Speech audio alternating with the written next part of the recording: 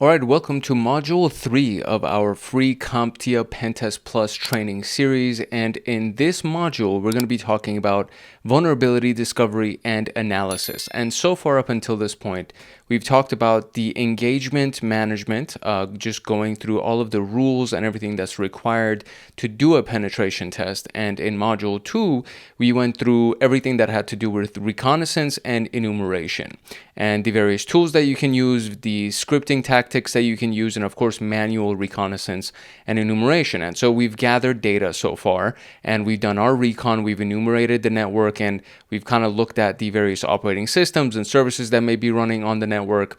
And so now we are ready to do vulnerability analysis and discover the vulnerabilities that may exist on those networks, the vulnerabilities that may exist on those systems and the services, and then trying to analyze them to see how we can exploit them, which is going to be the next module. So right now we're going to be talking about the vulnerability discovery techniques, which is going to be everything for this specific video.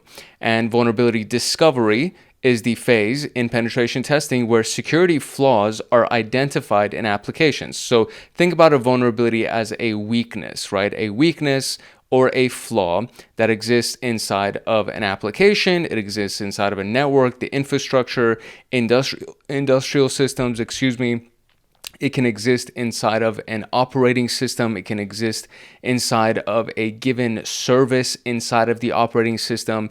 It may not necessarily just be an application.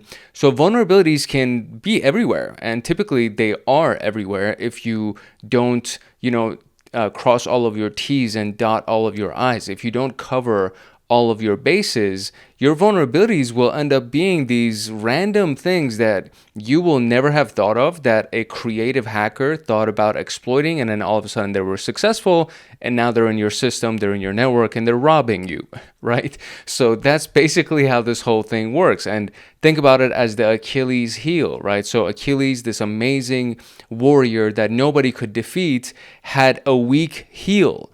And it was his Achilles tendon that ended up being his ultimate downfall.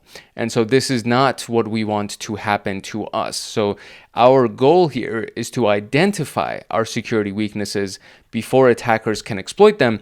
And then, of course, patch those weaknesses, right? Account for those weaknesses, mitigate them, solve them, update them, upgrade them, whatever it is that we have to do to make sure attackers cannot exploit them. And so these are going to be our subtopics for our video today: the container scans and application scans, and we'll talk about what all of these acronyms stand for, the network scans, the authenticated versus unauthenticated scans. That's kind of a tough word to say. Unauthenticated. My God. Authenticated versus unauthenticated scans. Okay, there you go. That's better. Secret scanning, wireless vulnerability assessments, industrial control systems, and their vulnerability assessments. So these are going to be our 5 main subtopics for the video that you're watching today. To get the PenTest Plus notes, practice questions, and to join a supportive community of like-minded people like you, consider joining the Hackaholics Anonymous membership community. We have 4 tiers: the supporter, the agent, the guardian, and the master.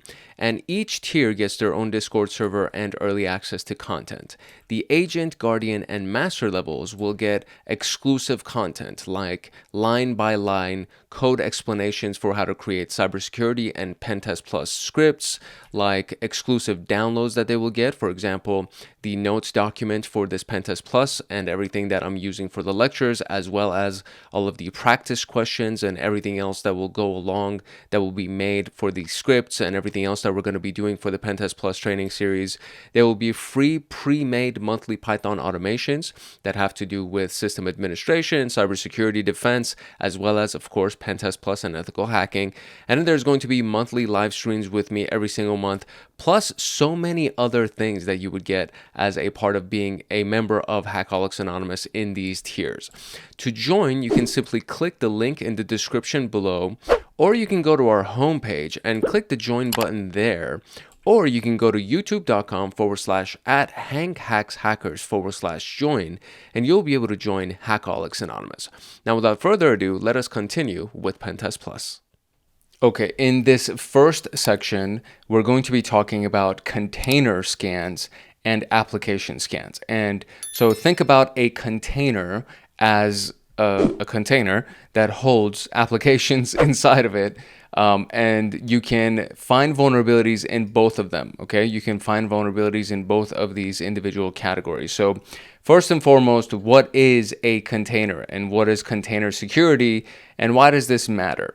So there's something called a containerized application, or these applications that contain other tools and resources that people can use, okay? So Docker is a really famous one. Kubernetes is another really famous one. So these are containers, right? These are container applications, and they hold other software and other tools and resources inside of them.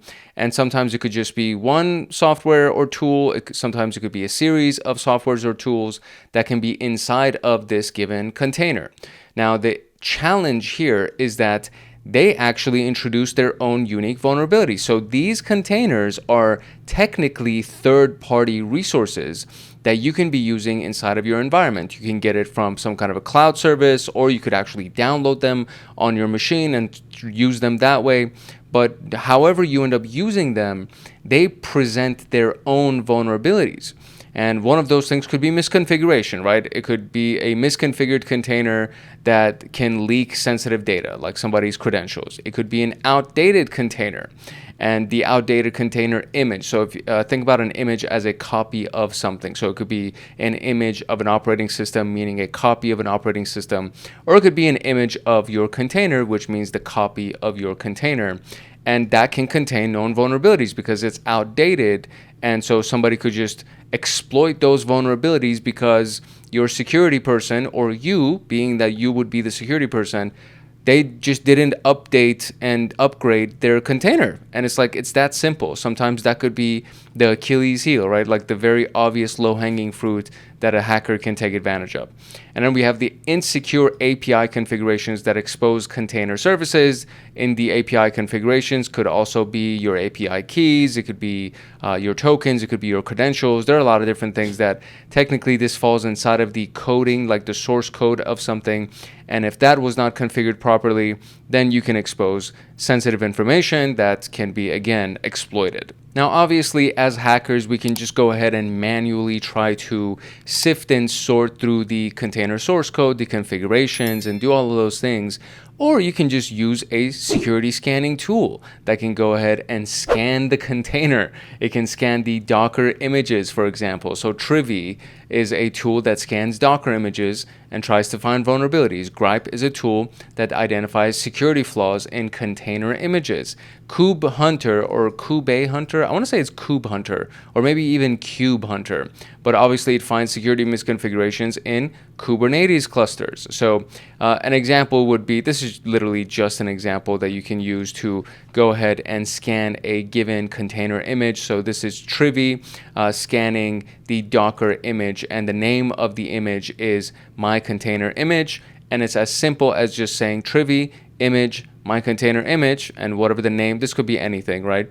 Whatever the name of the container is, and then you scan it, right? It'll check the container image for known vulnerabilities that actually exist inside of the CVE database. You can download Trivy from their website, which is trivy.dev, and then /latest, I guess, to get you the most recent version of Trivy. And this is something that they actually have a fairly decent website for, and you even have like a website animation and all that good stuff. They have the documentation here. There are tutorials here that exist for your use. Let's see if we can zoom in. There we go. So we have all of the versions, obviously. We have the tutorials that exist, the documentation that exists, and how to download, how to get everything started. So this would be the website to download Trivy. We have the website to download Grype, which ends up being sourceforge.net, and then /projects/grype.mirror. There was also a link that I saw that points us to the Anchor Grype the GitHub repository for the vulnerability scanner, so you can actually get it from GitHub as well. And of course, inside of these locations, you will also see documentation and instructions and everything else that you would need to be able to work with Grype. And Grype is also, as it seems, a command line tool, as you can see over here.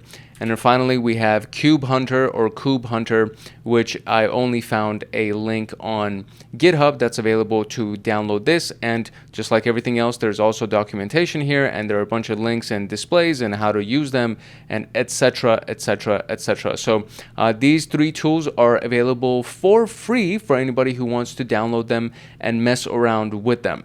I don't think we're going to get a chance to do Docker or container scans when we get into the practical portion of this series, when we actually go and apply a lot of these tactics. We're not going to, I don't think, I might surprise you and I might actually do it, but as it stands right now, I don't have it in my plans to go ahead and to do vulnerability scans against Dockers. We're going to definitely be doing vulnerability scans against operating systems and the Metasploitable exploitation framework and all of the victim machines that are available for us, the targets that are available for us through that framework.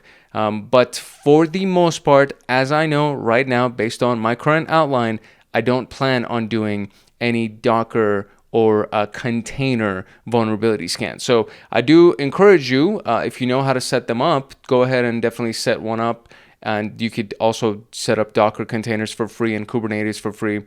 And you can go ahead and run Trivy or, Grype or Kube-Hunter against your container images and get some fun practice out of the way. The big thing that I really wanted you to know is that these container scanning tools actually exist. So if you see the name Trivy or Grype or Kube-Hunter, or if you see something like this command in the question, know that they're trying to do a vulnerability scan against a Docker image or a container image. All right, now we need to move on to application security scanning. So application security scanning has two general levels to it. There's going to be dynamic security testing, and then there's going to be static security testing. And think about static as something being in place. It's not moving. It's not doing anything. It's static, right? It's literally just in place. Dynamic involves a lot of variables. It moves. It is unpredictable, as you can say. So when you do dynamic application security testing, also known as DAST, we're testing applications while the application is running, because a lot of times you may not necessarily see what the application is doing based on looking at the source code, especially if the source code has been compiled and you're no longer actually looking at the original source code. You're looking at assembly code. So when you compile source code, it technically is considered to be assembly code. And when you're looking at the compiled code, you are no longer able to see the original source. And sometimes it's difficult to try to see what the developer had in mind when they were creating the thing, because you no longer can actually see the source code. So the only way that you can actually find out what this thing is capable of, what this application is capable of, is to run it. And so when you run the application, you can start looking for potential vulnerabilities. And these are things that actually will happen in the real world, because a lot of times a hacker will not have access to the source code. A lot of times a hacker will only have access to the actual application itself. And then even if they try to look under the hood, what they're going to see is the compiled code, the assembly code. So this is why dynamic application security testing is so important. And of course, as you can imagine, there are tools available to do this for us. These are some of the most commonly known, some of the most popular tools that are used for dynamic application security testing. OWASP Zap is a really famous one. It's open source, very powerful. It's by OWASP. If you don't know the name, we've already covered it inside of the PenTest Plus. We've covered it inside of SOC Level 1, SOC Level 2. We've covered OWASP in Security Plus. We've covered OWASP so many times on this channel. And if you're watching this course on PenTest Plus, you should already know what OWASP is. Like, I should not be trying to explain what that is. However, if you've never heard of the tool called Zap, that's a tool that's typically used for scanning web applications. And so you can scan the web application for SQL injection, cross-site scripting, cross-site request forgery, all of these potential attack vectors, right? All these potential vulnerabilities that may exist, where you can go ahead and see if you can find a way in to attack the web application. Burp Suite is another excellent, very well-known tool, and this does many things. Among the many things that it can do, it allows you to fuzz web inputs to find injection flaws. So, I mean, we'll get into it when we actually get into the practical section, because I will be using Burp Suite just to demonstrate a few different things that we can do. There's also a lot of videos on this channel that exists on Burp Suite, because we've used Burp Suite in a lot of different environments and a lot of different practical exercises. So very, very powerful tool.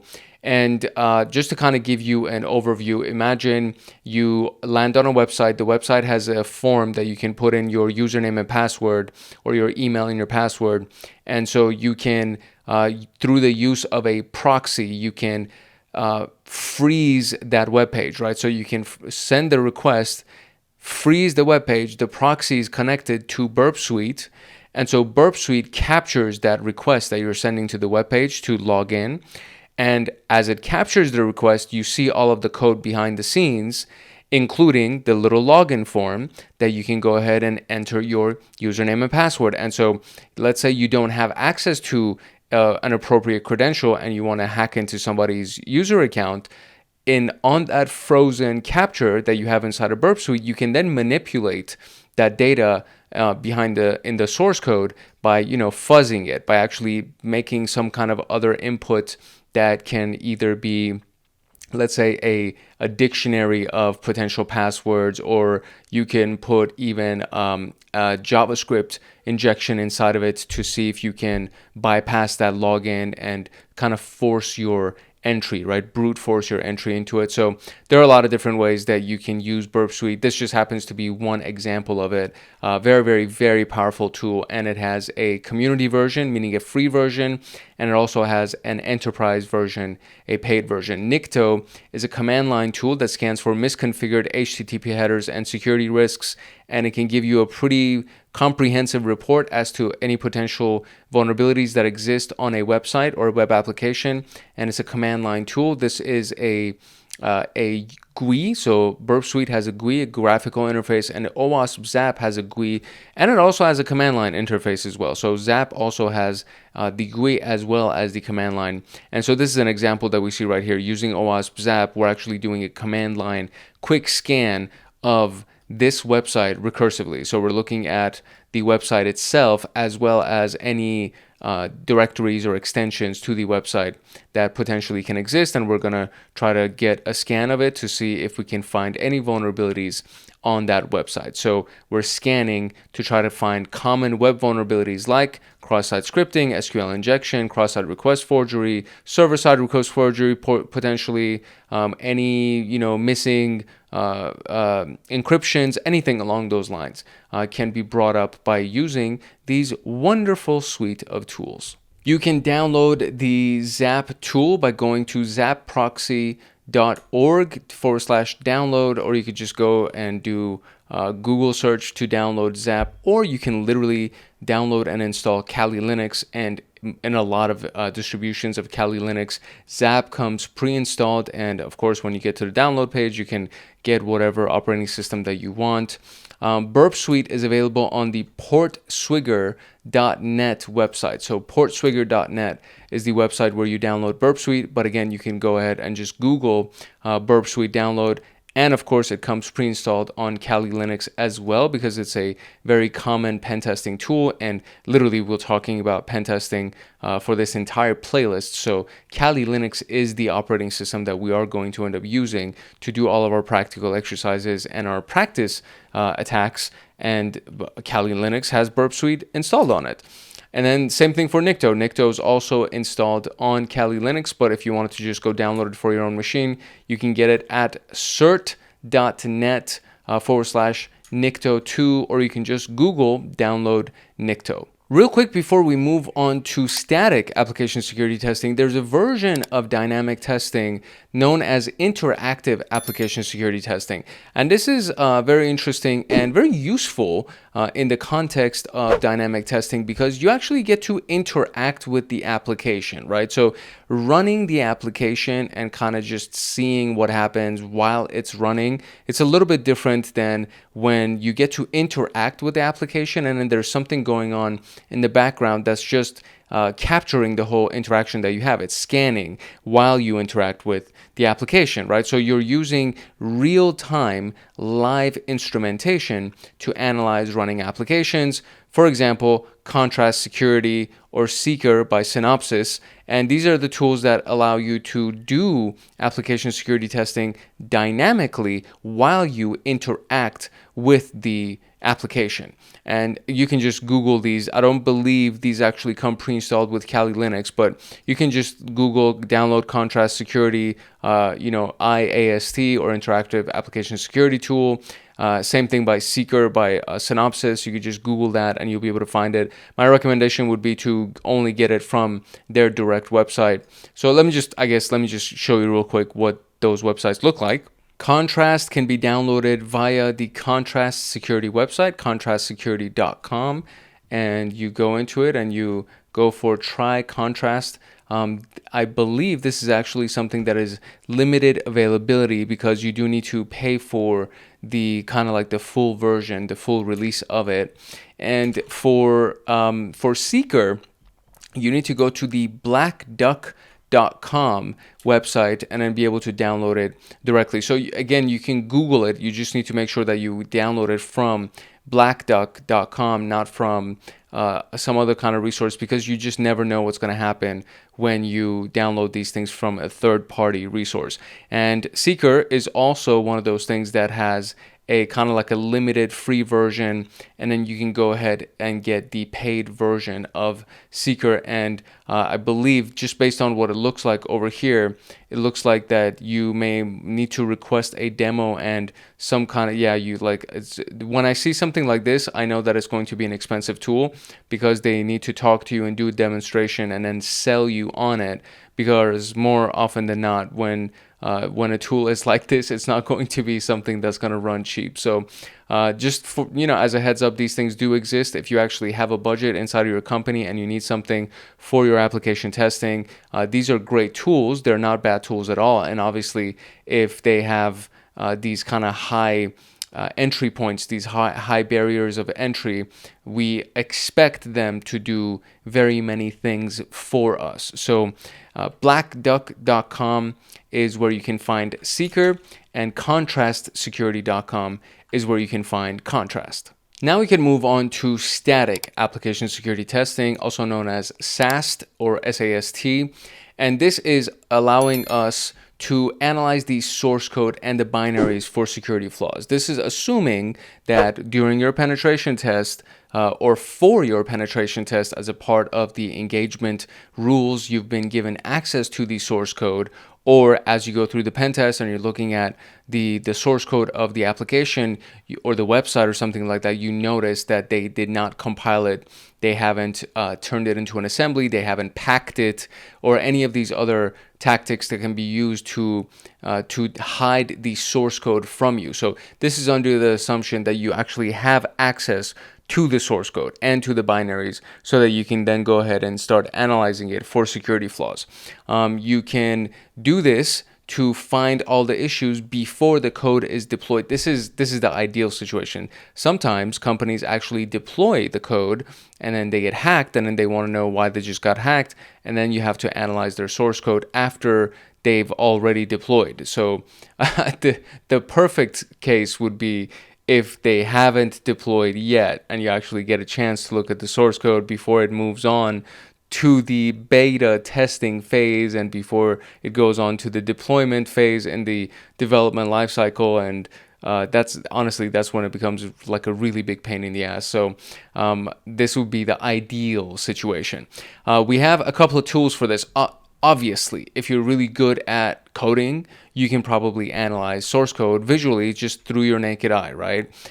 If you're not good at coding, or if the software or the website is written in languages that you're not super familiar with, because I'm pretty decent at Python, I'm pretty decent at, let's say, XML and HTML. I'm getting fairly good at JSON. JSON is like, it's not even coding really. JSON is kind of just a way to organize information. So those are kind of like my go-tos. I'm good at shell scripting. I can understand shell scripting pretty well, at least in Bash. Not necessarily with PowerShell. I'm still developing PowerShell.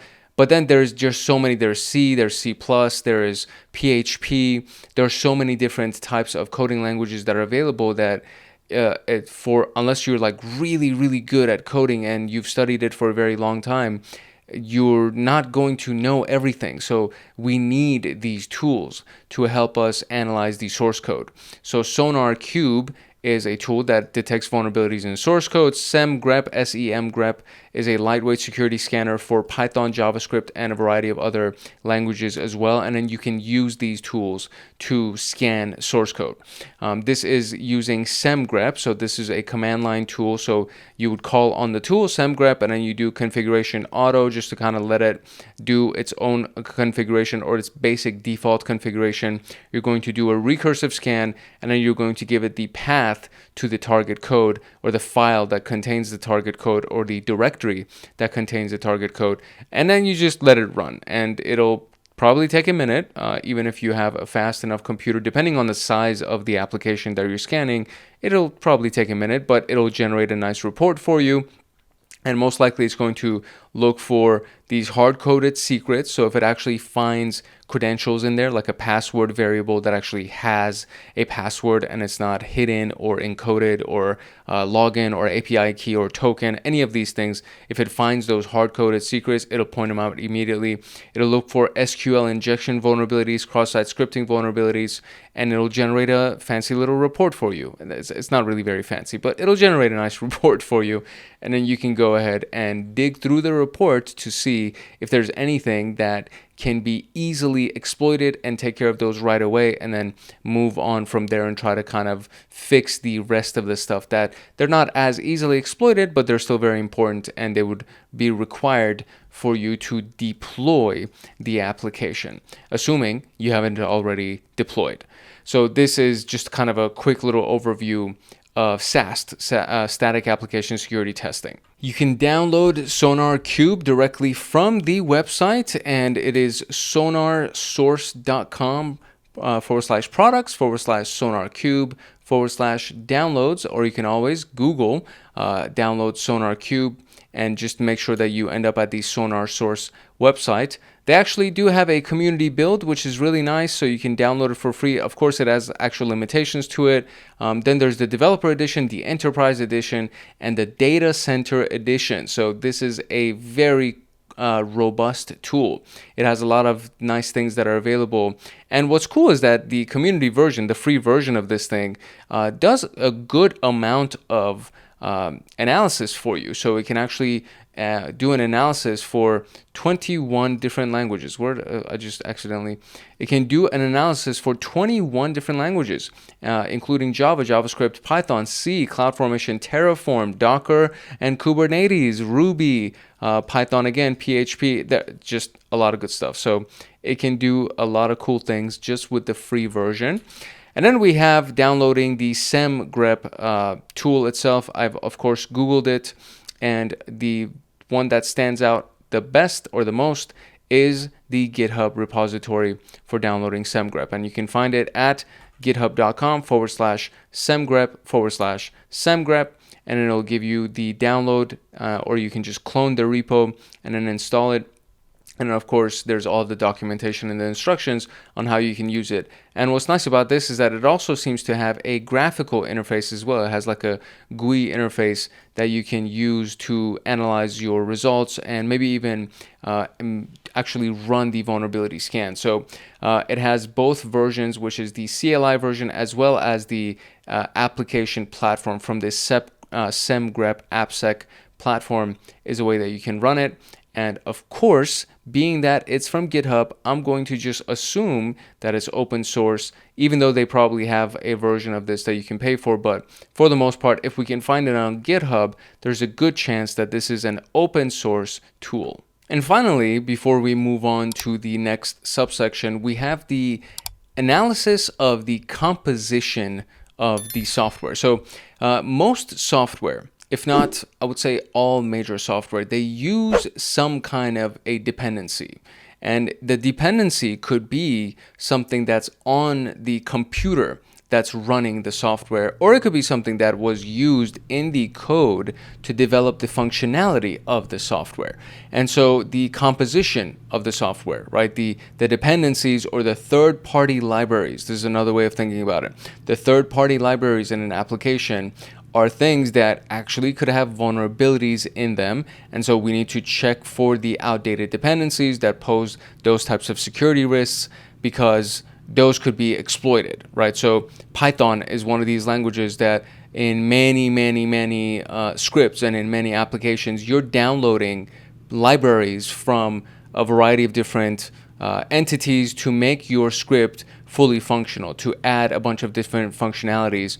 And one of the most commonly used versions of this is that, like, if I want to use Splunk, right? If I want to create a Python code for Splunk, I need to download the Splunk library. Or if I want to use GPT, Python for GPT, I need to download the GPT library. And so there are pretty much for every major entity, there's some kind of a library that exists. And so you need to scan for vulnerabilities within those libraries. And so a dependency check is one of the tools that's available for this thing. So we can call it, I guess, SCA.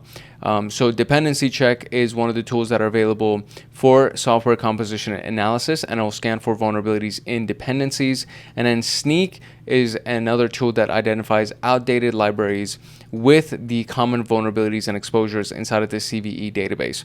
An example command would be sneak test all projects, and then you'll be able to run the scan against the libraries that are using, or that the libraries that are that your test application right here is actually using. So to see if any of them are outdated and if there's anything that you need to pay attention to right away. So these are the tools that we have for software composition analysis. And let's look at where we can get them real quick. Dependency check is yet another awesome tool that is available to us through OWASP. And so owasp.org/www. Okay, you can just go ahead and kind of read that. Or you can just make sure that you Google it, and when you do click on the link to download it, you got to come to the OWASP website to do it. And so OWASP dependency check or dependency check is available through OWASP, and again, it's a tool to detect publicly disclosed vulnerabilities contained within a project's dependencies, as the name dependency check implies. And then we have Sneak that is available through sneak.io, and you can go ahead and use it. So now right here, as soon as I tried to look at the domain, a pop-up showed up because they thought I was going to leave, and it says 50% of read the report, and most likely they're going to try to upsell us on actually getting Sneak, because Sneak has a pricing tab, which means you can actually pay for it. And so there is a free version, which is great, unlimited contributing developers, limited tests per product, and then we have the team version, and then of course you have the enterprise version. So Sneak is available on multiple tiers, so very, very useful to be able to get access to these things, at least on the free level. Now, as far as looking at dependencies of things, again, this is not something that's in my lesson plan for when we get to the practical section, but depending on dependencies, depending on the amount of time that is available to actually make this happen, because I do want to get this out in a timely fashion. Obviously, I want it to be functional for people who are taking the exam to pass and to actually understand what's going on, but I also don't want to go overboard too much that we talk about things that aren't necessarily needed. So I will try to determine between now and the time that we actually get to the practical videos that how much of this is actually needed for the examination, and cover the stuff that's actually needed, and then everything else will be left up to you to do your independent studies. Okay, so network scanning is something that we've actually covered in multiple sections inside of this training series so far. So I'm not going to spend too much time on this because we've also talked about the tool that we would end up using for network scanning, and we're going to most likely talk about it again in the future as well. So network scanning is just one of these concepts that you're going to have to get very familiar with. It's something that is done primarily through the tool that I'm about to introduce to you, but there are a lot of different tools that are also available that you can use for network scanning. We have two different categories of network scanning. There's going to be TCP and UDP scanning, and then there's going to be stealth scans. And TCP and UDP are the noisy versions of network scans. The main reason is because they show up on an intrusion detection system. So if they have a network intrusion detection system and an NIDS, when you do a TCP scan, it's actually going to show up on the logs. The main reason is because a TCP or a UDP scan completes the handshake. We call it the three-way handshake, where there's a packet that's sent to get a synchronization. We call it a SYN packet. And then from the server, from the side that we're trying to connect to, we get an acknowledgement packet that says, hey, I acknowledge that you're trying to connect to me. And then we send a final packet to complete the handshake where we say, okay, your acknowledgement has been acknowledged. Essentially, the synchronization is being acknowledged. And we call that the SYN ACK packet. And so when that third packet is sent out, the handshake is complete, and now we have established an actual connection with the side. And so when this happens, when you establish an actual connection to the target, that shows up, and we consider this to be loud. We consider it to be a noisy scan. But the benefit for this is that you get a lot of good information from this, because you're not doing a kind of like a half-assed partial type of a scan, which is what stealth scans basically are. They're not as loud, so you can avoid detection much better than if you would do a full three-way scan. They're not as loud as TCP UDP scans, but at the same time, they don't get you as much information as the TCP UDP scan would. So why does it matter to do TCP UDP? Because we want to identify open ports. We want to identify running services on those ports. We want to get versions of those services. We want to find vulnerabilities on those ports and for those services. And all of this is connected to the network, right? Because we're accessing these ports and these IP addresses, these domain names. We're doing it through an internet connection. So all of that is considered a network type of a scan. And so scans can be noisy, which are considered to be active scans, or they can be stealthy, which are considered to be low detection or quiet scans. And essentially it just breaks down into these categories. TCP UDP, which is the noisy, but more, these are more informative. And then we have the stealth scans, which are a little bit quieter, but they are not as informative.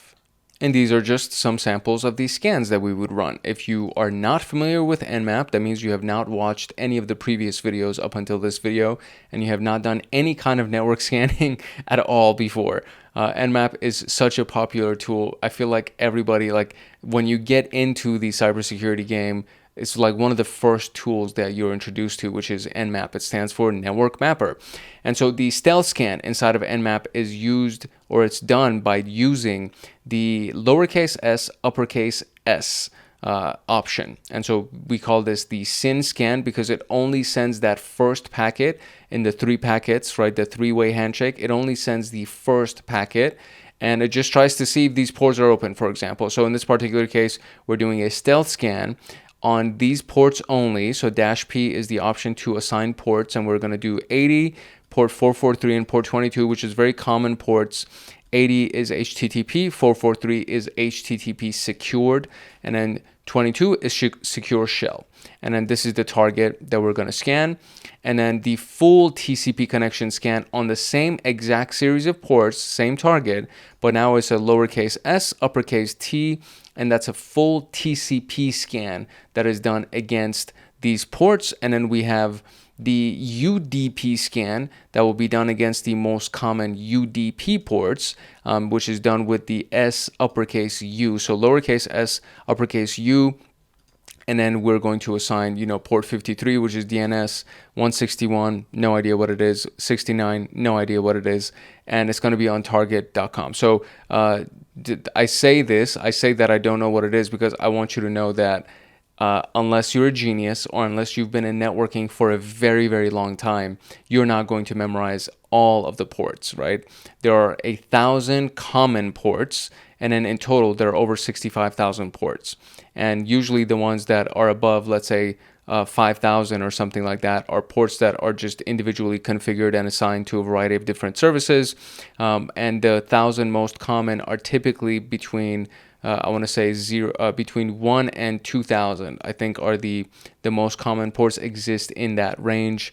And I still don't know all of those things by heart. And I look at cheat sheets all the time to try to see what port by default belongs to what service. But essentially, we have, I think this is what it is. I should have just read my own freaking notes. So 53 is for DNS. SNMP, the Simple Network Mapper Protocol, is on 161. And then TFTP, the Trivial File Transfer Protocol, is on port 69.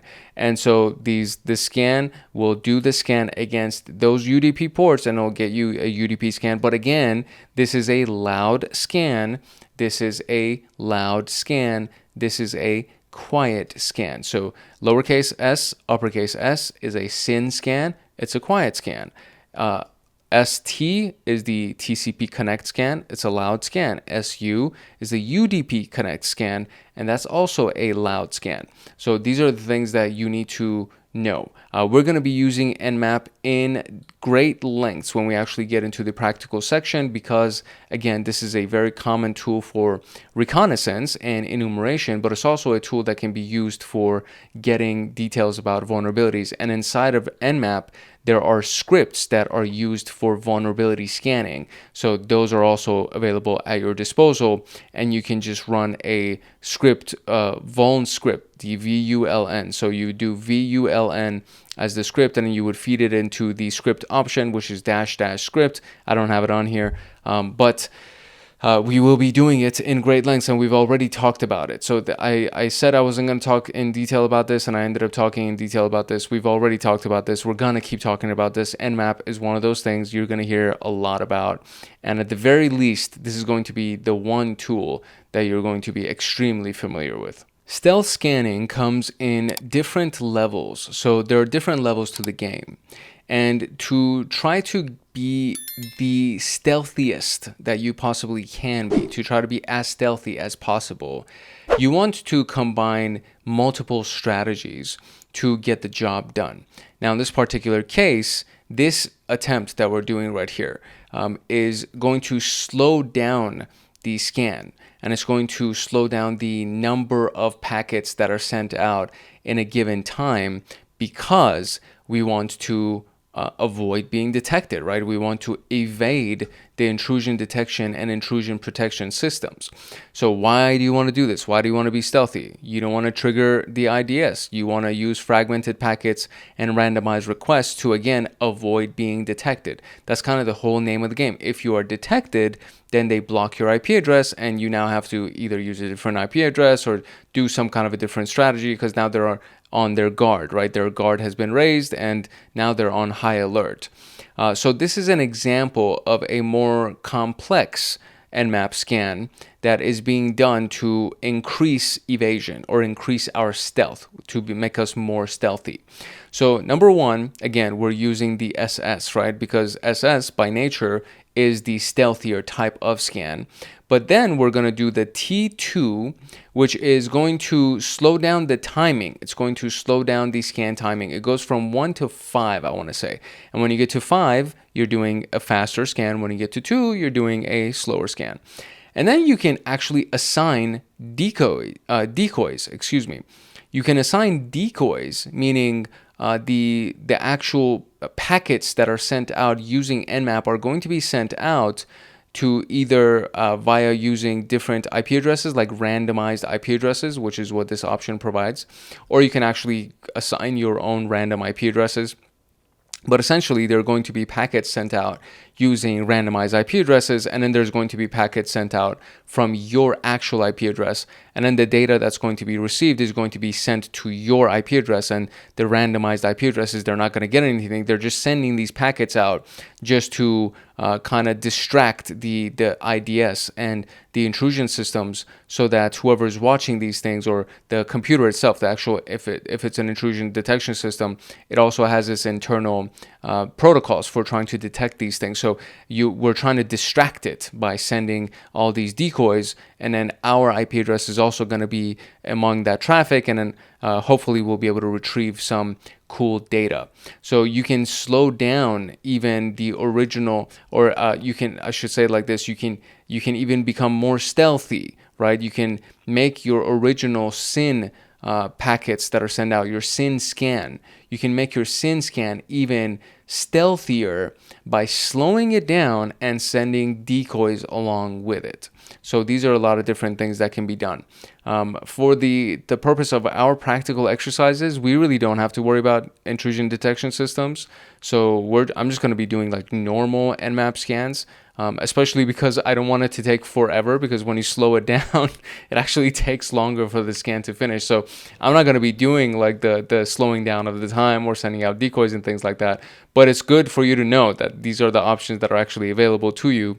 For the most part, when it comes down to pen testing and all the various questions you're going to be facing, you may see a command like this, and so it would be good for you to actually know what the different options are. And then when we actually get to the practical section, we're going to review the options, and you're going to see how you can pull up a help menu. And I highly encourage you to do independent study and independent practice to actually get really good at these things.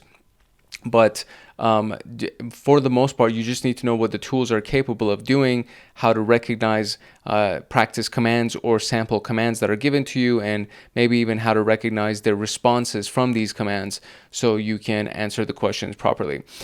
Some of the other tools that we have are Nmap, obviously, so we've already talked about it. Mass Scan is a high-speed port scanner. It does not give you as much information as Nmap can. And then we have Zmap, which scans the internet in minutes. And it's great for network scanning, but my go-to when it comes down to a lot of these things is Nmap, and Nmap comes pre-installed in Kali Linux. You can also just download it, but this is one of the tools that I would say, if you just get really good at Nmap, especially when you get good at Nmap inside of Metasploit, the attack framework, then you have pretty much everything that you need when it comes down to network scanning. All right, and now we need to talk about authenticated versus unauthenticated scans.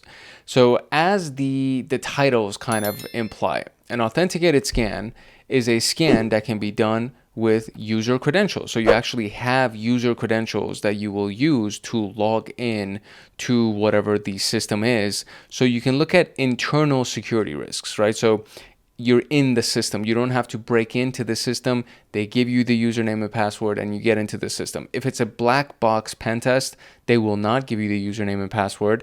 And it's a good idea to actually, it's probably part of your goals to try to break into the system, find some actual credentials, and then once you're inside the system, you will go ahead and run vulnerability scans from this system, from inside the system. So these are authenticated scans, right? They get authentication. You actually have user credentials to authenticate. And then you can detect misconfigurations, outdated software, internal threats, all the things that are blocked off from public view. You can actually find those things by getting inside the system. And unauthenticated, as the name implies, means that you don't have the credentials and you're doing it without getting into the system. The best tools for authenticated scanning are Nessus and OpenVAS. And Nessus is I want to say they do have a free tier version, but it's mostly for people who can actually afford to buy it. And so you will scan with admin credentials to find privilege escalation flaws and a variety of other vulnerabilities, and it ranks the vulnerabilities for you alongside the typical ranking of like from 0 to 10 of how bad these things are and how critical they are and how severe they are and how quickly you need to address them and fix them. OpenVAS is the Open Vulnerability Scanner, and it identifies vulnerabilities inside of a system, and as the name implies, it's open source. So it does a similar job that Nessus would do. It's just not as fast, and with Nessus you get a bunch of bells and whistles because you're paying for the service. So it's typically good for environments, for enterprise environments, because enterprise environments have many different resources or assets that they're trying to scan. OpenVAS is also limited on the volume of assets that you can scan inside of a network. Example, authentication Nessus scan, you would add the username and password to the Nessus configuration and then scan. It's a graphical interface, so there isn't really a command line that you need to worry about.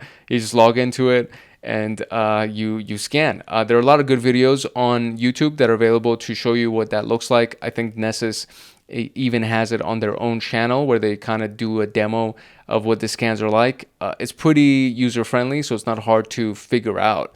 But you just add the username and password to the configuration. You add it to the network or the subnet that you want to scan, and then you run the scan.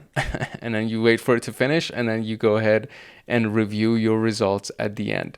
OpenVAS does the same thing. You can do the same exact thing. You assign a subnet, you assign the username and password, you run the scan, you wait for the scan to finish, and then you review the report that's generated for you. Nessus could be downloaded from the Tenable website, so tenable.com, and you can Google it and find it so that you can just find the direct link to it, but just make sure that you get the Tenable link, and then you can download the most recent version for your actual platform, for your operating system.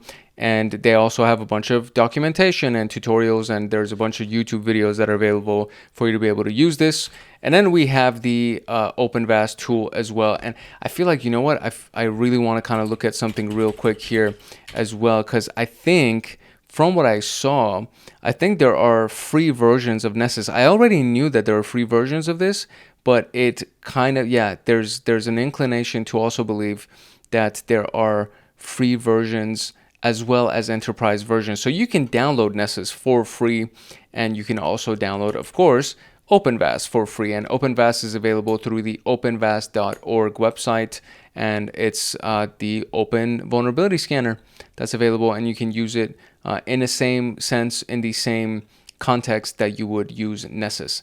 And there's documentation, there's community forums, there's YouTube videos, there's a lot of great stuff that are supporting how to use these tools. And we're going to end up using them when we get to the practical section of this training series. And of course, there is the unauthenticated scan. So these are the scans that don't have credentials, and you are essentially simulating what would actually happen in the real world, because hackers, malicious actors, are not going to start with credentials. They have to find credentials, and they'll use social engineering. They'll use whatever tactics they possibly can to get the credentials. But for the most part, they're not going to start having credentials. And if that's the case, they're going to attack you from the external world. And these are the tools that these are the most common tools that they would use, but there are a lot of tools that can be used to do scanning against a network from the outside. Nmap is one of them.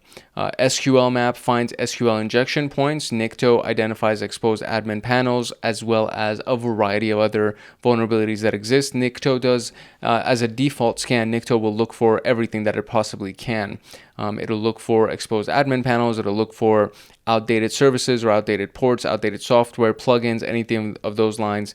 SQL map looks for SQL injection points that are available on the website, where you can go ahead and inject SQL injection queries to try to steal data from the structured databases. So a structured relational database is what SQL is. And the SQL language, the structured query language, is the way that you interact with those relational databases.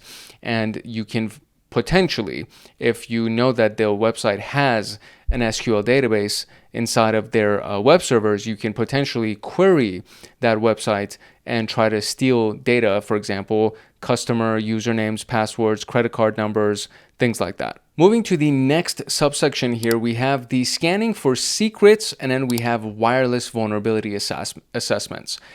Secrets are anything like API keys and tokens, credentials, any other type of sensitive data that is inside of the code. It's inside of the source code. For example, a repository, which is a collection of source code, right? So developers accidentally do this. They accidentally leave credentials inside the comments, or they'll leave credentials inside of variables that were not encoded or encrypted. They will leave API keys inside of the source code. You can scan the source code of a website to see if potentially the developer left some hidden links, right? So some links to sensitive assets that are on the website, and he left a path to try to find that, or he left the login for it or something. I mean, it's silly, right? It's silly to think about, but these things actually happen. And they're important enough to be talked about on the most recent version of the PenTest Plus examination, which is what this is. This is where all this information has been compiled from, is the most recent version of the PenTest Plus examination. So this is still happening, okay? That's kind of the point of this, is like, it seems silly. It seems like, okay, that's too good to be true. It's super low-hanging fruit. Who leaves, credentials inside of a repository, a public repository? And it's like, well, it happens often enough that we need to talk about it. So it's also something that you should keep an eye out for. And it should probably be the very first thing that you try to do, is see if there's any credentials that are just in the source code, if they're on the website. Just scan the website, see if you can find something. Secret scanning tools are TruffleHog and GitLeaks. There are a bunch of other ones as well. These are just the notable ones. TruffleHog will scan for leaked credentials in GitHub, and GitLeaks also looks for sensitive data that would be inside of source code. An example of a command would be like this. So you could use GitLeaks, detect, and then in the source, and then the target repository pathway. And then you just let it run and see what it can find for you. These things, this is one of the amazing things about these tools, is that, like, as long as once you learn how to use them, and there's so much documentation and videos and all these things that are available, once you learn how to use these things, it's like, okay, well, just run it and then let it run and then look at what it finds. And that's kind of it. And then make sure that you run pretty much everything, right? Depending on what type of attack that you're doing against the kind of asset or environment. Depending on what that is, you just use all the tools, right? Don't leave any stone unturned. You just use all the tools, look at all of the data, and be like, okay, if there's something, now you know what to do to what vector you're going to use to create your exploits and continue your attack, right?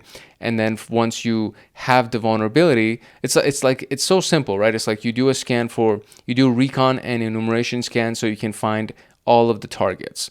Then you do vulnerability scans against all of the targets so you can find all of the vulnerabilities inside of all of those targets. And then from those vulnerabilities, you'll be like, okay, these ones are going to be the ones that will probably give us the highest chance, because again, you're going to be on a time limit, right? So it's like you won't have infinite amounts of time unless you're actually on salary with the company, and the company's like, listen, your entire job is to just keep scanning and attacking us. That's it, right? And that exists too. Those jobs actually also exist. So once you've found all the targets, you find all the vulnerabilities, and then you scan all of those vulnerabilities for potential attack vectors and exploits. And then once you have all the vulnerabilities that you're going to end up attacking, you come up with all of the exploits, and then you run all of the exploits to see if you can get in. And then from there, you're home free and you can do whatever the hell you want. That's kind of the hardest part, is like getting in. And once you're in the system, now it's like, all right, how can I elevate my privileges? How can I steal from you? How can I encrypt your stuff and hold you at ransom, etc.? So that's kind of where the fun really begins, right? Up until that point, you're doing a lot of hard work, quote unquote. You're sitting behind the computer for days and maybe weeks at a time trying to find a way in. But all you need is one way in, and then from there you can go nuts and start doing some damage. GitLeaks and TruffleHog are both available through GitHub repositories. This is the location to get GitLeaks, and this is the location to get TruffleHog. And of course, both of them have documentation, they have instructions, they have most likely YouTube videos that are available for you to be able to use them so that you can go ahead and do some scanning to see what you can find for exploitation. And of course, we need to talk about wireless vulnerability assessments as well, because we've done wireless enumeration. We've already talked about wireless reconnaissance. So the next step for that would be to do a vulnerability assessment against the wireless network. And this seems to be like everybody's favorite topic, because they just want to get into somebody's wireless network and do the rest of this stuff. So wireless networks are prone to rogue access points. So these are the things that somebody can essentially plug in an access point inside of a building, let's say. And this is one of those things that people will, security teams are going to be constantly scanning, and they're on the lookout for, because they, if somebody just comes in and does a random access point or launches an access point from their laptop because they want you to connect to their access point, and once you're connected to their access point, they can scan you and kind of watch everything that you're doing. And if you log into your email, if you log into your bank account, they see all of it because you think you're connected to a legitimate wireless access point, when in actuality you're connected to theirs. So there are a lot of different ways that you can impersonate an access point, whether inside of an official building or sitting outside of Starbucks or sitting on a plane and then launching an access point from your laptop, seeing who's going to connect to your access point, because you don't have any, you don't have a password set up for it, and people love Wi-Fi. So it's like, why not connect to Wi-Fi to try to get something done? So there are so many different ways that you can exploit people by just setting up a kind of like a hotspot access point through your laptop, and then just watching all the traffic that connects to you, and then from there trying to steal their stuff. This is not complicated. It's like a very, very easy tactic almost.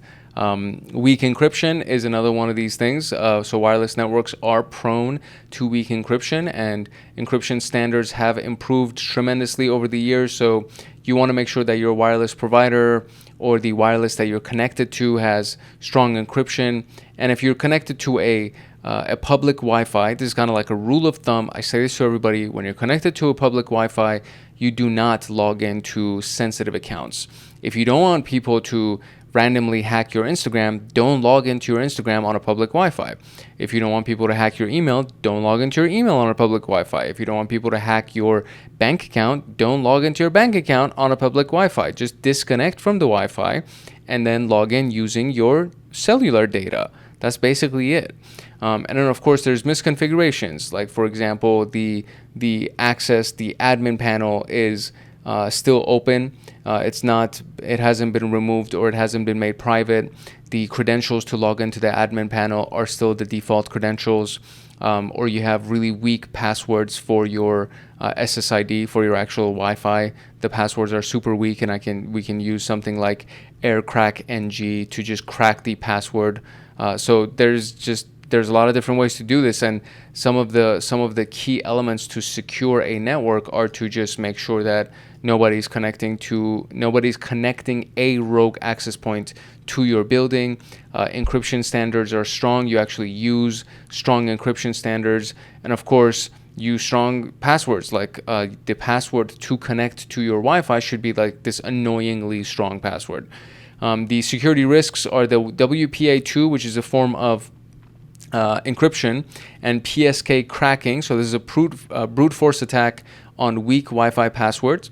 And then the evil twin attacks, which are rogue access points mimicking a real one, which is basically what we just talked about. So you're inside of the the Hilton hotel, and then you put Hilton guest as the name of your rogue access point, and people are like, oh, there's a guest Wi-Fi, let me connect to the guest Wi-Fi, and next thing you know, you are now capturing traffic from all the guests inside the Hilton. It's not hard to do. It is super illegal to do, so again, keep that part in mind, but it's not hard to do these things. Some of the best tools for wireless scanning, we've already talked about both of these in previous videos, so I'm not going to spend time on it. Wiggle.net is a website that will actually map Wi-Fi networks. It's literally a giant map that shows you all of the Wi-Fi connection networks that are inside of in your area. Aircrackng is something that can crack a weak WP. It can discover Wi-Fi around you, and then it can try to brute force the connection to that Wi-Fi, assuming that the Wi-Fi has a password.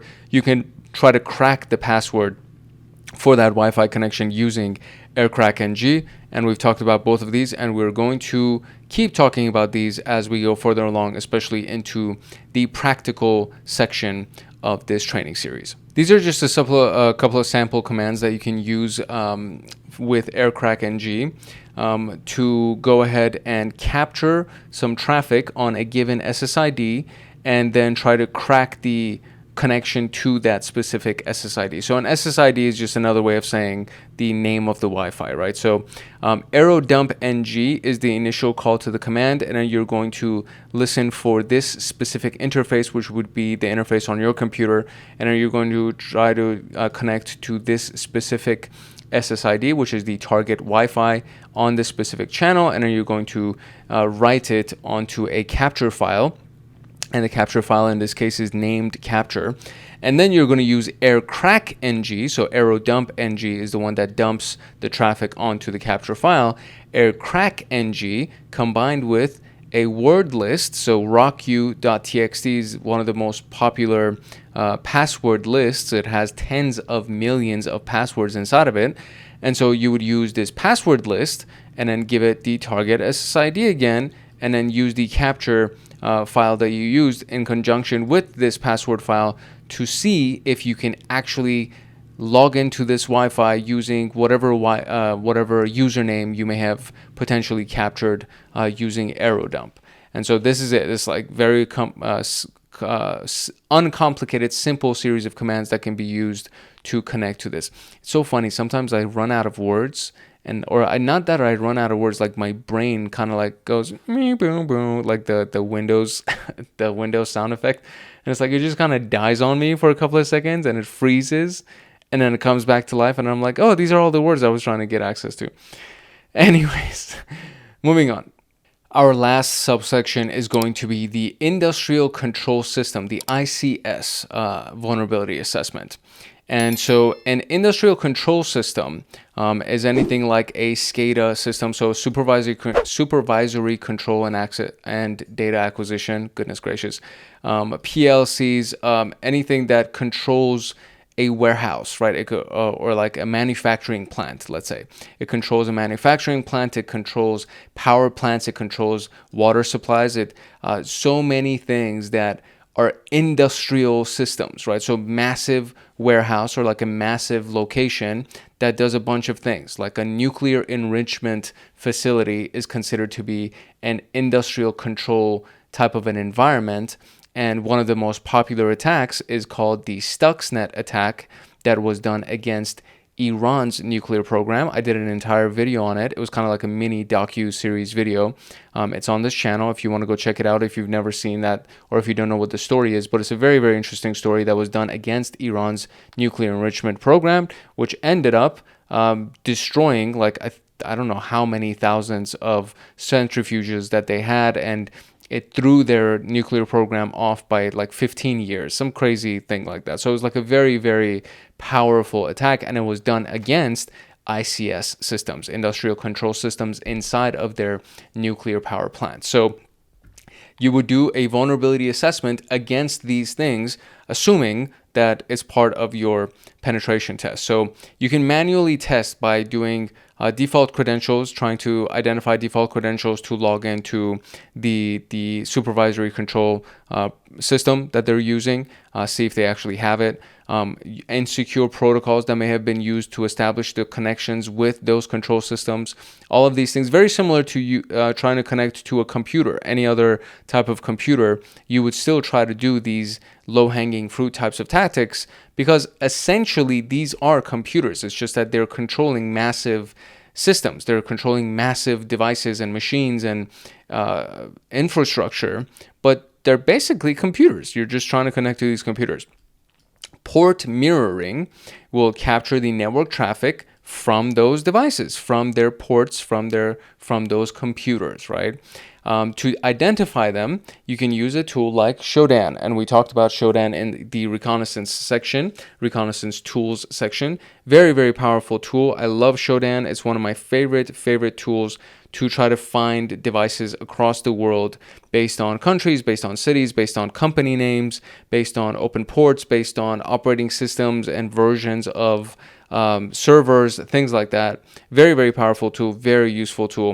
And then there's another one called Grass Marlin, which passively maps these things, which is very similar to what Shodan does as well. Shodan is also a passive attack or passive enumeration scanning type of technique, simply because of the fact that you're not using your own IP address. You're using technically Shodan's website, shodan.io, to go ahead and do your reconnaissance and your enumeration and try to find these various exposed devices. So once you have found the exposed ICS devices, then you would move ahead with doing some kind of a scan against that IP address and using all of the tools that we've talked about so far to scan that IP address and the ports that are open on that IP address to try to see if you can find any vulnerabilities that can be exploited. And we have finally arrived at our practice questions for section 3.1. So we have the questions that are aligned with the PenTest Plus examination format. So there are multiple choice questions where you get to choose one answer. There are multiple response questions where you choose two or more answers.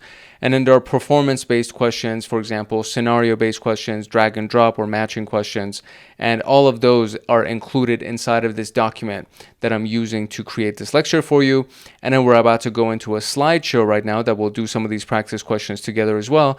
And those things are also available. So the notes document that you're looking at right now, as well as all of the questions inside of the notes document, as well as all the questions inside of the slideshow, are available to you if you join Hackaholics Anonymous as an agent or above.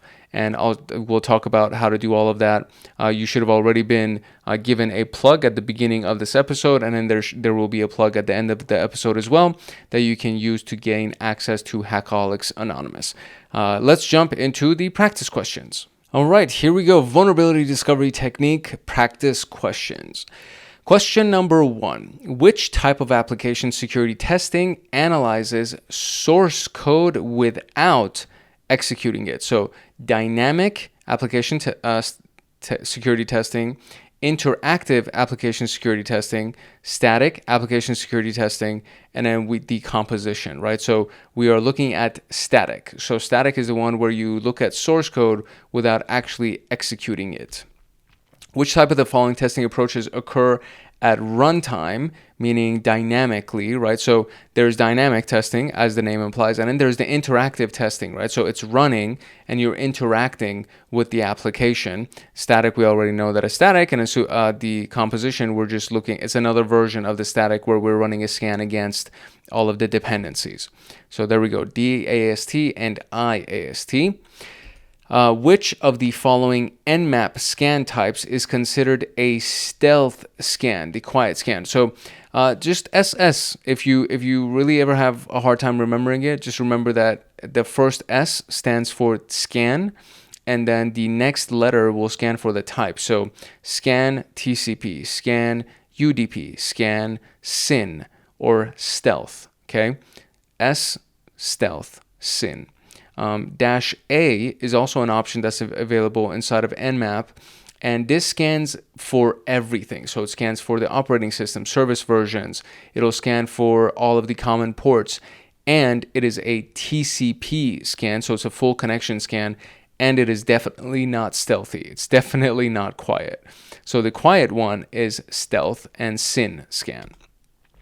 All right, which scan types are used to discover both TCP and UDP services? Select 2.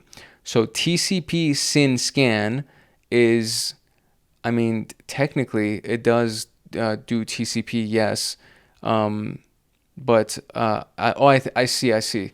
So I guess this would definitely be an answer. TCP SYN scan, it's kind of tricky, but this does technically do a TCP type of a scan because we're trying to make a TCP we're sending a SYN packet via TCP connection. UDP scan is obviously the UDP services. ICMP echo scan is just sending ping packets out, and traceroute it has nothing to do with this. So my answer is definitely going to be B, and I'm going to say A as well. So A and B. Okay, great. Which of the following best describes an authenticated vulnerability scan? So authenticated means you're using credentials to log in, right? So a scan using ARP spoofing to evade IDS, no. That's kind of not really even relevant here. A scan performed externally without any login credentials. That is the opposite of what we're talking about. That would be an unauthenticated scan. A scan that uses valid credentials to access system internals, that's it. Brute force login credentials, no, that's not it. So there you go. Scan that uses valid credentials to access system. This is just like tricky, right? So a scan that brute forces login credentials to gain access, it's not a scan. If you're brute forcing login to gain access, you're not doing a scan at this point. You're literally doing an exploit. You're running an exploit to log in. So this answer right here is just tricky as hell. It's like meant to confuse the living crap out of you, because you have login credentials to gain access, and it's like, oh, okay, I'm authenticating, so maybe I'm using login to create, but it's like, nah, bruh. That's actually a very tricky little answer right there. It's kind of like a ninja move right there. What are the benefits of using authenticated scans? So two options here. So what's the benefit, right? So the benefits, if we just kind of line them up without reading the answers here, you get in the system, so you actually look at internal stuff and you get to see all of these behind the scenes things, right? So that's kind of the key reason to use an authenticated scan, is to get into the system and look at all the vulnerabilities from inside the system. So greater visibility into patch status and misconfigurations, that could be an answer. More accurate results with fewer false positives, not necessarily. Maybe. Easier detection by firewalls, no. Guaranteed zero false negatives, that's definitely not true, because you can also get false negatives from this as well. I don't think it's C and D, I think it's A and B, because there's no easier detection by firewalls that has anything to do with this. You're in the system, you're using an authentication to log into the system, you're bypassing firewalls. If you're logged in, you're bypassing firewalls. So it's definitely not zero false negatives, and I don't think it's C either, so it would be A and B. Okay, great. Which tool is commonly used to scan for secrets like API keys? So keyword here, right? Secrets like API keys and credentials in Git repositories. So SQL Map is looking for SQL injection opportunities in the web application. TruffleHog is looking for the API keys inside of Git repositories. We just kind of covered that towards the end, so that's how I know that's the answer. TCP dump is just doing a dump of the TCP activity, and GoBuster is an enumeration tool that is used to find subdomains and directories and things like that on a website. So it's not SQL Map, it's not GoBuster, it's not TCP dump, it would be TruffleHog. Which of the following are potential findings in a wireless vulnerability assessment? Weak encryption protocols, yes. Rogue access points broadcasting fake SSIDs, yes. DNS zone transfers, not necessarily. That's not a vulnerability that would be found in a wireless network. DLL injection flogs, that's dynamic link libraries. This has to do more with a web application like source code trying to either inject or trying to manipulate dynamic link libraries, which are essentially the libraries that are inside of Windows environments that include a bunch of different API calls that can be made against that computer, what's available inside the computer, and you can use all of the internal dependencies. That's kind of what dynamic link libraries are. So to do an injection flaw to those has nothing to do with wireless. You're in the computer and you're using the libraries of API calls inside the machine, inside the computer. DNS zone transfer is kind of like a networking tactic to try to protect your zones, your DNS zones, and to try to prevent from overflow. From what I remember, I'm not sure if that's like the best explanation. I just know that DNS zone transfers has nothing to do with wireless either. So weak encryption protocols, yes. Rogue access points, yes. There we go. All right, which of the following techniques is most appropriate when assessing industrial control systems without disrupting operations? So it's the most appropriate when you want to assess the system without disrupting operations. So port scanning with Nmap, maybe that could be a thing. Passive network monitoring via port mirroring, that could be a thing. Brute force attacks on PLCs, that sounds super aggressive. So maybe not. Exploit testing in production SCADA environment, that's definitely not the answer.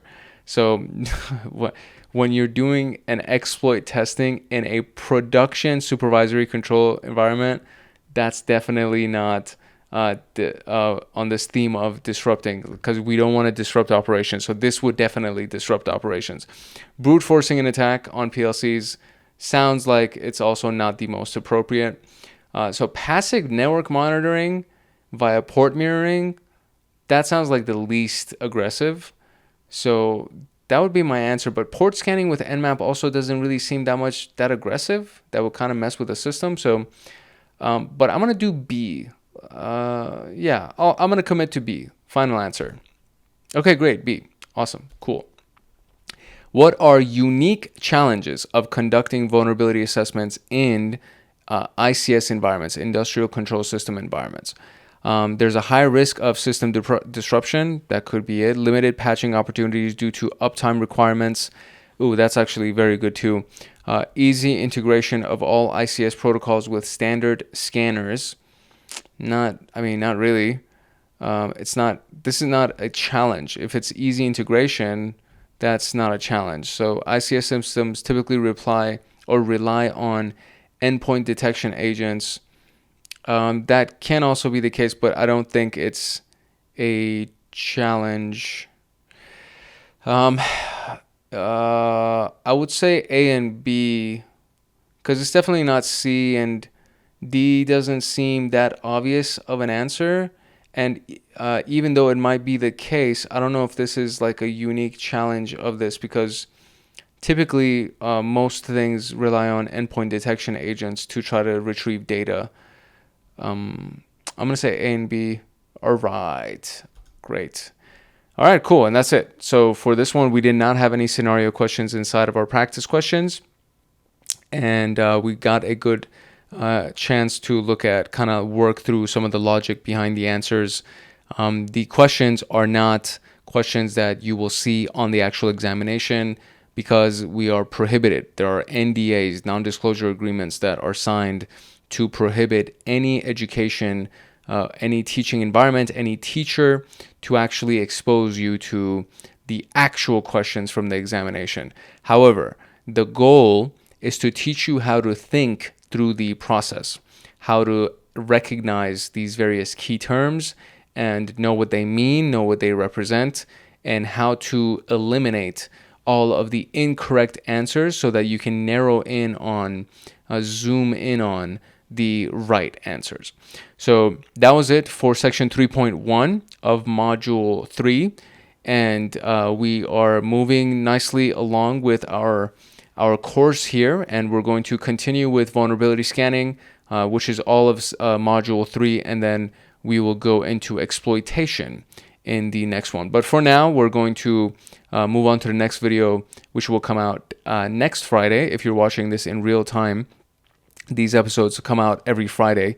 So next Friday is going to be video 3.2, which is analyzing reconnaissance scanning and enumeration results to try to find potential attack vectors. To get the PenTest Plus notes, practice questions, and to join a supportive community of like-minded people like you, consider joining the Hackaholics Anonymous membership community. We have 4 tiers: the supporter, the agent, the guardian, and the master. And each tier gets their own Discord server and early access to content. The agent, guardian, and master levels will get exclusive content like line-by-line code explanations for how to create cybersecurity cybersecurity and PenTest Plus scripts, like exclusive downloads that they will get. For example, the notes document for this PenTest Plus and everything that I'm using for the lectures, as well as all of the practice questions and everything else that will go along that will be made for the scripts and everything else that we're going to be doing for the PenTest Plus training series. There will be free pre-made monthly Python automations that have to do with system administration, cybersecurity defense, as well as, of course, PenTest Plus and ethical hacking. And then there's going to be monthly live streams with me every single month, plus so many other things that you would get as a part of being a member of Hackaholics Anonymous in these tiers. To join, you can simply click the link in the description below, or you can go to our homepage and click the join button there. Or you can go to youtube.com/@hankhackshackers/join, and you'll be able to join Hackaholics Anonymous.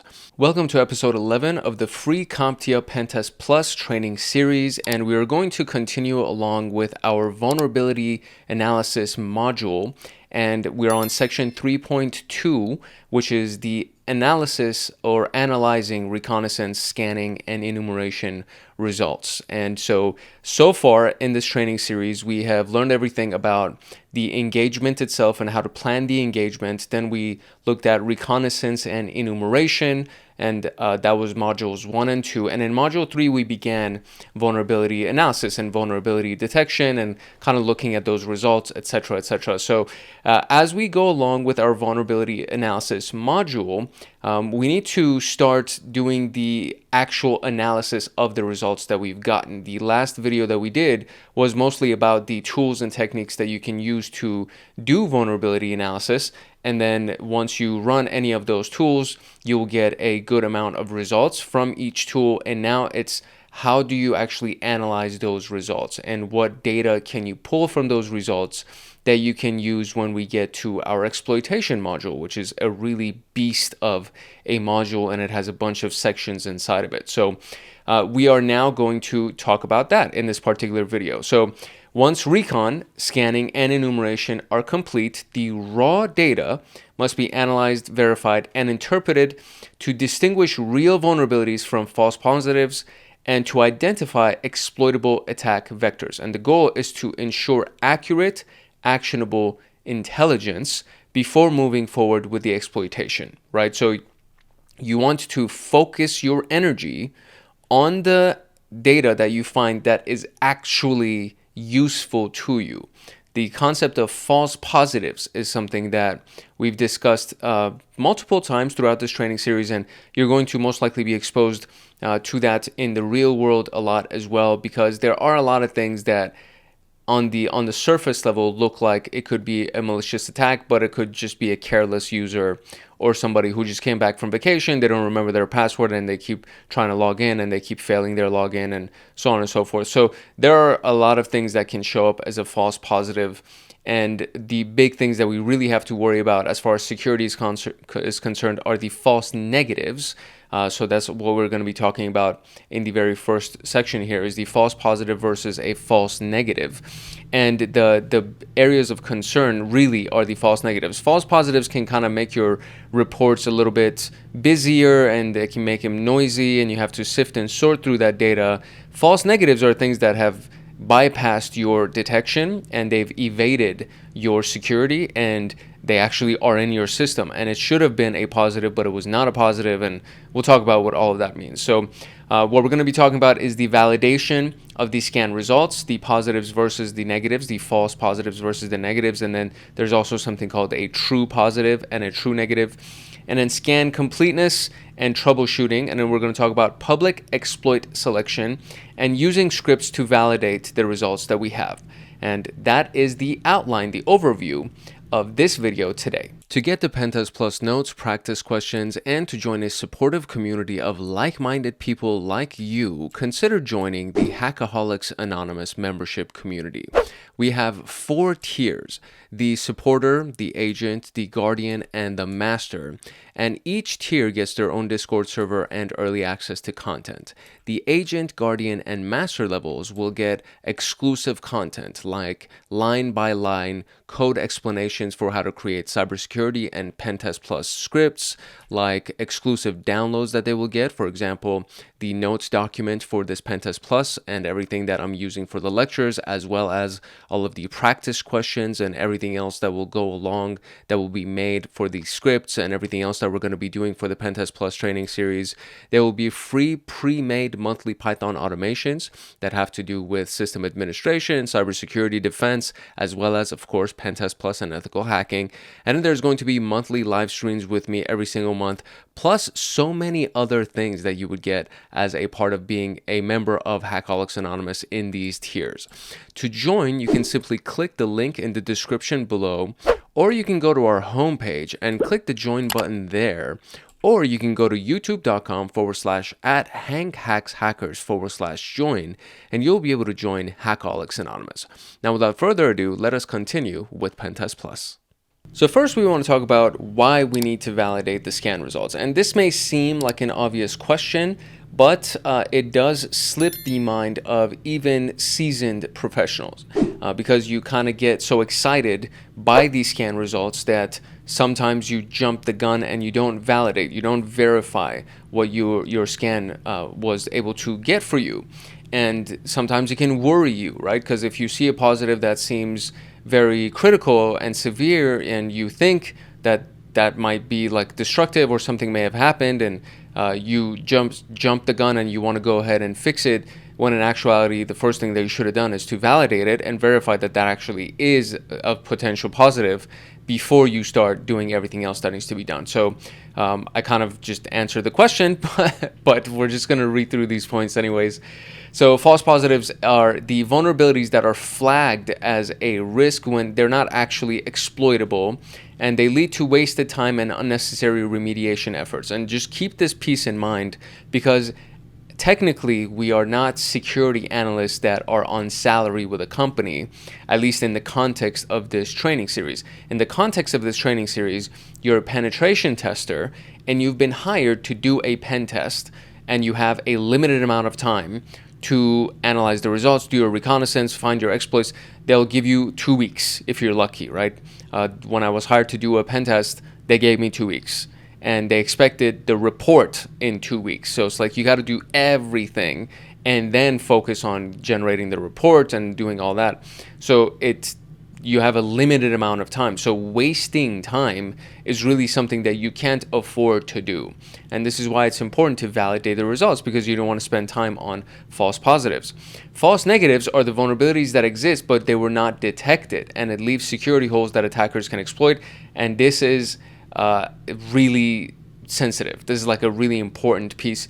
This is a piece where you don't want to miss, especially if you are dealing with an environment that, like, they've already done a pen test and they're just now trying to verify if you are good as a penetration tester, and they want to verify your skill set. And then you go through the exercise and you don't find the actual vulnerability that they have already found, and now they're like, oh, well, this guy's incompetent or this girl's incompetent, they don't know what they're doing, and they don't hire you or they fire you or whatever it is, right? So the completeness of the scan is also very important. So did the scan actually cover all of your intended targets and services?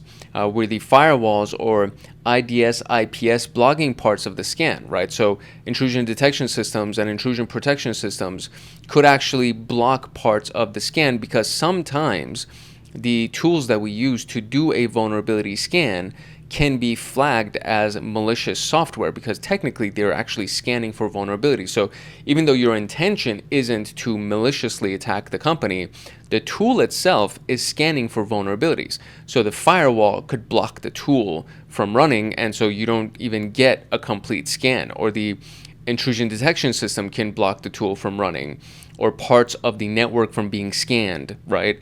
Because the tools think that this is a malicious actor, even though technically you're hired on as a pen tester and you're trying to find vulnerabilities. The activity of scanning for vulnerabilities is something that a hacker also does. So the tools can think that you're a hacker, and then they prevent you from being able to fully scan the entire system or the entire network. Okay, so how do we identify false positives, right? So let's talk about that first. How false positives occur is when you use a tool that is a signature-based scanning tool. So it looks at the signature of a software, the signature of an operating system, and it compares it against a database of potential vulnerabilities like the CVE database, which is like one of the most common.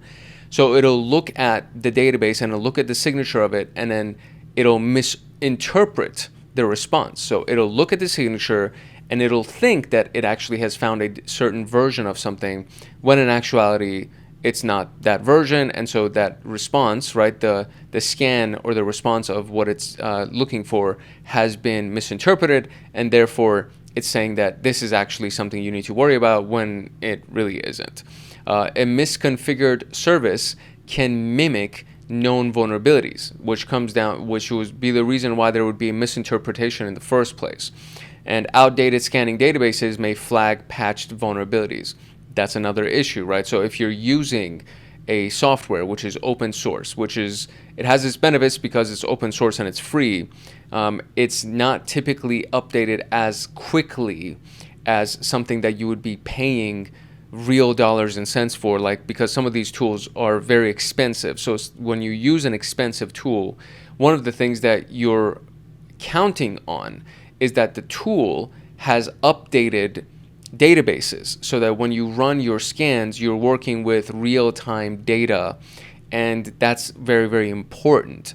And a reason that outdated scanning could also take place, or an outdated database could also exist, is that the CVE database may be taking their time posting an update to a vulnerability that has been patched. Therefore, the database could be outdated, and that could actually happen, right? Because the version of something that you may be running. So for example, this is the example. So we have Apache 2.4.49 is known as being a vulnerable version of Apache, and it's vulnerable to this specific vulnerability, which is a path traversal vulnerability. And we'll talk about that when we actually get to the exploits video, the exploitation video. But when Nmap, which is a very common tool, it's an open source tool and it's used frequently, and we've talked about Nmap multiple times in this specific training series, and I have countless videos that I've used Nmap in on this channel. So this is a very common tool, and it can detect that the version of Apache that would be running on your port or on your system is vulnerable because it thinks it's an old version of Apache. Therefore, it says that it's a vulnerable version of Apache. And then you actually check the system to see if you're running this old version of Apache and you're actually running 2.4.51, which is updated and it's been patched. So if that's indeed the case, this is a false positives. Now, this could be because there's a misconfiguration that's happening, and the misconfiguration might be on your end, which is why this is being scanned as the version of Apache that you're running, or it could be that the database that is being used is an outdated database, and then that could be the reason why it's running. So it's like false positives, you don't know for sure a lot of times.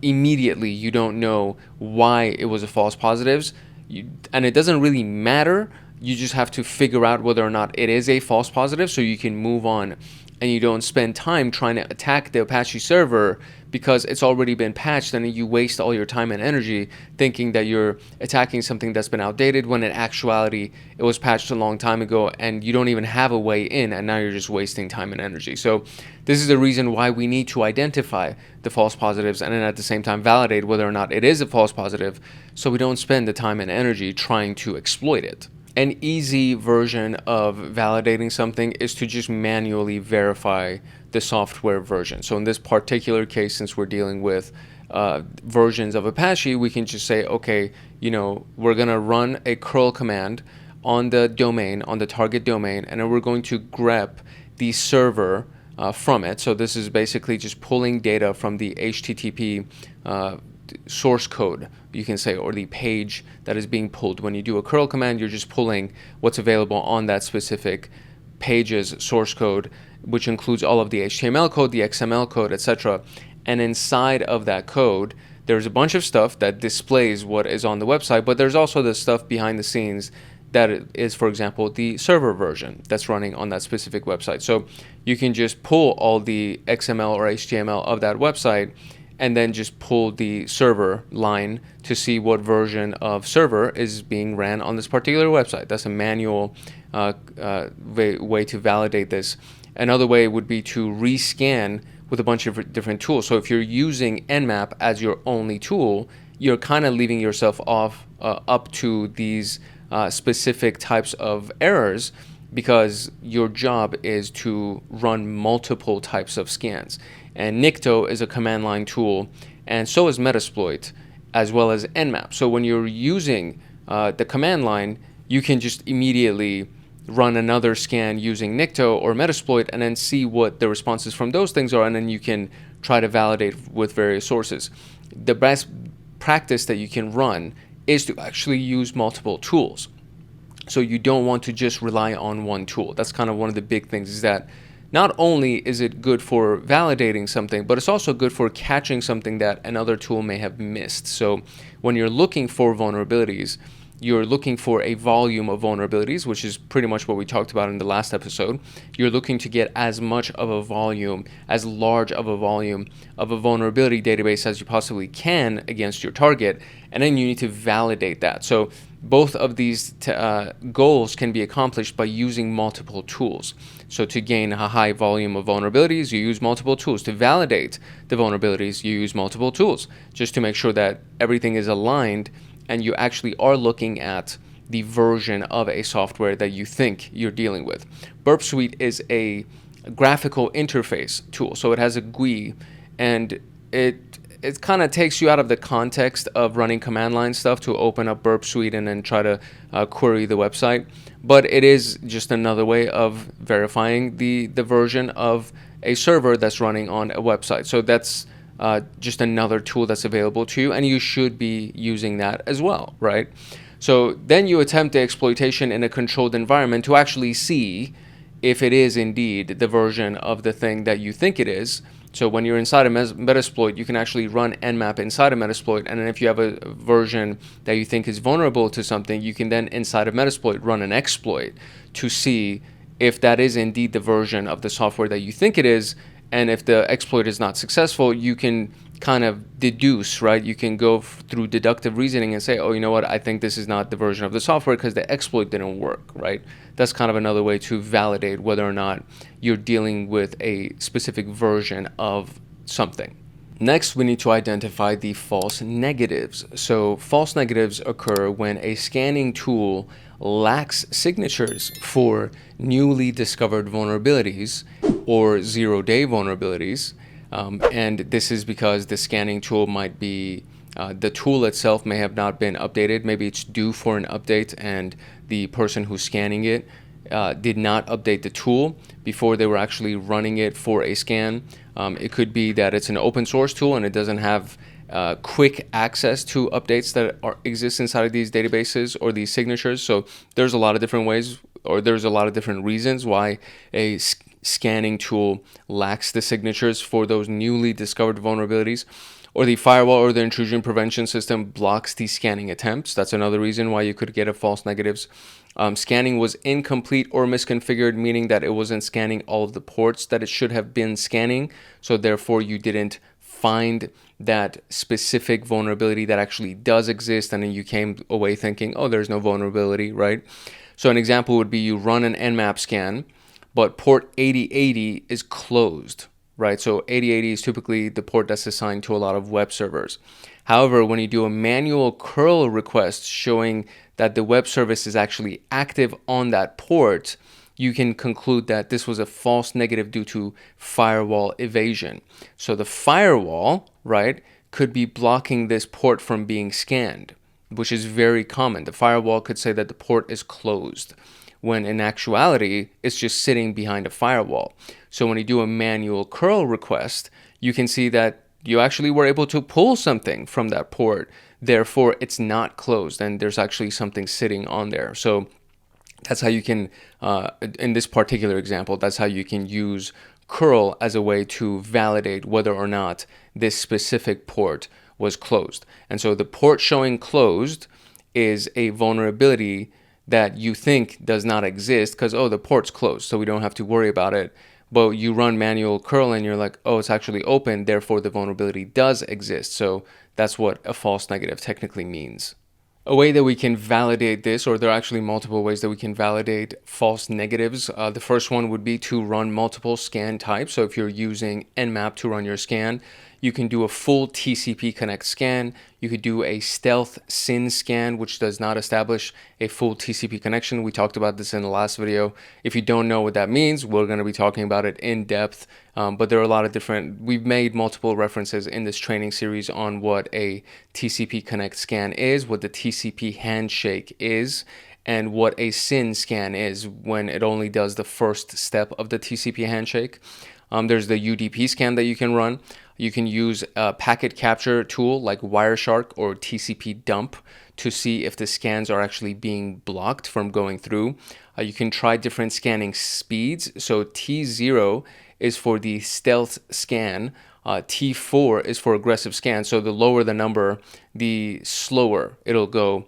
The faster the number, or the higher the number, the faster it'll go. So it's going to be more aggressive. Therefore, it will show more, or it will be detected faster on a intrusion detection system or some kind of firewall, and then it'll get blocked. An example command of this would be this specific command. And so number one, the SS portion is running a SYN scan, which is considered to be a stealthy scan. The PN option here is avoiding pings that are typically used inside of an Nmap scan unless you actually put this in here. So a ping is basically you sending a ping. It's as if I'm doing ping target.com inside of the command line, and then it'll just send out ICMP packets to see if there's going to be any kind of a response coming from the target.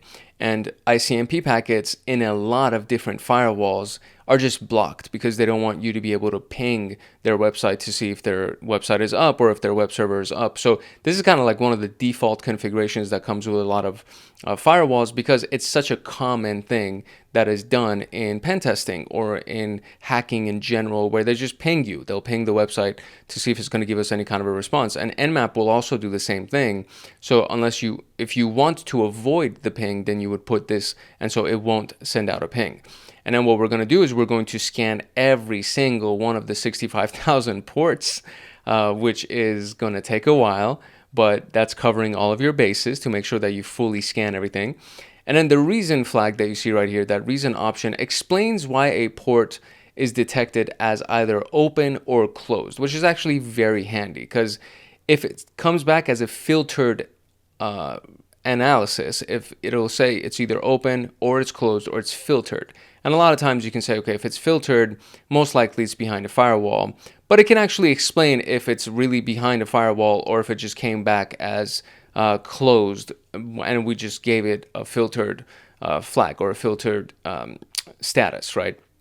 And then the target is just a target.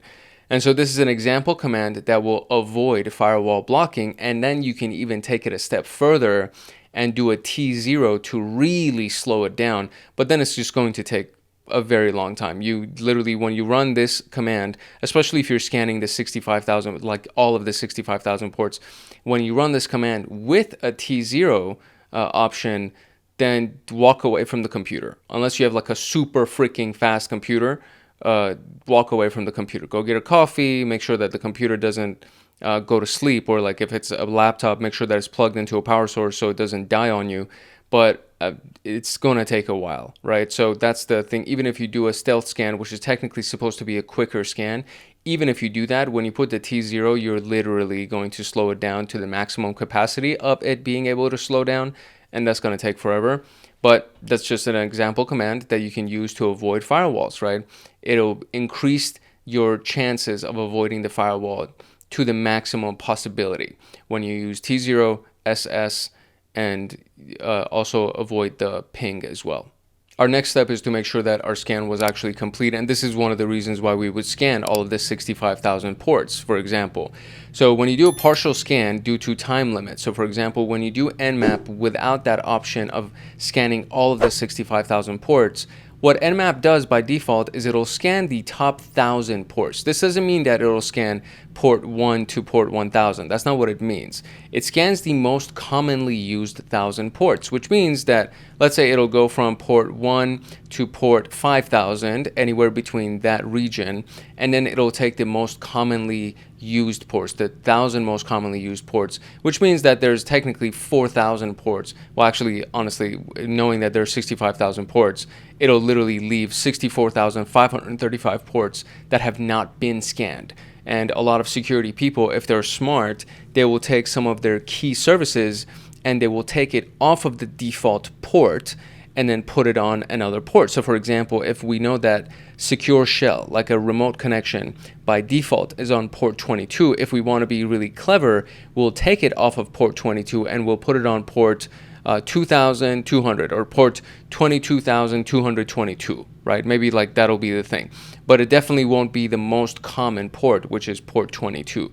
So that's a way that you can kind of avoid these common ports if you think that, you know, the attacker that's scanning you is an amateur and they don't think about running all 65,000 ports, or maybe they don't have the time, etc. So that's one of the reasons why you can avoid this element of it by doing a full scan of all 65,000 ports. There's a segmented network that can cause an incomplete scan, which means that some of the targets may just be off of the segment and they're not even available for public scanning by anybody that is not inside of the internal network, which is again another really, really strong security tactic by somebody on defensive security. We have rate limiting or scan blocking by web access firewalls, excuse me. I think that's what WAF, I want to say that's what it is. Intrusion detection systems and intrusion protection systems.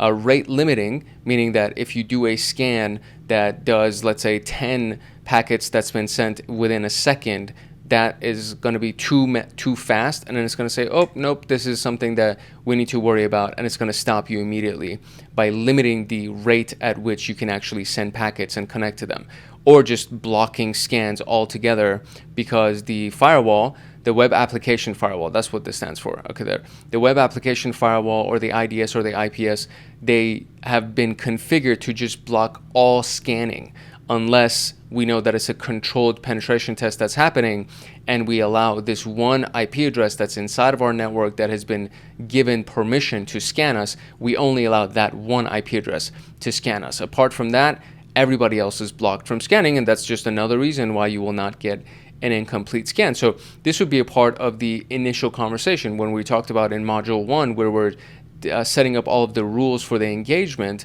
We want to say, okay, you know, if this is going to be the IP address that we're going to use for the scans, please make sure that this specific IP address is not blocked from scanning the network so we can actually get all the data that we need.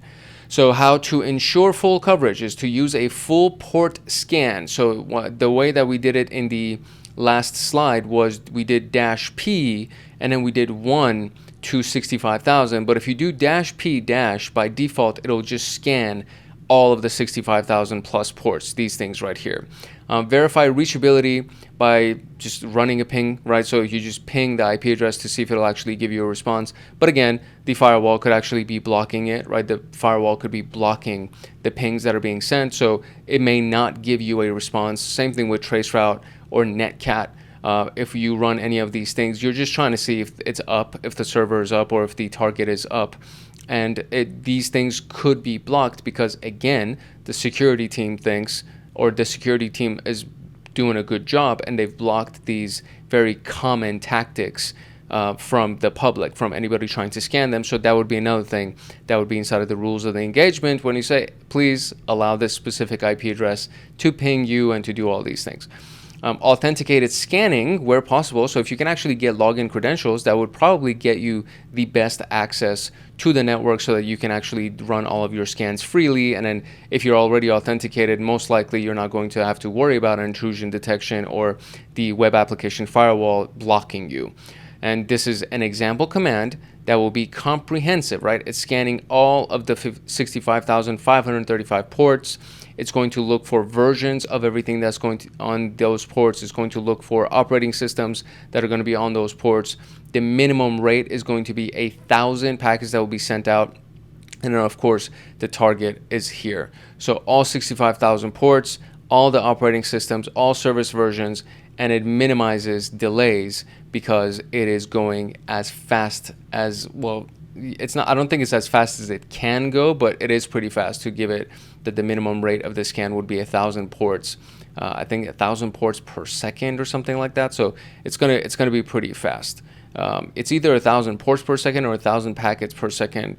I want to say that that's what's happening. But what you need to know is that the higher that number is, the faster it'll go. Okay, so that's the one thing to keep in mind. But at the same time, if you're doing this in an environment where you're trying to avoid being detected, then this is going to be very loud and it's going to most likely be blocked, especially when you don't do SS in here and we don't do the T0 to lower the speed or any of those things.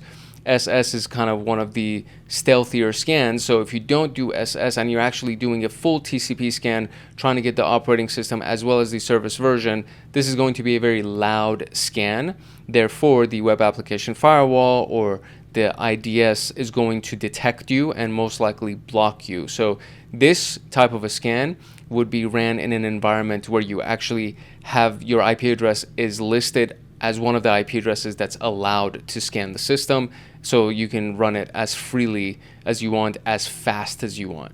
All right, now we need to talk about the selection of our exploits. So there are private exploits that are coded internally by a team of hackers that know what they're doing, and then there are public exploits that exist that you can pick and choose from, assuming that your system has not been patched yet.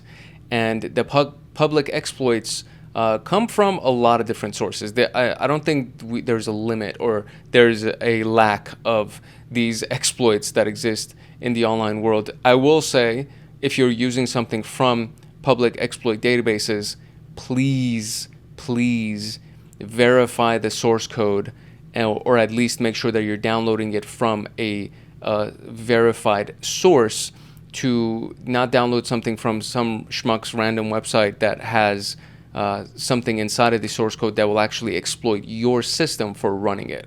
So because of the fact that you're downloading exploits, they're very much prone to hackers actually embedding them with whatever source code that they want to try to actually attack you, to try to exploit you as the person who's downloading it, trying to run it. They may be trying to hack you. So you need to verify that specifically.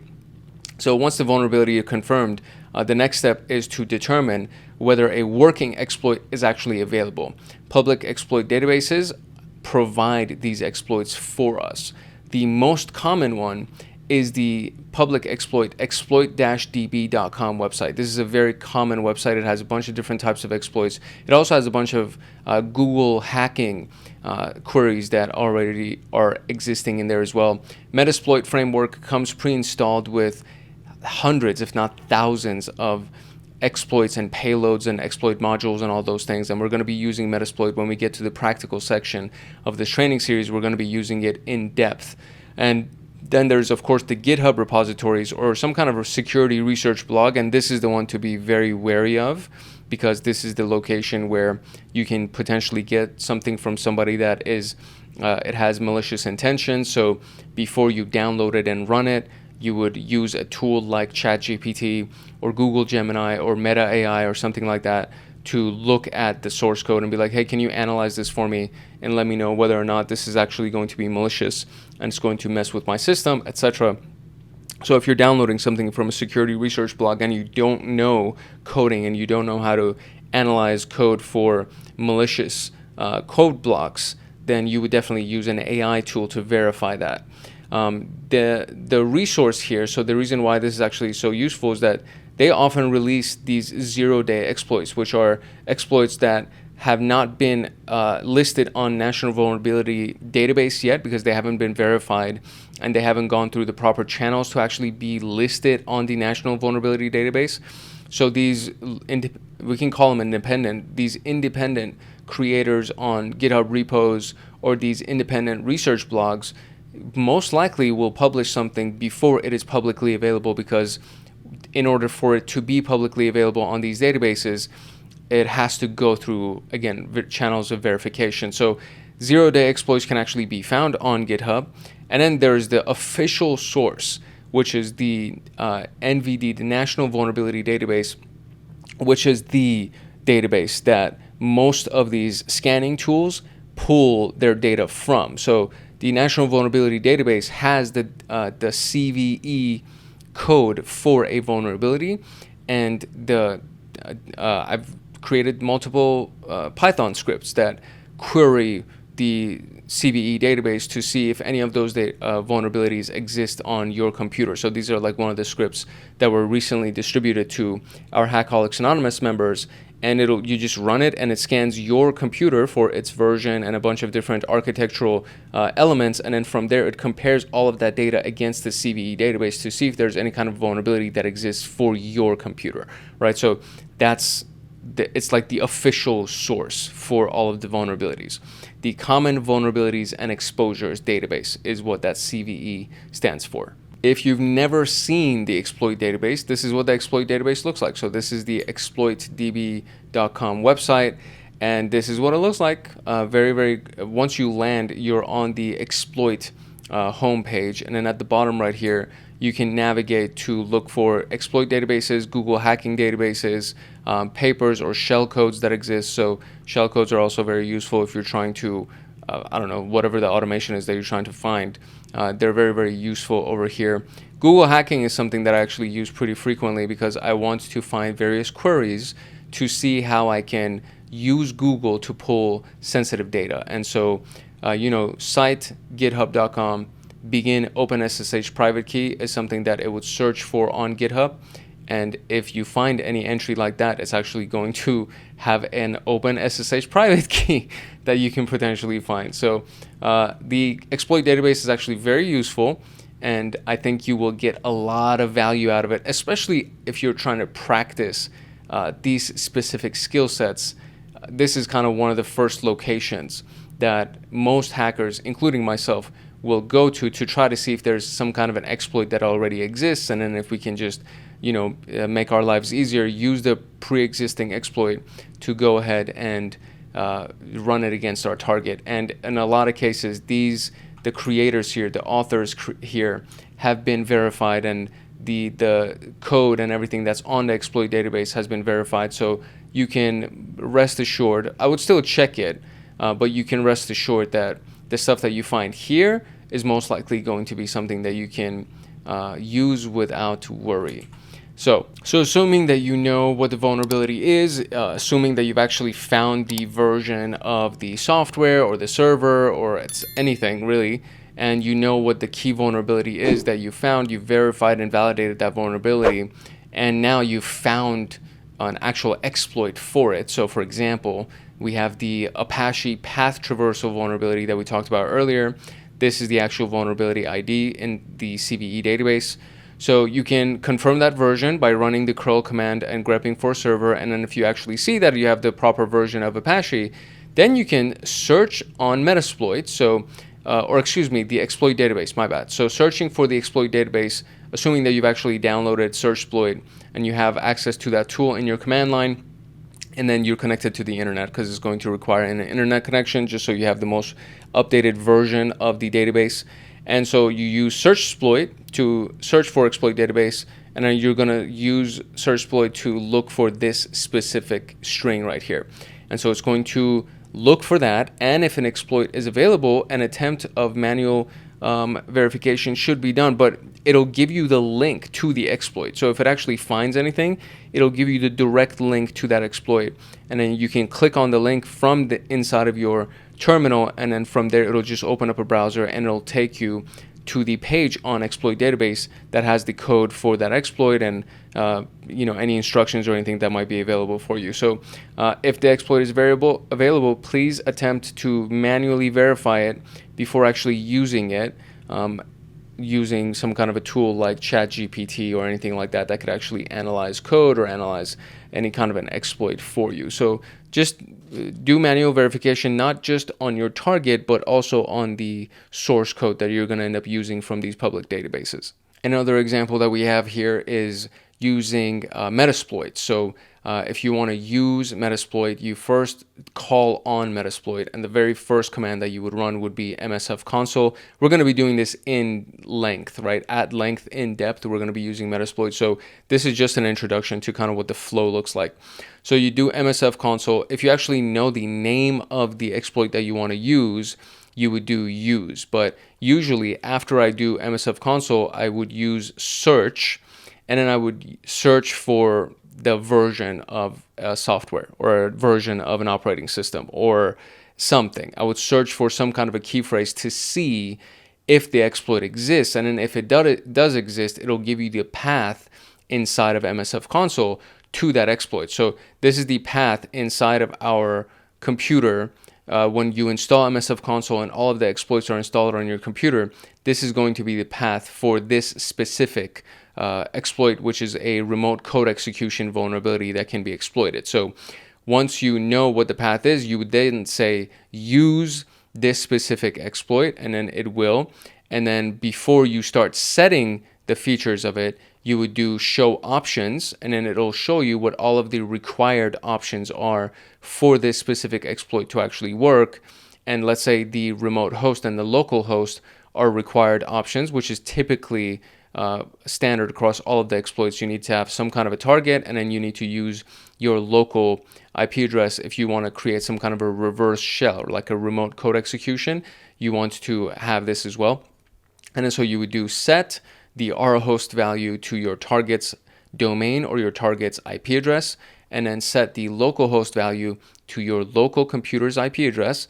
And once all of your options have been set, you just do run.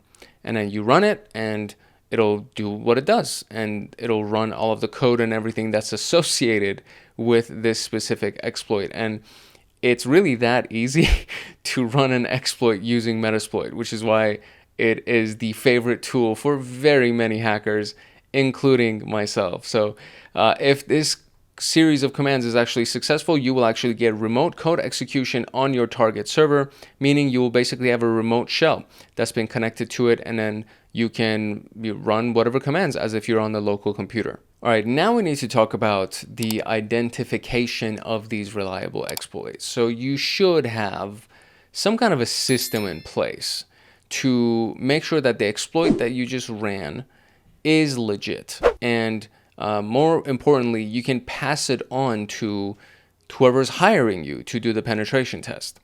So what makes a good exploit? It needs to be reproducible, meaning that you can rerun the test and it'll work the same way. Your coworker can rerun the test, it'll work the same way.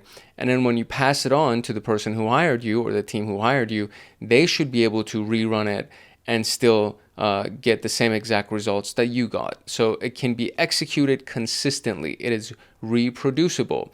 It's stable, so it doesn't crash the system. It doesn't crash in the middle of running or any of those things, right? So that's a stable exploit. And then you have the minimal footprint. So for forensic traces, this is kind of one of these things that when you are doing this in an environment where they don't know that you're attacking them, because a black box penetration test is technically something that the defensive team doesn't know that they're being attacked.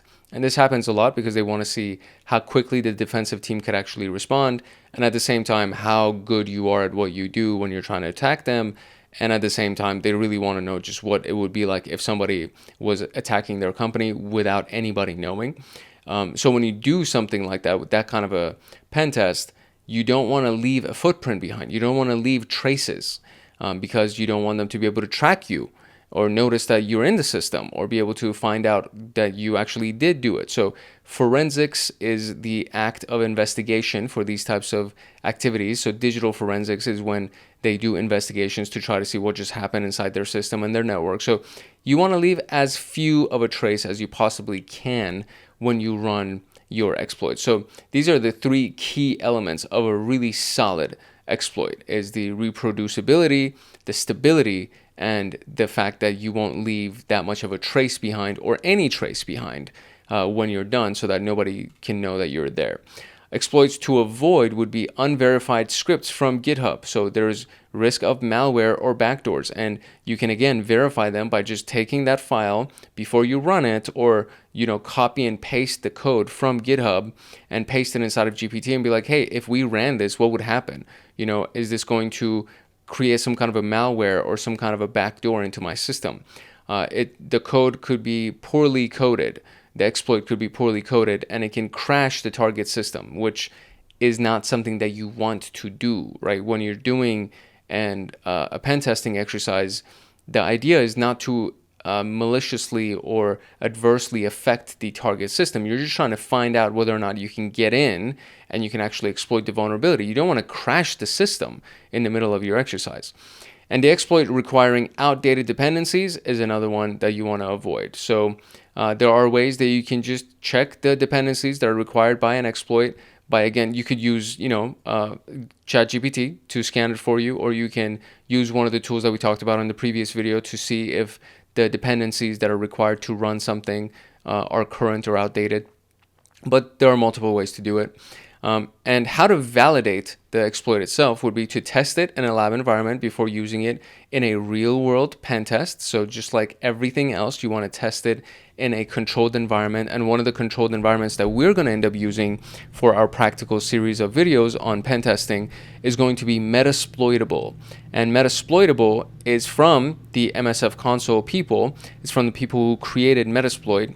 And so Metasploit is the attacking framework, and Metasploitable is the controlled environment. It's a virtual machine, essentially, that you will run, and then you will attack the virtual machine and see what happens, what the results are on that virtual machine. And then if the virtual machine crashes, then you know that, okay, well, this might not be something that we want to do in a controlled environment or in the actual real world pen test, because it'll crash the target system, and we don't want to do that.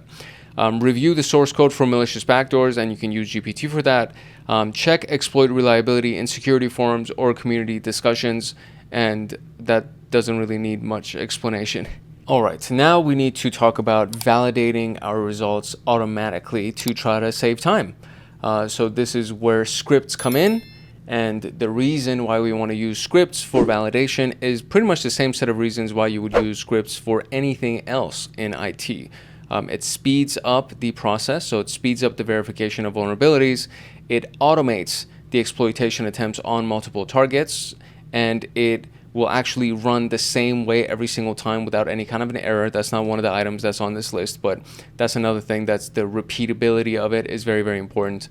And then it helps correlate scan results with real-world attack vectors, because a lot of cases the attacker will use a script when they've broken into your system or into your network, because they know that they don't have all the time in the world to do everything that they want to do. So as soon as they get in the network, they're going to run a script. And so this helps correlate the scan results that you're running for your vulnerability analysis with actual attack vectors that exist, for example, on the MITRE attack matrix. The MITRE attack matrix is another one of those common tools that are used by a lot of professionals to see what potential attack vectors exist for a given operating system version or software version or network resource, etc. All right, here's an example of a Python script that will actually check for that Apache vulnerability that we talked about a few times already. So we're going to import the requests library, which allows us to make web requests, meaning, for example, make a GET request to retrieve data from a website, or send a GET request to send data to the website. And we're going to create this function. So this overall right here is one function, and then we are going to have these two variables, or excuse me, there's this one variable, and then we have the actual calling of the function down here, meaning that when we call on the function, it will actually run all of this code. And so the first line of the code is the URL variable, which is a formatted string that we see right here. And this is kind of the key element here. The formatted string puts the target inside of this domain. So let's say it's example.com would be the domain that we want to scan. So the example.com would be here, and then we're going to look for, in an ideal case, we're going to try to see if the CGI bin is actually accessible. And then this is path traversal, right? So path traversal looks like dot dot forward slash dot dot forward slash dot dot forward slash. And what that means is that whatever path you're in, so if I do a dot dot forward slash, or if I do cd dot dot forward slash, that means I'm going to go back one value. So the best way to do this is to actually show you this. All right, so this is the terminal of my computer, right? And inside of the current path that I'm at, this is what we see right here. We are currently inside of the users, username, documents, gifts, path, okay? And path traversal means that you are going back and forth from this path. So for example, if I do cd to change the directory and I do dot dot, it'll take me from where I am, gifts, and then it'll take me into the documents folder, just like that. And then now if I do print working directory, it'll show me my current path again. And if I do cd dot dot forward slash dot dot, it'll take me from the documents, and then it'll take me also out of the user, and it'll take me into the user's directory. And so this is what it looks like. This is where we end up at if we did this. Now, if we started from gifts, right, and I did dot dot forward slash dot dot forward slash dot dot, so basically 3 sets of the dots, right? If I did that, it would take me directly from gifts, and it would take 1, 2, 3 levels, and it would drop me into users. So if I wanted to just be in root, then I would just do 4 sets of dots, because assuming where I am right here, I can just do that as many times as I want. And assuming that you don't know exactly what location you're in, you would just do it as many times as you possibly can, and it will always take you to this final location, which is the root. And this is what this script is attempting to do. So it's going to go to the target domain, it's going to assume that the CGI bin is actually accessible for us, and then we're going to run this path traversal, and we have 4 sets of dots right here, right? So we're going to run this path traversal, and then at the end of it, we want to end up here, / bin shell. So we want to actually have access to the shell. We want to be in the location where we have access to the shell. That's where we want to end up at. And then we would pull the headers, or excuse me, we would assign the header. So we want our header for the request that we're going to make to say user agent Mozilla because we want it to look like that we're just trying to access the website using a browser, using a Mozilla browser. So this is our way of manipulating the system to think that we're actually on a web browser instead of running a Python script. And then the response itself would be the requests library making a get request against the URL, and then adding the headers as the option where it will make it look like we're coming from a web browser. And then this is essentially where the detection kind of takes place, where it says if root, right? So inside of the bin shell, you're looking for the etc shadow file or the etc password file. And inside of a Linux environment, the etc password file holds all of the users. So if you can actually see that there's root inside of the response, inside of the text value of the response, that means that the target is vulnerable, meaning that you actually were able to pull the etc shadow file or the etc password file from that freaking location, meaning that it's actually vulnerable, meaning we can get into this server because it is vulnerable to the Apache vulnerability that we're trying to manipulate here. So if we do get root inside of the response of this web page, then for sure it's vulnerable. If we don't get root, right, otherwise, so if this is true, then print this, otherwise, if else, otherwise just say that the target is not vulnerable because you were not able to find it. And that's basically it. And then the target value you can change at any point, and you can use example.com, target.com, google.com, etc., and just put whatever you want over here. And then finally, the script will actually run this block of code, and then it will check to see if that vulnerability exists. So this is a really nice way that you can check against multiple domains, because technically you just copy paste this specific element 4 or 5 times, and for the value of the target in each instance, you can just put different targets, and then it'll run all of those on that same script, and then from that script you'll get the output onto your screen that either none of them are vulnerable or 1 out of the 5 is vulnerable, etc. This is a bash automation script that will do Nmap scanning against multiple targets. A lot of times you don't want to sit there and wait for the scan to finish so that you can run the next scan against the next target, etc. So what you can do is you can just build a text document with all of your targets in it. So let's say 10 IP addresses. And then in the shell script, you have a targets variable, and the targets variable is the text document that holds all of the IP addresses. And then the script is very simple. It says while you're reading the target, so while you're reading this, do this for each line, right? And it'll say it's scanning the IP address, so it's going to scan the first one, and it's going to say I'm scanning the first one, and then it's actually going to run this Nmap query against that target, and it's going to scan for ports 20, 80, and 443 to see what the version of the operating system or the software is that's running on that thing, and then it's going to run a script vulnerability or a vulnerability script again, So Nmap has a vulnerability script inside of it. So it'll check for the version of the services that are on there, and it'll check to see what the vulnerabilities are for each of the services, and it'll go through it for every single target that's inside of that text document, and then it'll go ahead and just print it onto your results target.txt file.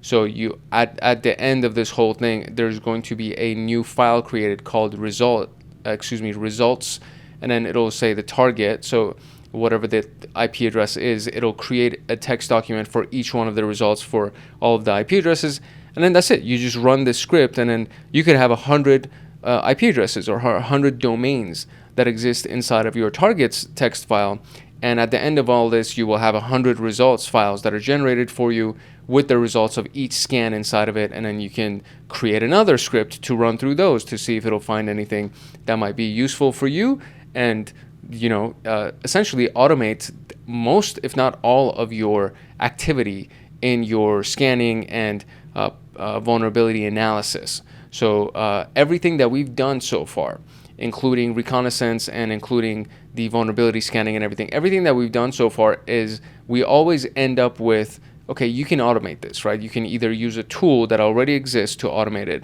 or you can just write a simple script for yourself to go ahead and automate it. If you don't know how to write Python scripts, there's a beautiful video that I'm very proud of, that I love, that is on this channel, which is Python for Cybersecurity. If you just search for that and on this channel, you'll be able to find the Python tutorial, and it'll teach you the beginning and the end. So it'll take you from how to install Python, how to create your first program, onto ultimately creating your first algorithm for analysis and detection and things like that. So once you learn how to do that, you can then go ahead and use Python to create your scripts for your vulnerability scanning.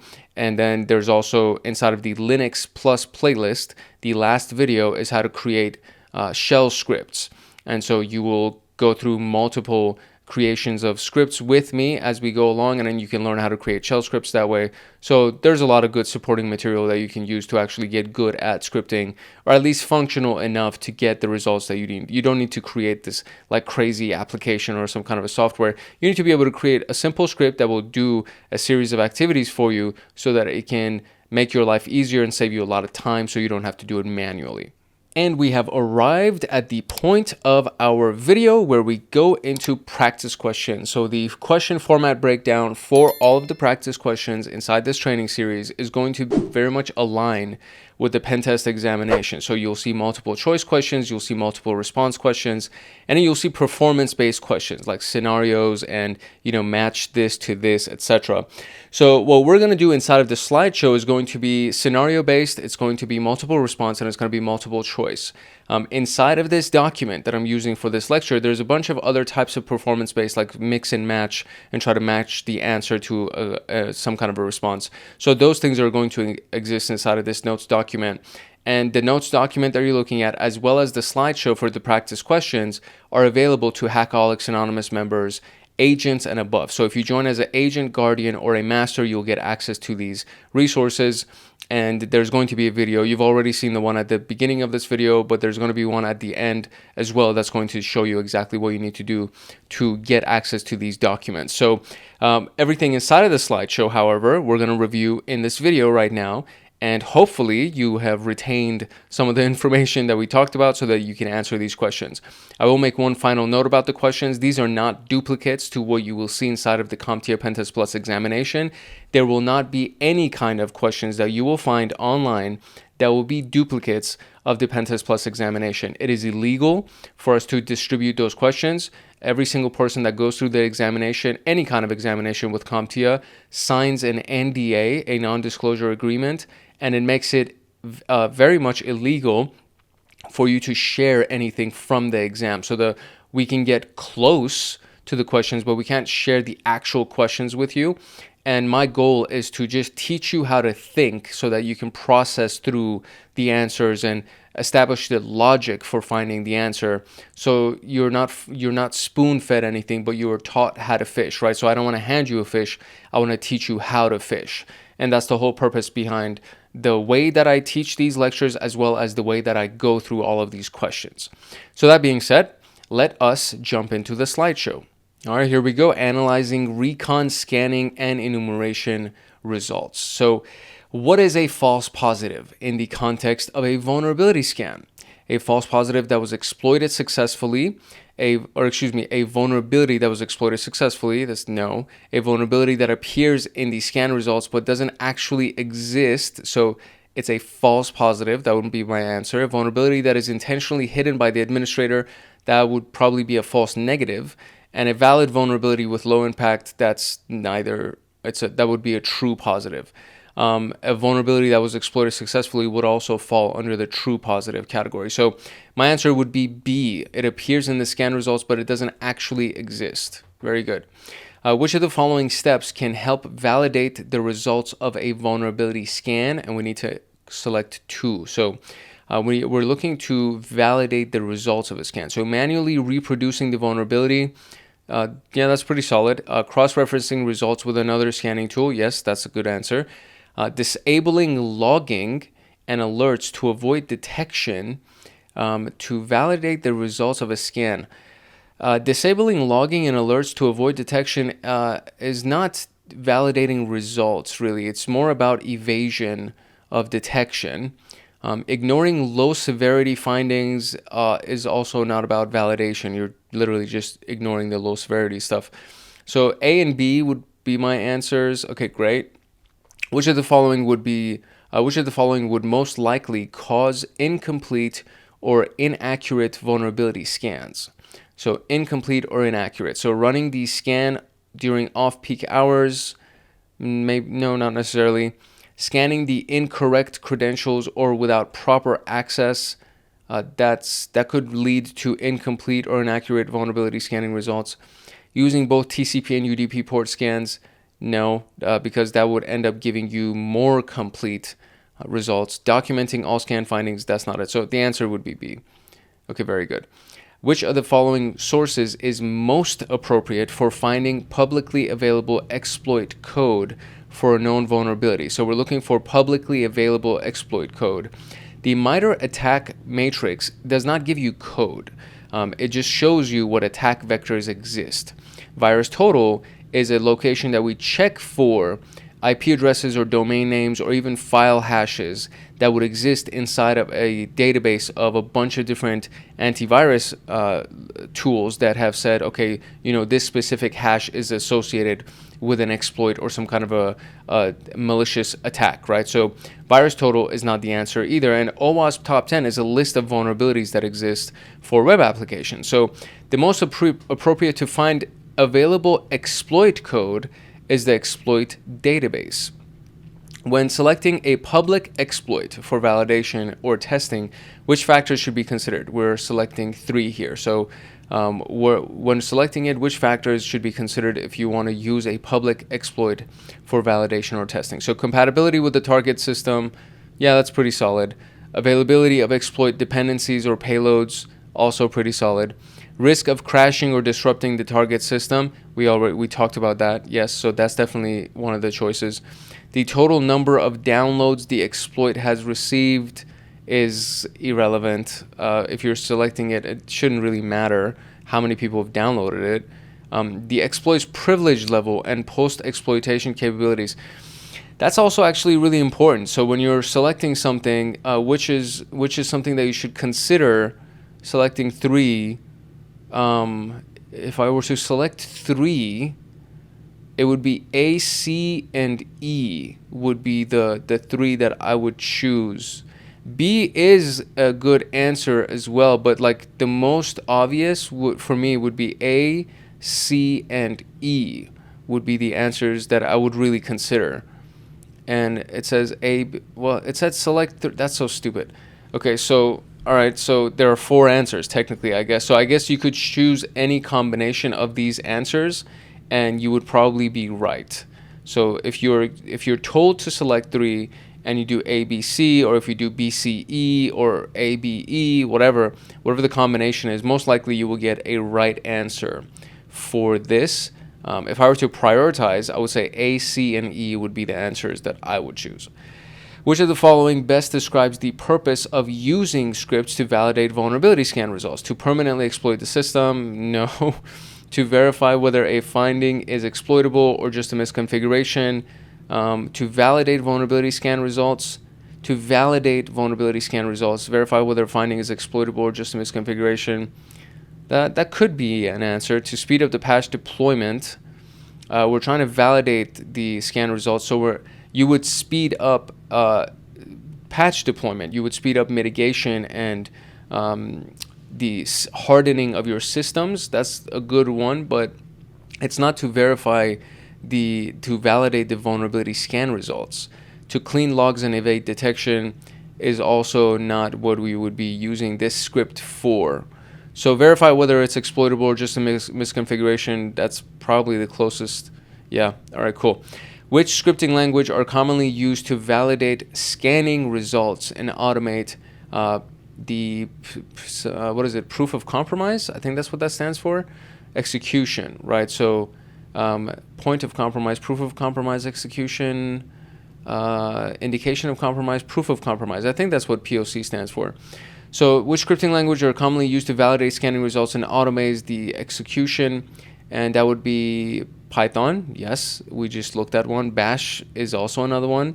HTML is not for automation, and CSS is also not for automation. So HTML is kind of like the skeleton upon which a website is built, and CSS are the custom styling sheets that choose specific fonts and specific colors and all of those things. So these two have nothing to do with automation. Python and Bash are the only things that actually have to do with automation.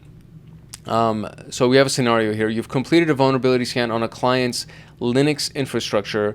One of the findings is a critical OpenSSH vulnerability. However, the scanner used outdated signatures and the target system is actually running a patched version. So it's a false positive is what this is describing. So what best describes this situation? False positive. There you go. False positive. That would be yep. Okay, great. A pen tester finds a possible unauthenticated remote code execution vulnerability on a web application using a scanner. To verify the issue, they use a Python script that sends a crafted post request to the endpoint, and it triggers a controlled response.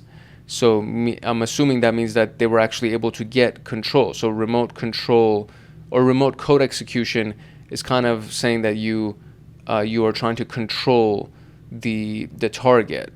So I think this means that their scan or their Python script was successful. So what technique is the tester applying? Using script to validate results? Yes. Launching a social engineering attack? No, because this would be done against a human being. Performing privilege escalation?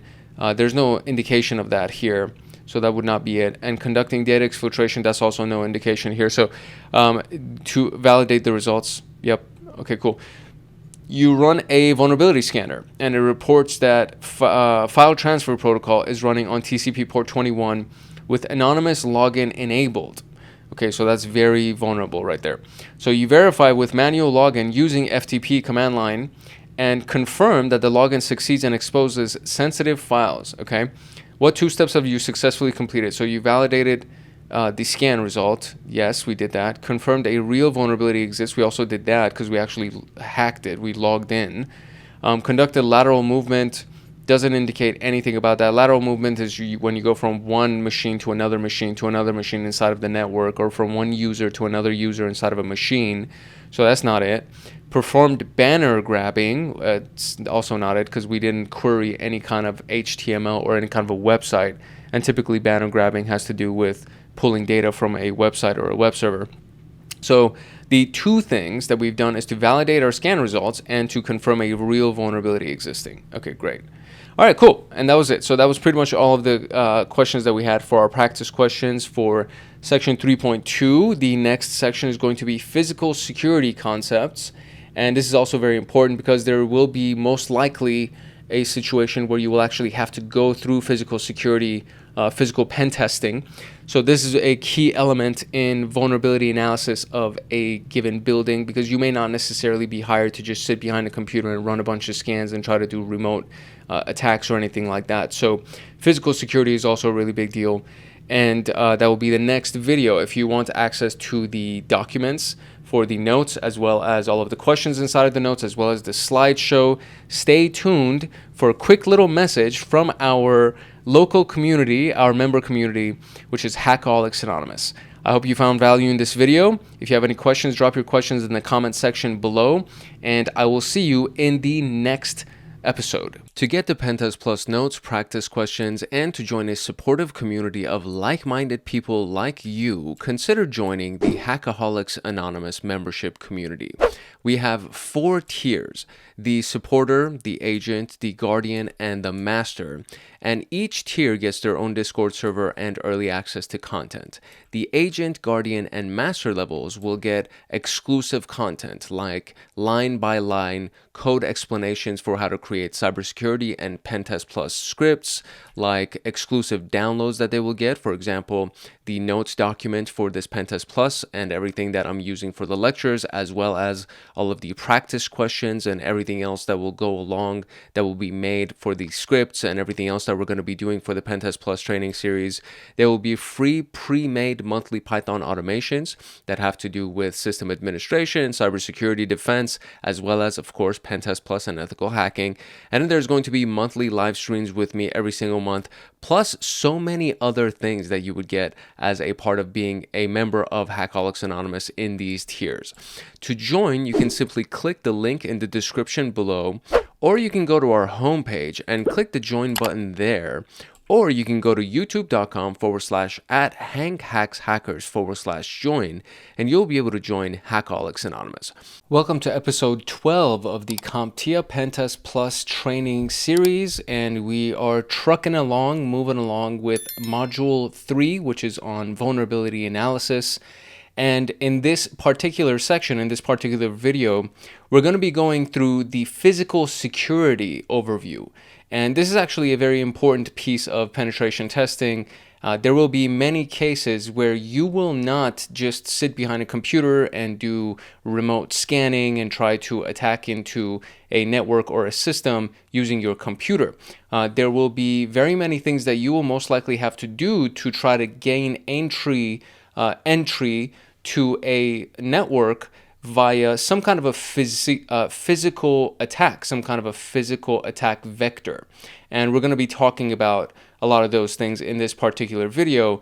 And even if you aren't tasked to do the physical element of getting into a network or a building, it's really good to know about these things, because you can coordinate with somebody who does do these things, or coordinate your specific skill set with potential physical security attack vectors or physical attack vectors that may exist, so that you can have a higher success rate when you actually do something like this. So it's very, very important, in my humble opinion, to actually be able to do this, and it just happens to be that it's a part of the CompTIA PenTest Plus outline curriculum anyways, so we kind of have to cover it. But I think you will be very satisfied by going through this. Pretty much every single spy movie that you will have seen has to do with some kind of a physical security vulnerability that existed, that the spy or the team of spies were able to exploit and gain entry to a building and to a network, etc. So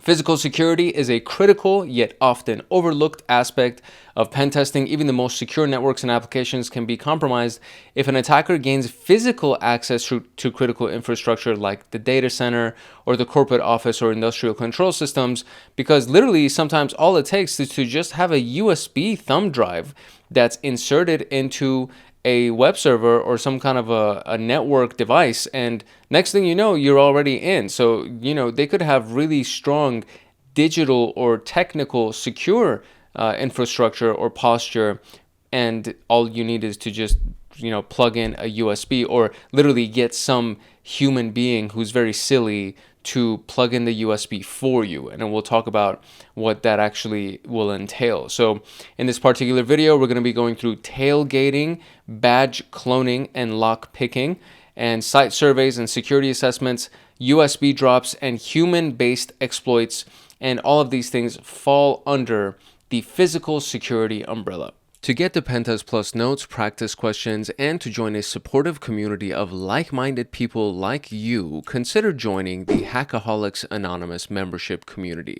We have 4 tiers: the supporter, the agent, the guardian, and the master. And each tier gets their own Discord server and early access to content.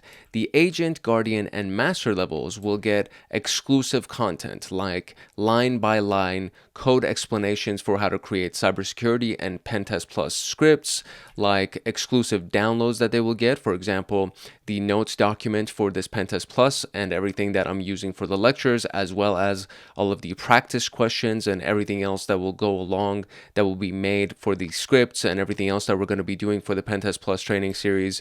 There will be free pre-made monthly Python automations that have to do with system administration, cybersecurity defense, as well as, of course, PenTest Plus and ethical hacking. And then there's going to be monthly live streams with me every single month, plus so many other things that you would get as a part of being a member of Hackaholics Anonymous in these tiers. To join, you can simply click the link in the description below, or you can go to our homepage and click the join button there, or you can go to youtube.com/@hankhackshackers/join, and you'll be able to join Hackaholics Anonymous. Now, without further ado, let us continue with PenTest Plus. Okay, the first one is tailgating and or piggybacking. Now, tailgating is the art of following someone and then they enter into the building and they don't watch or wait for the door to close. So you kind of tailgate them, like you follow along with them. And then when they enter, you kind of rush to the door and then you hold the door open and you let yourself in. Piggybacking is this idea that you ask them to hold the door open for you because let's say your hands are full, right? Like let's say you're holding a bunch of coffees in your hand, you can't open the door, you follow someone in and you're like, hey, can you please hold the door? And they look at you and they're like, oh, well, this person can't open the door because their hands are full. So out of politeness, right? Out of politeness, they'll hold the door for you. Or if they're distracted and they don't notice that you're tailgating them, they go in and then you just kind of let yourself in. So tailgating is one of the big things to exploit human error or human behavior. And it's the art of following someone. Now, whether you follow someone and you let yourself in or you follow someone and they hold the door open for you is kind of a moot point because it's essentially falling under the same umbrella. And example here is somebody in business attire follows an employee through a secured entrance by pretending to be a part of the meeting, and that could very well happen.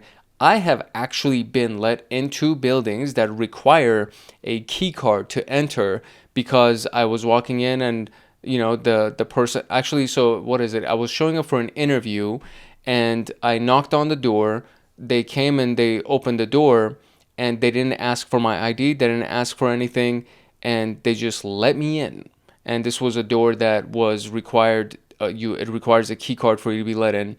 That was one instance. Another instance was literally I was doing the thing where it was like, hey, could you hold the door for me? And they just held the door open for me. They used their key card.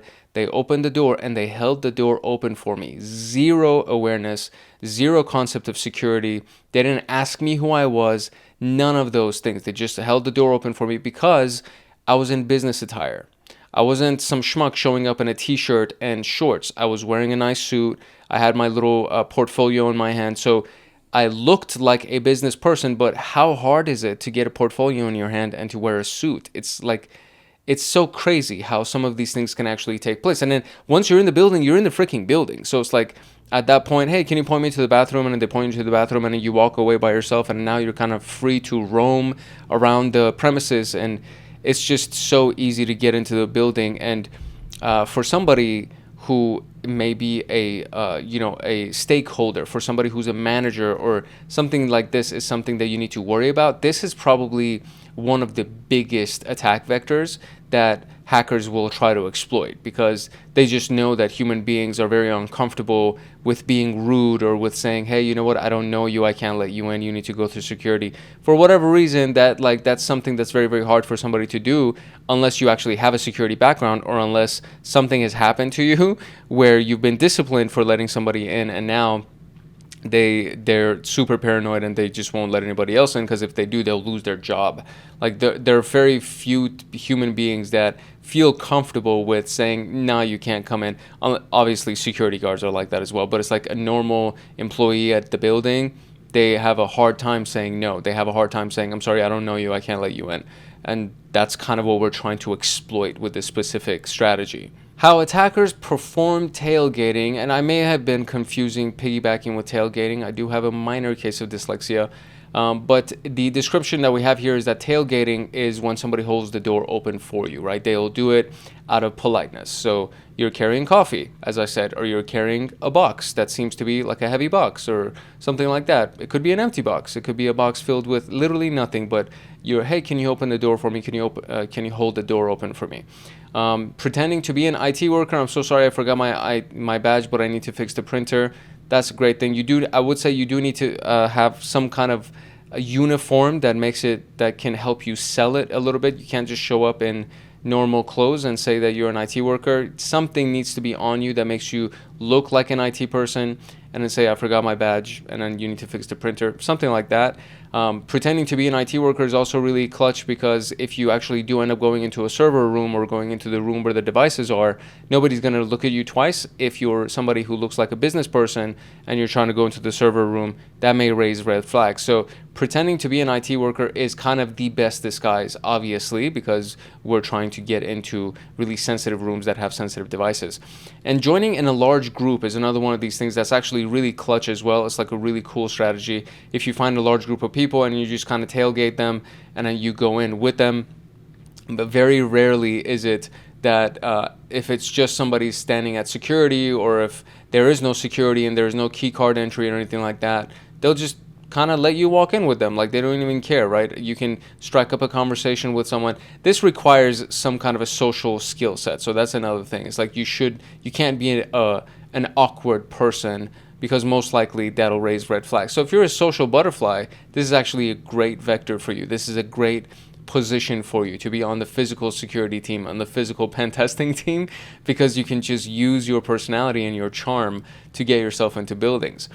Defense against tailgating would be something like a man trap. So if you've actually never seen a man trap, it's basically an entryway that's locked that requires authentication to enter. But there are certain types of man traps that actually exist in banking that are really, really useful as well, because it literally traps a person if they're trying to escape the building. So let me show you what that looks like in case you've never seen one. So this is one concept of a man trap. This is basically kind of like a digital overview of it. There are multiple rooms or multiple doors that can be used to enter this room, right? And so if you are in this room and you're a malicious actor, all of the doors lock, and now you can't leave the room, therefore you are trapped. So this is a security mechanism in multiple ways, not just kind of authenticating a person getting into the building. It's also a way to keep somebody in the building if they've done something that they should not have, and you want to hold them for the authorities to get there.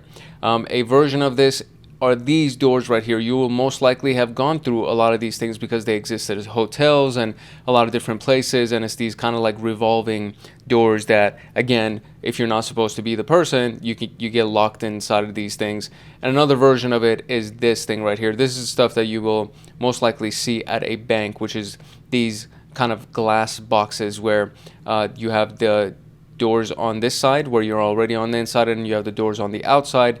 And when you get into the building, or when you get into this box, you have to wait for the door behind you to close in order for this door to open. So that's another security feature. You can't have both of the doors open at the same time. And then what happens is that when this door closes and you're trying to open this other one, that's the opportunity for the security team to just lock this thing down. So again, man traps, very, very powerful. They're really powerful to let somebody in, but they're also powerful to keep somebody in case they've actually done something. This is a man trap, like a freaking trap that will trap your feet. That's not what we're talking about. This is a very, very fancy looking revolving man trap. So there's a lot of different versions of this, and the purpose is pretty much the same across the board. Requiring badge swipes for every entry is very important. This is one of the reasons why those revolving man traps are so nice, because even if they come in a very large group, you can only have one person enter that revolving door at a time. So it kind of forces people to just come in one at a time. And then conducting security awareness training, this is kind of like the biggest one, where you just teach the average employee who's not a part of IT, who's not a part of security, to be aware of these things and don't let anybody in, right? Like, ask them that they can't come in, even if they're holding a box, even if they're holding coffee in their hand. Don't let them in. If you don't recognize them, if they don't have a badge on them or any of those things, just, exercise caution. We would rather inconvenience people and have them put their box down and authenticate themselves than let them in the building, and now they hack our systems and they put us at risk, and a variety of different things that can happen when somebody enters the building. Physical harm can be caused to people. People can be held hostage. There are so many things other than IT security that can happen when you let a perpetrator inside of a building that should not have access to the building. So exercise caution as much as you can, and that's on the defensive security side. On the offensive security side, this is what you're trying to manipulate. You're trying to take somebody's lack of awareness and exploit that, right? You're trying to take advantage of their lack of awareness. All right, so here's the fun part, right? So here's the part where it's like, okay, well, now you have to clone a badge, right? You need to gain access to the building through some kind of tech. And this is where it gets really freaking cool, and it turns into a spy movie. So badge cloning can be done in a variety of different ways using a variety of different tools. There's also the radio frequency identification concept, or the near field communication concept. So these are essentially the technologies that allow for these badges to work, right? So if somebody has any of these things on them, they can either, the badge could be detected when they're close enough to a detector, like a scanner. So they bring their badge close to a scanner, the scan will detect it, and then from that it'll unlock the door, they can enter. There are some other ones as well that's very similar to a Tesla kind of a security, where it's like, if you have your phone on you, and as long as your phone has been connected to the car, you don't need to hold the phone to your car for the door to open. As long as it detects you and you're close enough to the car, it'll unlock the car. The key card to access a Tesla is another one of those things that one you actually do have to put it on the door, the side panel of the door, and then it'll detect it and you'll enter. But for the most part, if your Bluetooth is turned on, it'll actually detect you. If you're close enough proximity to the car, it'll detect your phone and it'll allow you to enter into the car. So these are the technologies that allow for these things to actually take place. So access control can be manipulated this way, where if you have a badge that is needed to enter the building, somebody can potentially clone that badge, and the same scanner that will scan your badge to let you into the building, the same type of technology is used to clone your badge, because you then hold up your badge to the scanner. So for example, Proxmark, right? So you would hold your badge or hold your key card close to Flipper Zero or Proxmark. It'll scan it, it'll detect the authentication code that's inside of it, the security certificate that's inside of it, the token, whatever you want to call it. It'll detect that, and then it'll store it, and then you put another badge next to it that hasn't been attached to any kind of an identity, and then it'll print that, copy that initial key onto the new key. That's how you copy these types of badges or clone these badges. Proxmark is, I believe it's a stationary, so it like kind of plugs into a computer and stays there. Flipper Zero is a portable hacking tool that can be used to clone access cards, and you will most likely have seen this inside of some kind of a movie about spies and things like this, espionage. This would be an opportunity to point out that you should not be doing this, right? You should not be getting these tools and doing this maliciously. It is a felony. Just wanted to friendly remind you, this is the conversations that we're having right now are very, very sensitive conversations. You should not be doing any of this stuff without proper authorization because it is a felony. You can go to jail for a very long time. Just keep that in mind. This is an example flow using Proxmark. So this is a command line tool. It typically does involve a scanner as well. So you would do LF HID read, so LF HID read, and then it'll read the badge, and it'll read the data of the badge, and then you would do LF HID clone, and then give it the ID of the badge to write to. And so the write option is provided here, and that's the ID of the badge that you're trying to write to. And then it'll clone it. It'll save the data from the first card, the first badge. It'll clone it on the next one, and then you can just use the next one. Then you can use the clone badge to actually enter the restricted area. The defenses against this would be to upgrade to smart cards with encryption and challenge response authentication, which is very, very important. So it's like multi-factor authentication used to enter a building. Smart cards typically are a little bit better than badges. Badges are also known as key fobs. I guess technically key fobs are also known as smart cards because it's the same type of scanning that's done. Reading an employee badge is, again, digital technology that you're reading, that you're copying and cloning into a new one. But when somebody tries to duplicate or clone a smart card, there's encryption on the smart card, and there's a challenge response authentication when you try to do it that will prevent the person, if they don't know the response to the challenge, they can't duplicate the card. So this is very, very important series of multi-factor authentication mechanisms that is being used to heighten security on smart cards and prevent smart cards from being cloned. Biometric authentication along with RFID badges is a really, really good series of multi-factor authentication. So biometric authentication could be your retina scan on your eyes. It could be your fingerprint scan or your hand palm scan for your hands along with your actual badge. And it's very, very difficult to technically, I guess they can take your fingerprint off of your shot glass when you're at a bar and then duplicate it that way, like the spy movies. But it's kind of difficult to do that. Definitely very difficult to get a retina scan, a duplicate retina scan from a person. So those things can technically be done, but it requires a lot of technology and it requires a lot of manipulation and maneuvering and all of these things that need to be done in order to be able to pull off biometric cloning. Implementing RFID shielding to prevent badge skimming, which is just a way for somebody, if they're trying to skim, right, like quickly move the badge, you would put some kind of shielding to take place so that it doesn't allow them to enter if they don't properly scan themselves in or authenticate themselves using their badge. Lockpicking is a skill that I have yet to attain. I'm actually very interested in learning how to pick locks. There are even kits on Amazon online that you can order that will obviously send your lockpicks to you, and they'll send you a practice lock that you can use to try to break into it. So lockpicking is one of those skill sets it just seems to be really cool. And this is why we're moving more towards digital cards and things like that, because you can technically learn how to pick a lock. Physical bypasses, it just falls under lockpicking. So in pen testing, attackers can bypass traditional security measures if physical locks are weak, and server rooms, network closets, and safes are common targets in these environments because either the door to the room is using a traditional lock or the case in which the web server is enclosed, it's like a physical case.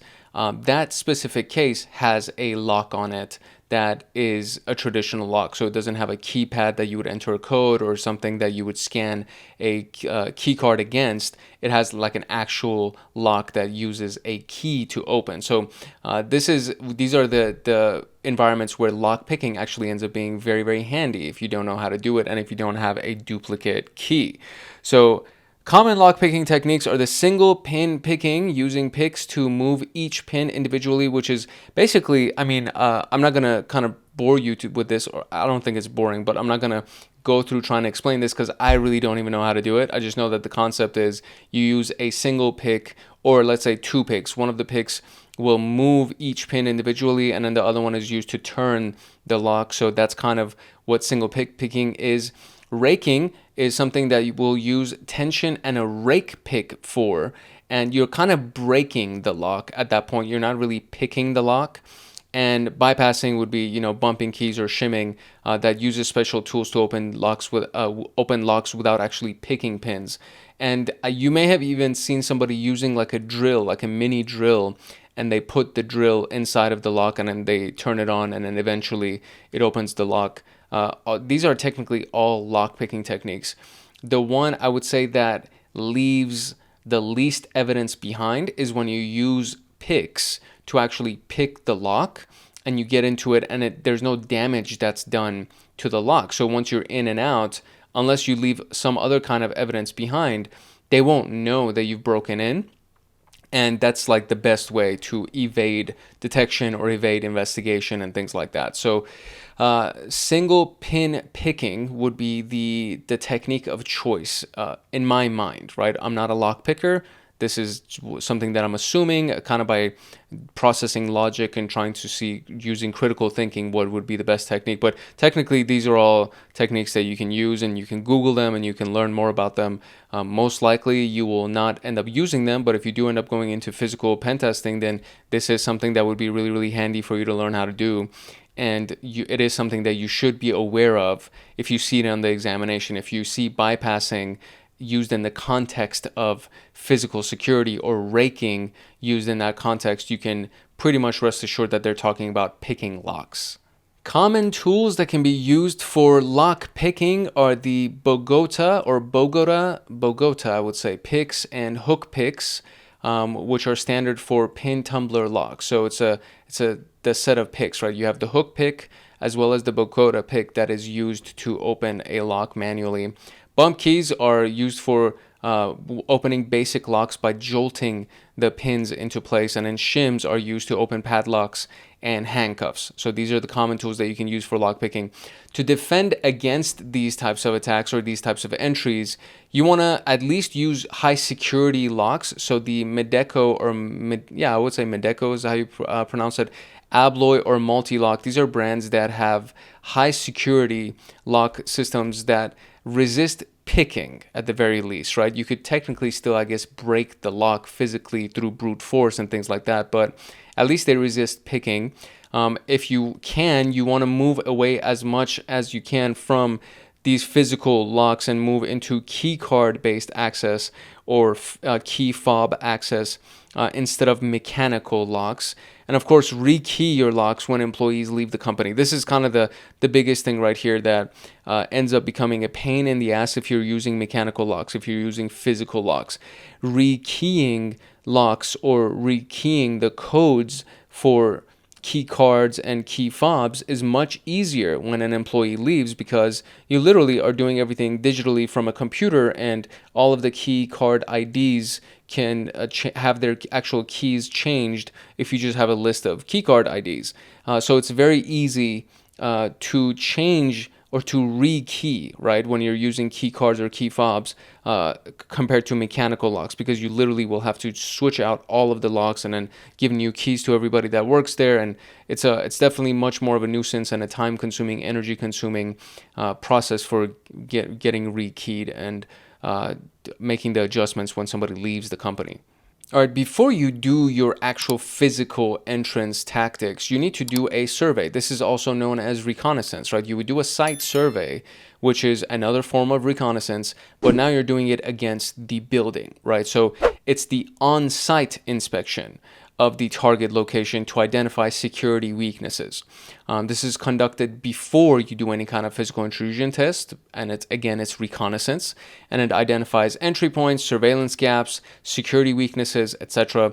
Ocean's 11 is a really great movie for many reasons, but this is actually a really great movie to kind of go to take you through the process of this site survey reconnaissance mechanism that they do, because for a very, very good amount of time, they spend time looking at the employee behavior. They spend time looking at Terry Benedict's behavior, and they look at physical barriers, the type of cameras that they have in place. How many cameras do they have in place? What do the guards do? What are the rotations of the guards? Are there for them? Their wireless network presence was when Livingston, the little nerdy guy, they tracked one of the people from IT who went to a strip club, and they hired the stripper to get the key card off of his person, and then the stripper gave the key card to Brad Pitt's character, was it Rusty? And then Rusty handed the key card to Livingston. Livingston used the key card along with the uniform of an IT person. He used the key card to enter the security area, the restricted area. Oh, and before he could do that, they had to distract the guy that's standing at the security door. So they had two other people that kind of caused the ruckus, and then the security guy walked away from the door. Livingston used the key card to actually enter the door, and then he went into the server room and plugged this little thing into the servers themselves, and then they got camera access. And so that was their way of getting wireless network presence and access to the security cameras, so that they can monitor everything through the security cameras and then ultimately replace the feed of the security cameras. It's a very, very cool movie. I honestly genuinely love that movie so much. It's very entertaining, but there's also a lot of really cool tech stuff and nerdy stuff that if you're in security, you'll be like, oh wow, this is how they broke into like this giant casino, etc., etc. So these are the aspects of a site survey that you want to get a hold of, right? So you do reconnaissance over a span of days, because you can't really get employee behavior in one day. You kind of watch the building over a span of a week, and then you see, okay, how many employees are in and out, which are the more lackadaisical employees, which are the ones that are sharper. Okay, we want to avoid all the sharper employees. We want to kind of take advantage of this laxed employee. And then these are all the doors that we have to worry about. These are the types of doors that exist. Are there fences? Oh, these types of fences we could actually just cut into using a bolt cutter. Are there doors that they leave open? Do they just leave the doors open? Do they hold the doors open just because they're really nice? Whatever it is, right? So these are all of the things that you would do as a part of your site survey or assessment, right? And it all literally falls under the concept of reconnaissance. You're just doing it against all of the physical security measures, which is the cameras, the physical barriers, the employees, and everything along those lines. This is how you would do the assessment. These are just the general steps in doing the assessment. Gather open source intelligence, so OSINT, before visiting the site, right? If you can you find blueprints? Can you find pictures off of Google Maps? Whatever you can do to gain some kind of an idea of what the building looks like and what the site looks like. And then you identify the entrances, the exits, and potential hiding spots, right? Then you observe the security guards' shift changes. You observe the security guards' behavior while they are on their shift. How do they treat people? Are they constantly looking at their phone or looking into a magazine? Or what are their blind spots, right? Which directions do they typically face? And which areas can you actually enter from that the security guard isn't paying attention to? And then check for unlocked doors, weak locks, or unguarded equipment. And this is more when you're actually on the building and you're not watching from afar, right? A lot of these stuff you could actually do from afar using binoculars or using the internet and things like that. But when you're actually checking for unlocked doors, now you're at the building. When you're looking at weak locks, you're at the building. Or unguarded equipment, you are in the building. So these are things that are typically done when you are physically close or on site. Now here's an example of an actual test that was done. And this is actual hacks that have been done in the past as well that follow along the same vector, because this takes full advantage of the human error element and the human curiosity element when you're just manipulating the hell out of the human being. So a security firm dropped a USB stick, or multiple actually, so they call this kind of like, I think it's called spraying, when you just drop USB sticks all over the parking lot. And the USB sticks were all labeled confidential payroll data. Who would not want to open that? Seriously. There are versions of this where you put pictures or something like this, or something that would be enticing to men, I guess, which is kind of, I don't know, just think about what men would find interesting, right, about women, and figure out what that label would be. But confidential payroll data kind of applies to everybody. Like, you can get men, women, doesn't really matter. Everybody is curious about, ooh, confidential payroll data, really? That's interesting. And so you would put that on there. Or payroll just by itself, if you just put payroll on the USB stick, that's enticing enough for a lot of people as well. And they've used this type of email subject line as well, where like you send a phishing email out to somebody and you title it confidential payroll data, and then you have a Google spreadsheet attached to the email that is supposedly holding all of the payroll data, and in the macros of that spreadsheet exist malware that as soon as they open it, the malware runs, and next thing you know, you are in their system and you have encrypted their files, etc. So confidential payroll data has been used in a variety of different campaigns, and it's very, very, very handy. So they dropped all these things inside of the parking lot, right?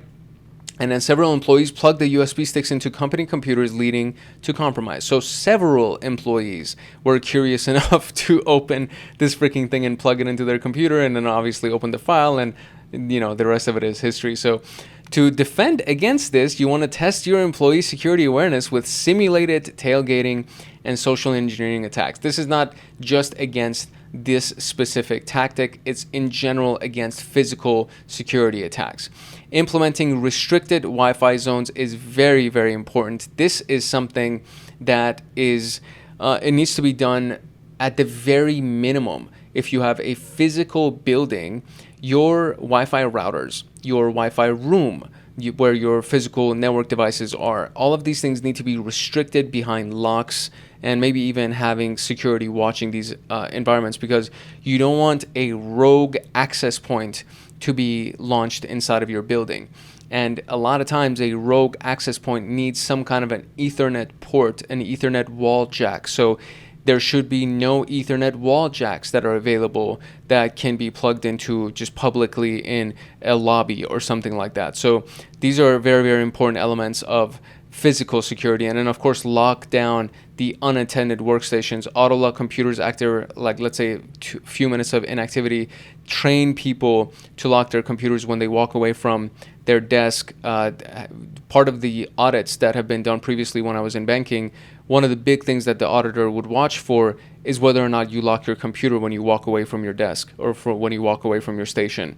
And that's a really big ding. If you don't lock your computer and you walk away, it's a really, really big vulnerability. And so that becomes a big ding on the audit. In case you're curious on how to actually run a USB drop attack, this would be the way to do it. So again, warning, don't do this, because it is a felony if you get caught. This is like not cool to get caught about, but this is literally how you do the attack. So USB drops, right? They're also known as baiting. You're baiting somebody to plug in the USB. So, you know, we already talked about this. So the attacker leaves a malicious USB device in a target location. Curious employees plug them into company computers, allowing malware execution. And tools used in these types of attacks are the rubber ducky, also known as Hack5, which emulates a keyboard to inject malicious payloads, okay?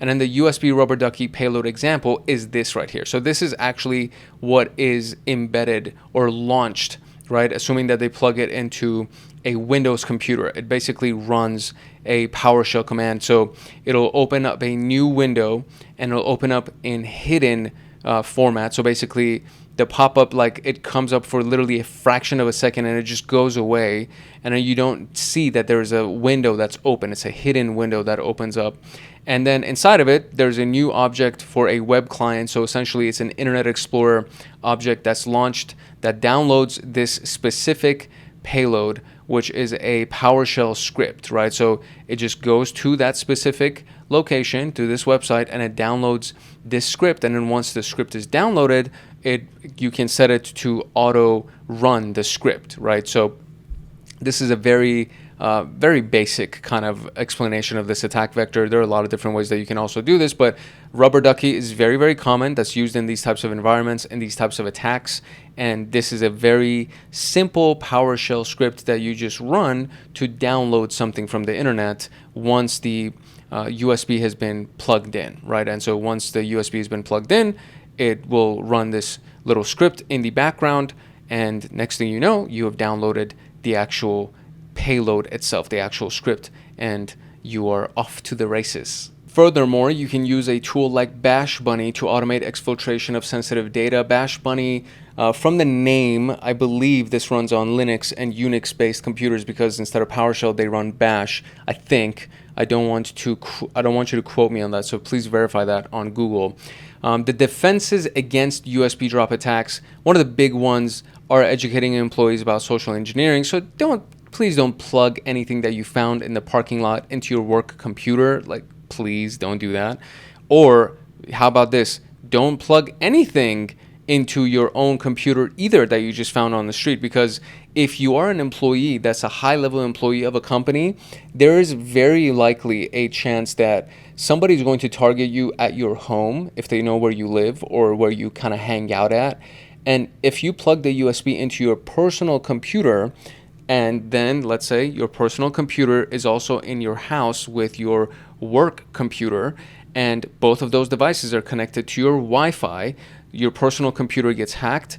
They go from your personal computer through your Wi-Fi connection to your work computer, and now they're in the work computer and inside of the work network. So, as a rule of thumb, don't plug in a USB thumb drive into your freaking computer. If you don't recognize it, don't be overly curious. Who cares, right? Just don't plug in these things. There's nothing inside of those things that's useful enough for you to plug it into your own computer. You can block unauthorized USB devices with endpoint detection and response systems, which is very, very useful, and you should be doing that. When you plug in something to the computer will be like, oh, I don't recognize this. You can't plug this in. Disable USB ports via group policy in Windows, which is another really powerful way that we can do this. Group policy objects inside of Windows are done through Active Directory, and you can create a group policy object that says you are not allowed to use USB ports. Your USB ports are disabled. You can't, even if you plug in something in there, it won't read it because your USB ports on your computer are disabled. So this is another one of those really cool things that you can do to make sure, in case employees are careless, you can make sure that you, on the technical side, on the digital security infrastructure side, you've increased your security posture and they can't even plug in a USB port, even if they tried. Which brings us to the weakest link in the security chain, which is the human being. So why would you attack a human being? Human beings are the weakest security link in any organization. Their well-crafted social engineering can bypass technical controls because you can have really great freaking technical controls and security posture is amazing technically. However, human beings can be stupid. They can be unaware, right? They're oblivious sometimes, especially if they're not in the IT department, especially if it's the new teller that was just hired at the bank and they're straight out of college and they know nothing about the real world. So it's just like the perfect attack vector is to go after the young, new person that just graduated from college. They have not experienced anything. They're fully freaking oblivious. And now you can manipulate them and you can exploit them. So common human-based attacks are phishing emails, right? Tricking them into entering credentials through some kind of a link. Vishing, which is a voice version of phishing, so impersonating IT staff over the phone. And this has become more and more common and more powerful in the age of AI because now you have AI voice emulators that can read or scan basically voice notes or voice samples, I should say, and about 20 minutes of voice samples, and they can duplicate exactly what a person sounds like, especially if they have a unique voice and you duplicate their voice. Now you can go ahead and call as if you were that person, and then you're pretty much in. Pretexting is creating some kind of a fake identity, so creating a scenario basically. So I'm from IT, I need your access to your system. That's a pretext. You sell them a story. I'm calling from your bank. We got some suspicious activity on your card, and I just want to verify the suspicious activity. Things like that, right? And these are things that they won't actually do. Like your actual bank isn't going to call you and say, hey, we've detected fake activity. They'll just block your card. And then you have to call the bank IT and be like, what's going on? And then you go and you speak with the fraud department, and the fraud department will authenticate you and so on and so forth. So for more often than not, they're not going to call you and say this is who they are, and they're trying to verify these things. Can you give me your credit card PIN number? Like these types of things don't exist. they may call you and be like, hey, we detected that you're trying to do a $50,000 charge on your card. Was this actually you at this location? And then you'll say, yeah, that was me, or no, that wasn't me. And that's basically the extent of it. Apart from that, they're not going to be like, hey, so what's your card number? What's your PIN number? What's your birthday? Like, they're not going to do that. That is very much a red flag. So if anybody calls you trying to ask for this kind of information, be like, you know what? I'm good, bro. Thank you so much. I'm going to call the company directly. And then you go through the phone number that is directly from the company's website or something like that. Or you walk into one of their locations and then you try to get the rest of your investigation done that way. The defensive measures against these types of attacks would be to conduct phishing simulations to train the employee. Don't let them know that something is happening. Just send the email and see how many people click on the email. And once they've clicked on the email, and I've fallen victim to this, by the way, once you click on the email, you land on a page where it's like, hey, you just failed a phishing exam. Implement multi-factor authentication to prevent credential theft. So even if somebody gets their username and password and they try to log in from a computer that's not their actual approved computer, then there will be a multi-factor authentication that pops up that they have to answer, or they have to, get a security code that was sent to the email address or on the Authenticator app on their phone. And then verify all security related phone calls before providing information. So anything that has to do with your sensitive information, your credit card information, your personal identifiable data like your birthday or your PIN number or anything along those lines, anything that seems fishy, that seems suspicious, most likely is. So don't respond. Just say, okay, thank you so much. And then you go into the bank branch, or you call the fraud department directly, or you call the customer service line directly, the phone number that you got from the website, not the phone number that the person gave you over the phone, or not the phone number that was text to you, because texting scams, also known as smishing, all those things are very, very common these days. So you just go to the company website and you get the phone number from the company website and you call that number instead of going through whatever information the hacker actually tried to provide to you. Which brings us to our practice questions for this section. So the question format breakdown aligns with the PenTest Plus examination, meaning that there will be multiple choice questions that you'll face. There will be multiple response questions, meaning choose 2 or more answers. And there will be performance-based questions where they'll be like, okay, here's a scenario, or here's a mix and match, right? It'll give you a series of responses and it'll say they'll match these up with a appropriate match. So these are the types of formats of the questions that you're going to see on the PenTest Plus examination. I will note that the questions that I'm about to review with you are not identical questions that you're going to find on the actual exam, because it's illegal for us to share that. Any CompTIA examination that you take, they make you sign an NDA, meaning a non-disclosure agreement that says you cannot share the content from this examination with the public. If you do, we're going to take you to court, right? So this is one of the things that I'm going to work through logic with you. I'm going to work through critical thinking with you. I'm going to share questions with you that will hopefully help you understand the content and the information better and prepare you for the questions that you're going to face. The Word document that I'm using right now for these notes for this lecture has a variety of different performance-based questions on it, as well as all the other questions that we're going to look at in the slideshow right now. However, the performance-based stuff, like the mix and match stuff, isn't going to be on the slideshow. I will give you a bunch of scenario stuff that is going on the slideshow, and you're going to see in the rest of this video, but we're not going to go through the mix and match stuff that would be available. You can get access to that by getting access to this document directly, and the way to do that would be to join Hackaholics Anonymous as an agent, guardian, or a master. So anything higher than an agent, basically an agent or above, gets access to all of the downloads for all of these courses, including Security Plus, Network Plus, Linux Plus, everything else that we do. We're going to go into CYSA Plus. You get access to all of that stuff. They also get access to the slideshow as well, so you can use that for your studies and for practicing those exams. But we're about to go through the slideshow right now because I want to, even for viewers who are using this channel for free, I want you to be able to get access to this. So you will find out how to access the Hackaholics Anonymous membership. You should have already seen a message at the beginning of this video as well on how to join Hackaholics Anonymous. And there's going to be a link in the description below that will tell you how to do that as well. All right, so now let's jump into the practice questions.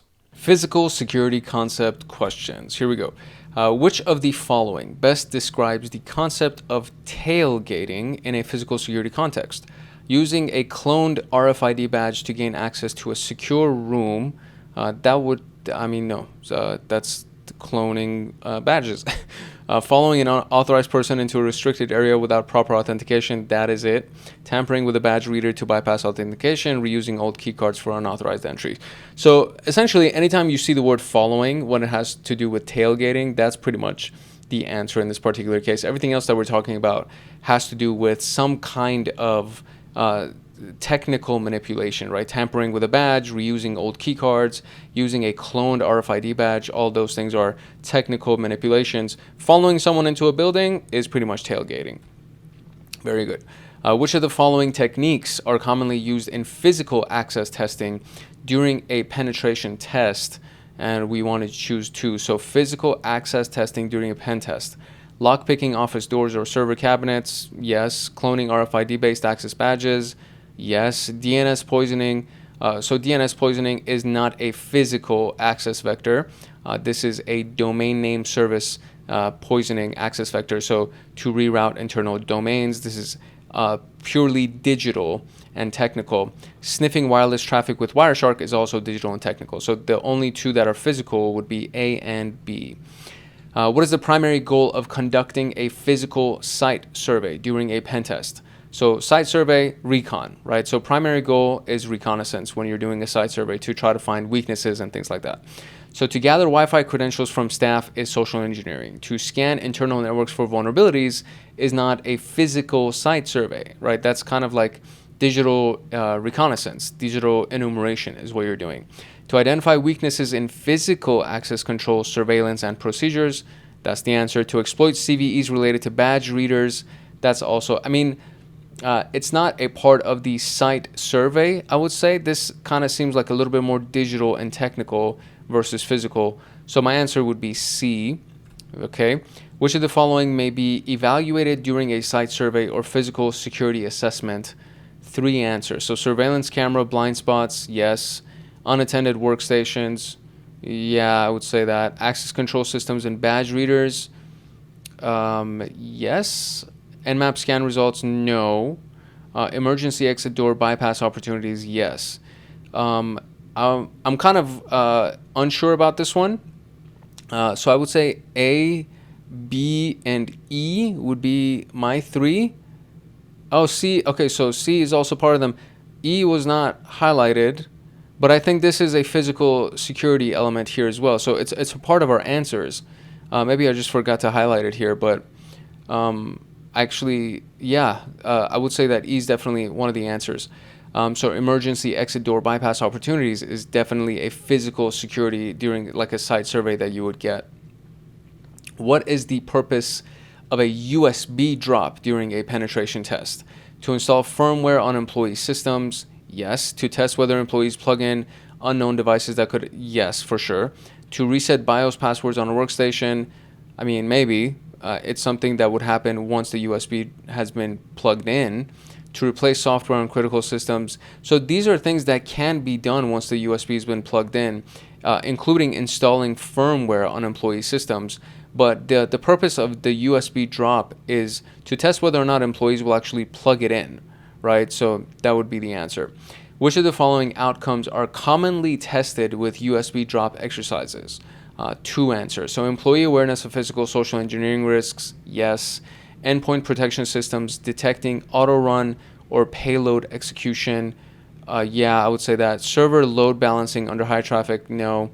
DNS cache poisoning from LAN traffic, that's also no. So these two are not a part of physical penetration testing at all. So server load balancing under high traffic has to do more with system administration than security even. DNS cache poisoning is a security thing, but it's logical. And employee awareness and endpoint protection detecting auto run or payload execution, those would be, yeah, cool. All right, scenario. During an on-site test, you observe that employees often enter the building without scanning their badges because the doors are held open by coworkers. You walk in unnoticed and gain access to the break room and server hallway. That would be tailgating for sure. Brute force badge cloning, no. Lock bumping, no. This is literally somebody opening the door for you, right? So tailgating is the answer. You dropped several USB devices labeled Executive Salary Review. Who would not open that? In the company parking lot. One of them is later plugged into an employee's computer, and the payload establishes a reverse shell. So which two concepts did this involve? So the USB drop, yes. Human-based social engineering, I'm going to say yeah. Bluetooth man in the middle, not necessarily, because the payload establishes a reverse shell. I mean, technically that could kind of be it, but it's not a Bluetooth attack. It's like something that physically was plugged into the computer. And remote phishing is not a part of this because it's technically a physical phishing kind of a thing. If anything, it would be like physical. So USB drop is definitely for sure one. Human-based, I would say it's A and B.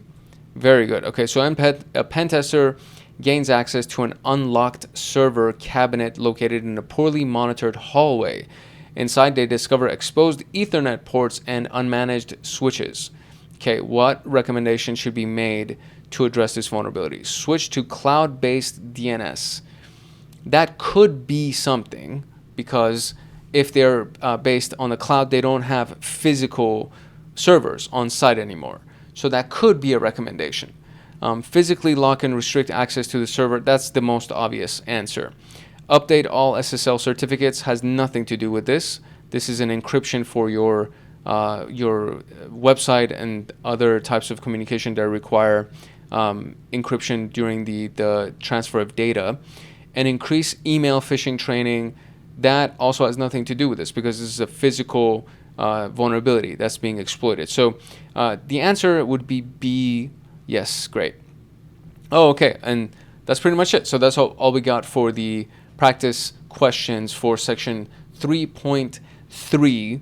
Which was all on physical security. So we are going to move into the tools for vulnerability discovery, which will essentially just outline all of the tools that you would need when we get into the practical section of this training series. And when we start running all of these exercises to try to discover vulnerabilities and scan for vulnerabilities and things like that. So all of that stuff is going to be covered in the next video, which is the tools for vulnerability discovery. And to get access to this slideshow with all these practice questions, to get access to the notes document that I used for the lecture, please consider joining Hackaholics Anonymous. You will see a message for that in a few seconds. And if you have any questions about this specific training, drop it in the comment section below. Make sure that you like, subscribe, follow, all of that good stuff. It's your boy Hank Hackerson at Hank Hacks Hackers. I will see you in the next episode later. To get the PenTest Plus notes, practice questions, and to join a supportive community of like-minded people like you, consider joining the Hackaholics Anonymous membership community. We have 4 tiers: the supporter, the agent, the guardian, and the master. And each tier gets their own Discord server and early access to content. The agent, guardian, and master levels will get exclusive content like line-by-line code explanations for how to create cybersecurity and PenTest Plus scripts, like exclusive downloads that they will get. For example, the notes document for this PenTest Plus and everything that I'm using for the lectures, as well as all of the practice questions and everything else that will go along that will be made for the scripts and everything else that we're going to be doing for the PenTest Plus training series. There will be free pre-made monthly Python automations that have to do with system administration, cybersecurity defense, as well as, of course, PenTest Plus and ethical hacking. And then there's going to be monthly live streams with me every single month, plus so many other things that you would get as a part of being a member of Hackaholics Anonymous in these tiers. To join, you can simply click the link in the description below, or you can go to our homepage and click the join button there, or you can go to youtube.com/@HankHacksHackers/join, and you'll be able to join Hackaholics Anonymous. Welcome to episode 13 of the PenTest Plus training series, and we are continuing on with our vulnerability module. And in this particular video, we're going to finalize it. We're going to wrap it up, and we're going to be talking about the tools for vulnerability discovery. And all of these tools will, actually, I want to say most of these tools will be used inside of the practical section of this training series when we actually start running some scans and doing a bunch of vulnerability analysis and reconnaissance and enumeration and all of that good stuff.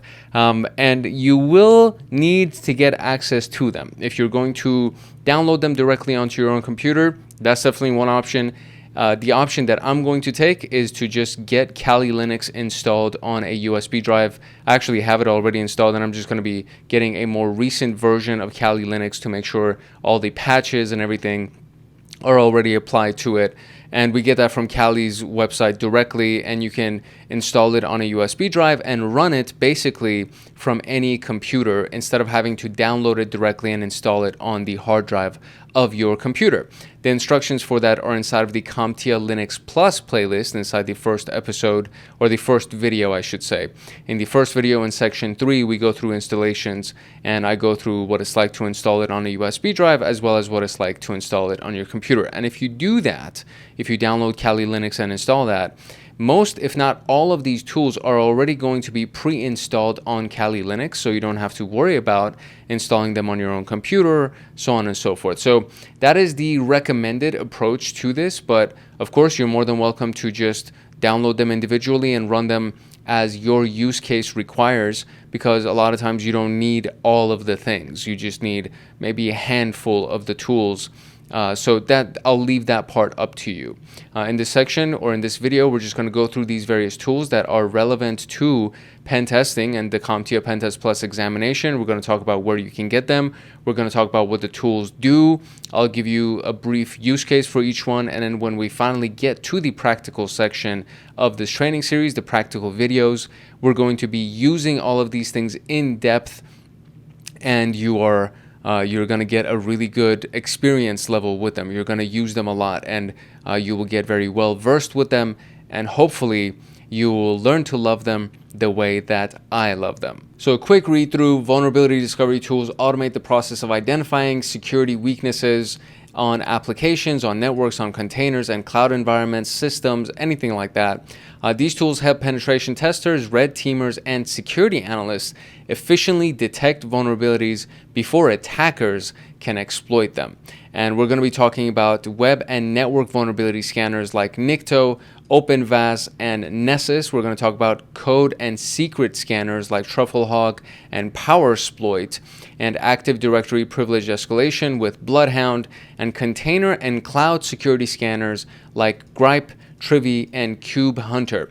And we've referenced these already a little bit, but we're just going to be talking about them specifically in this particular video. I'm going to show you where you can get them. And again, I've gone through most of this stuff, so this might be repetitive if you've been keeping up with this training series as a whole, and if you've been watching all of the episodes. Some of these things might be repetitive, some of them are not, because we haven't talked about them. But for the most part, I just want you to be aware of them. I want you to get another chance to see a little bit of examples of what their use cases might be, and then when we actually get to the practical portion of this training series, you will be using them in depth. So to get the PenTest Plus notes, practice questions, and to join a supportive community of like-minded people like you, consider joining the Hackaholics Anonymous membership community. We have 4 tiers: the supporter, the agent, the guardian, and the master. And each tier gets their own Discord server and early access to content. The agent, guardian, and master levels will get exclusive content like line-by-line code explanations for how to create cybersecurity and PenTest Plus scripts, like exclusive downloads that they will get. For example, the notes document for this PenTest Plus and everything that I'm using for the lectures, as well as all of the practice questions and everything else that will go along that will be made for the scripts and everything else that we're going to be doing for the PenTest Plus training series.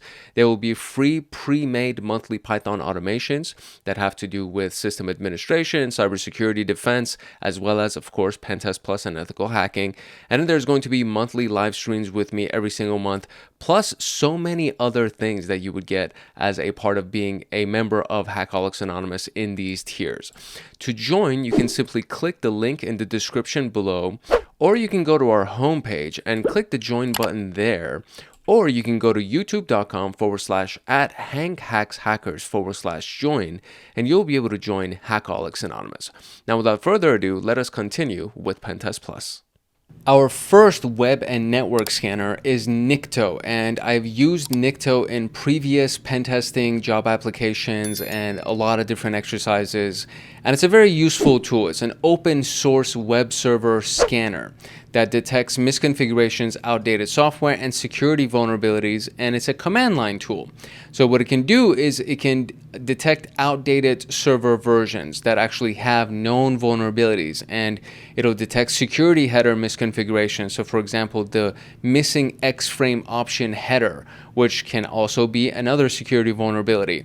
And common web application flaws, for example, insecure directories or default files, and a lot of really other cool stuff as well. Nikto is actually very useful, and it does a lot of things within one tool. And this is one of the reasons why it is one of the most recommended tools when it comes down to web and network scanning, mainly because of the fact it's kind of like an industry standard. It's like a very popular tool because of the fact that it has so many functionalities and it can do so much for an open source tool. That's the other part of it, is that because it's actually free to download and install, it ends up being one of those tools that you gotta have inside of your arsenal. The example scan is as such. So basically, this is how you run it inside of your terminal. Very, very simple and very straightforward.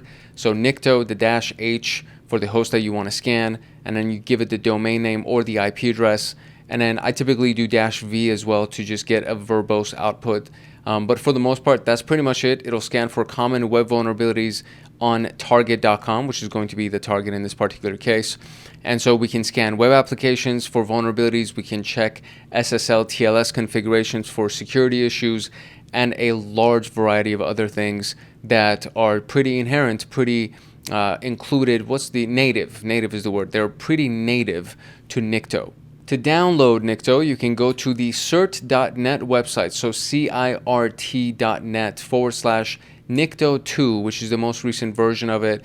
I usually do download Nikto or download whatever the name of the tool is, just so I can get the link to the most recent version of it. And so Nikto 2.5 is the most recent version, and this is another one of the reasons why I want to get an updated installation of Kali Linux, because I want the most updated version of the tools that come pre-installed with Kali Linux. So Nikto 2.5, the install latest GitHub release, which is a zip folder. You can get it directly from a GitHub repository, and is sponsored by NetSparker, etc., etc., etc. There's a lot of great features that are listed in it in case you're curious. And of course, there's documentation that is available. So if you go to the Nikto docs folder, it'll take you directly to the GitHub repository. And again, this is another one of those things that you can just get directly from GitHub, which makes it super powerful and very, very freaking handy. And it's available at the sulo/Nikto. So SULLO/Nikto. And then the wiki, which is the documentation, is where all of these things are included. So introduction, installation, usage, command line options, plugins, configuration files, outputs, test writing, code writing, troubleshooting, etc. There's a lot of good information on Nikto, mainly because of the fact that, again, it's like a really popular tool. And so the community requests a lot of revisions from it, and the community feeds into the revisions. They contribute to make sure that Nikto is up to par and updated and fully functional. So you can get Nikto either from GitHub directly, or you can just navigate yourself from the cert.net website, and then that'll take you to the GitHub repository, which we were just at. So this is the actual homepage of the GitHub repository for Nikto to be able to download it, and then you can clone it, install it on your machine, etc., etc. But again, my recommendation is always to just get Kali Linux, because a lot of these things come pre-installed with Kali Linux. Let's move on to our next one. OpenVAS, also known as the Open Vulnerability Assessment Scanner. And this is an open source, like the name implies, vulnerability scanner for network and application security assessments. And it scans for CVEs, the common vulnerabilities and exposures, and it pulls up the CVE IDs if it finds it from the CVE database for NIST, and it'll scan it in operating systems, it'll scan it in services, it'll scan it in web applications, IP addresses, and it performs authenticated and unauthenticated scans, which is actually really freaking handy, and it automates vulnerability assessments with detailed reports. So there's a command line version of this, and there's also a GUI, a graphical user interface for this, that you can go to your web browser and access, and then you'll run the scan, and then from there you can generate a report, and it'll generate a really cool report for you in PDF format, and then you can, you know, distribute the report to people inside of your company, or use the report for further reconnaissance or vulnerability assessments. You can use the report to create exploits when you get to your exploitation phase. So this is a very cool tool, very useful tool. I've used it a lot, and they were actually teaching about it in the cybersecurity analyst, the CompTIA CYSA course that I was taking at the very beginning of this when I got started. They taught about it. We got a chance to use it. Very user friendly, especially when you use the graphical interface, and also very functional. It can actually get a lot of really good data for you. And the report side of it is also very useful. Believe it or not, reporting is actually a big deal. And when a tool creates a report for you, it makes your life so much easier. These are the commands that you would use to set it up and to actually synchronize it and update its database, because the databases constantly get updated. The CVE databases get updated, so you want an up-to-date database of vulnerabilities so that whenever you run the scan, you can actually get something that maybe it was like a recent vulnerability that was exploited, or a vulnerability that was found on your server or on your web application. So these would be the series of commands that you would run. So these are one by one, you would run them. And then this sets up OpenVAS, and then it updates its vulnerability database for you. And the use cases would be to literally do vulnerability scanning on an enterprise level, because you can actually scan a subnet of IP addresses. And you can do compliance checks for payment card industry standard, PCI, right? So if you're collecting card information like credit card or debit card information, you have to comply with those compliances. And of course, the ISO 2701, the HIPAA compliance requirements, the regulatory environments for health companies or hospitals, or if you deal with any kind of health information, so the Health Information Portability Accountability Act. So these are compliance checks that can be adhered to, right? Or you can audit your systems against those various compliance requirements based on the CVEs, right? So if you actually have any kind of a common vulnerability that is inside of your environment, that will be connected to any potential compliance requirements that you would have to adhere to. So that is just a few of the things that OpenVAS can do. So let's look at where we will get it.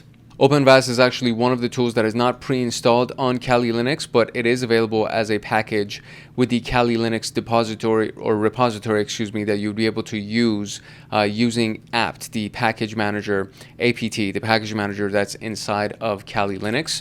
You can get OpenVAS from their website directly, which is a Greenbone product. So openvas.org is from Greenbone, and you can just go to it. You can get the source code if you wanted to. You can just click on products, and when you do, you will get to the greenbone.net website. I'm going to decline these cookies here, and then from here we can go ahead and get access to OpenVAS. So if we actually go to, let's see where we can find the products themselves right here, boom, and then hardware appliances, Greenbone Enterprise, Virtual Appliances, Greenbone OpenVAS Report, Greenbone Basic, etc., etc. So we want to install OpenVAS. So I guess it's not from the OpenVAS or the products link. I don't think it's from the products link. I think we might be getting it directly from any of these different locations. So let's see. Okay, so after clicking around their website a little bit, the install is actually from the GitHub repository. So if you go to greenbone/openvas-scanner is where you will land, and you will get the GitHub repository to be able to download and install OpenVAS scanner. So this was not that easy to find. It's their website was kind of difficult to navigate. So just save yourself the time and energy. You don't need to go through the Greenbone website. Just go to github.com/greenbone/openvas-scanner, and you'll be able to land here, and then you can go ahead and just clone the repository and install it. Moving on to our next tool, which is going to be Nessus. Now, Nessus is a commercial vulnerability scanner, meaning this is paid, and it's actually kind of expensive. And it's very popular still because it's actually very powerful, and it does a lot of really good work.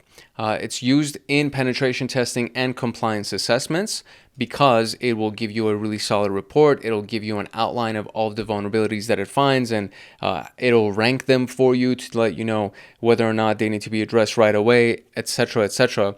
So it can identify misconfigurations, missing patches, and outdated software. It supports authenticated scanning and, of course, provides compliance-based security checks as well. And this is the counterpart to OpenVAS, the paid version, the paid counterpart to OpenVAS. And it's very, very functional, very, very in-depth, sophisticated. It does a lot of really good things. It does work faster as well compared to OpenVAS. And it's just the paid version, right? I can't even call it the paid version because it's a different company and it's sourced from a different location, but it does what OpenVAS also does. It just does it better, stronger, faster. Nessus has both a command line version as well as a GUI, a graphical interface, to run a basic scan against a given target. You would just call upon it. You can run it in quiet mode. The target itself would be Nessus _scan.nessus, for example. The output would be put into this TXT file for you, assuming that you want to get the output in a TXT format. So that full command that you see right here will just run a basic scan against whoever the target is, and it'll output the results into the TXT file for you. It can scan large enterprise networks for vulnerabilities, so multiple subnets, for example, verifying security patches and compliance policies, as we've already discussed. And let's get the installation for this one. First, just to give you an idea of the price for this, is the professional version of Nessus, right? So literally, it's thousands, right? So it's 4,390 USD for 1 year. For 2 years, it's 85.60, which ends up saving you $219. For 3 years, it's 12,000, and it saves you $658. And you know, it does sound like a lot of money, but you got to consider that this is an enterprise product, and so companies that are doing millions, if not billions of dollars in revenue will be buying something like this and then giving access to it for one of their pen testers or vulnerability people or their security engineers, something along those lines. So this is not being paid for by an individual unless the individual is doing really well in their business, right? And they have a large enough network. This is supporting an enterprise network that covers thousands of devices, if not tens of thousands of devices. So it's a very, very strong product. And this does the things that OpenVAS cannot do because it works for really, really large enterprise environments. So this is the pricing of it. Now, to install it, I always, again, just start with Google. And so install Nessus will bring us to the installing of Tenable Nessus link, and then from here we actually go to these various links that are available, so you can install it for Linux, Windows, Mac OS, Raspberry Pi even, and you can install it as a Docker image. So if we click on Windows, for example, it'll just take you to the installation process for Windows or any of the other ones, Linux, Mac OS, etc., and it'll take you through those installations. Now, depending on the version or the distribution of Linux that you run, it may be different what the instructions would be, what the command line instructions would be, and depending on the version of Windows or Mac, it might be, you might have different set of instructions as well. But for the most part, Windows and Mac are kind of the most user-friendly when it comes down to installing things, because you just get an install file. When you're dealing with Linux, a lot of times you're dealing with a version of Linux that is command line only, and you don't get a graphical interface. And so if you don't get a graphical interface, then you will have to use it via the command line, and depending on the version of Linux that you're running, right? So this is Debian, Kali, and Ubuntu, and then FreeBSD, there's Red Hat Linux, etc. So depending on what it is, you would be running some kind of a command line to argument or a command line command to actually install the thing, and that will get it installed for you, and then you can go ahead through the rest of the documentation, installation instructions to actually get it installed. But don't get any of these things. This is kind of, I forgot to mention this at the very top. You don't want to get this from third-party resources, right? The only third-party location that you would want to get something from is GitHub. But apart from that, you need to get it directly from their company, and the instructions and install files should be received from their company website, which in this particular case for Nessus is Tenable. So Tenable.com. If you're not getting it from Tenable.com, please don't download it from anywhere else. right? It's only from tenable.com, or go through the package manager for Kali Linux and then run the command, and then it'll download it directly from its repository, or you would go to GitHub, something along those lines. Don't get it from Pirate Bay or some crazy thing like that just because you're like, oh, I want to get a version of this and I don't want to pay for it because it's $5,000 a year, so I'm going to download it from Pirate Bay. Don't do that, because you're most likely going to download a corrupt version of it and you will install malware and ransomware on your computer. So be warned, okay? Please don't download these things. Just use an open source software instead of trying to download a free version of a paid software. Just do that. Save yourself the headache, the time, energy, money, all of that stuff, right? So moving on to our next one. The concept of a secret scanner or a code scanner is very, very popular, and it's becoming more and more popular as we get further into the development age. And TruffleHog is one of those really cool tools that actually allows you to scan for secrets, right? Quote unquote secrets. So an API key, for example, is considered a secret because it gives you access to a platform or some kind of a tool or some kind of a API accessible security appliance, whatever it is, right?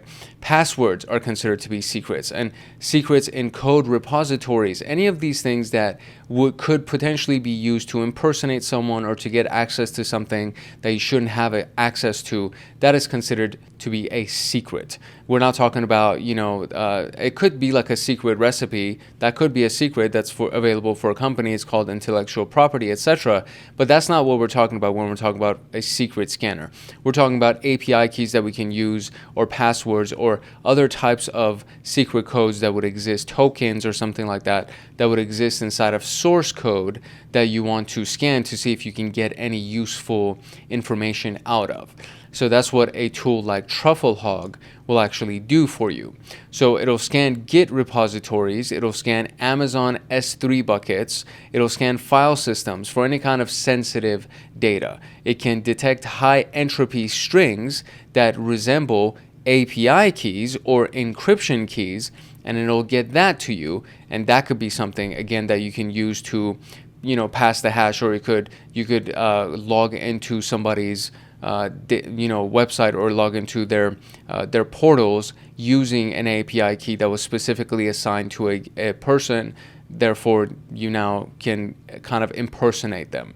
API keys are used for obviously programming integration. So when you want to connect, for example, Wazoo, the security appliance, with ChatGPT API or with Google Gemini API, something like that, right? These are the types of keys that first you would get an API key from OpenAI or from Google, and then that would be connected to your source code that would then connect you to Wazoo, etc. And so when you do all of that, if your API key is not obfuscated, or if it's not encrypted or hidden, then what's going to happen is somebody who may get access to that source code can find your API key and then use your account, and now you have to pay for what they're doing, or they can do malicious things using your API key. And if it's ever, if there's an investigation or anything that's done, it gets tracked back to your API key, and then you get in trouble for it, and now you have to deal with that kind of a headache. So these are the reasons why these things are considered to be secrets, because they track back, they trace back to whoever the original creator of that API key was, whoever that owner of that API key was. And then if somebody uses it maliciously, those things get tracked back to you, and now you have to answer for them, right? So these are the reasons why we want to obfuscate these things. We want to maybe not even have it embedded in the source code, right? It's like provide a different means of inserting your API key when your API key is necessary, so that you don't actually include it in the source code and people can't take advantage of it. As always, this is a sample command for TruffleHog. So we're going to turn on the regex pattern because we want to search for those, and then we're going to turn on entropy, and then this is the source, or the target technically, that you would be scanning. So you'd be scanning that GitHub repository to see if you can find any kind of hard-coded credentials in it, right? And the use cases would be to find exposed API keys, data passwords or database passwords, SSH keys, a variety of other types of secrets that can actually be found. And scanning for these things before deploying code to production is very important, right? So this is not just for the context of penetration testing. Keep this in mind. It's like pen testing is the end goal for pen testing is to secure your environment, to secure your application. And so when you scan for something on an application before you submit it to production so that real life users can start using it, one of the big things that you want to do is scan that code for secrets or anything that could potentially be used maliciously by an end user that is studying hacking, and now they want to do those things, and all of a sudden they find your API key, and now they get a smart idea, right? And then they go ahead and try to manipulate your API key or whatever, like whatever the secret might be.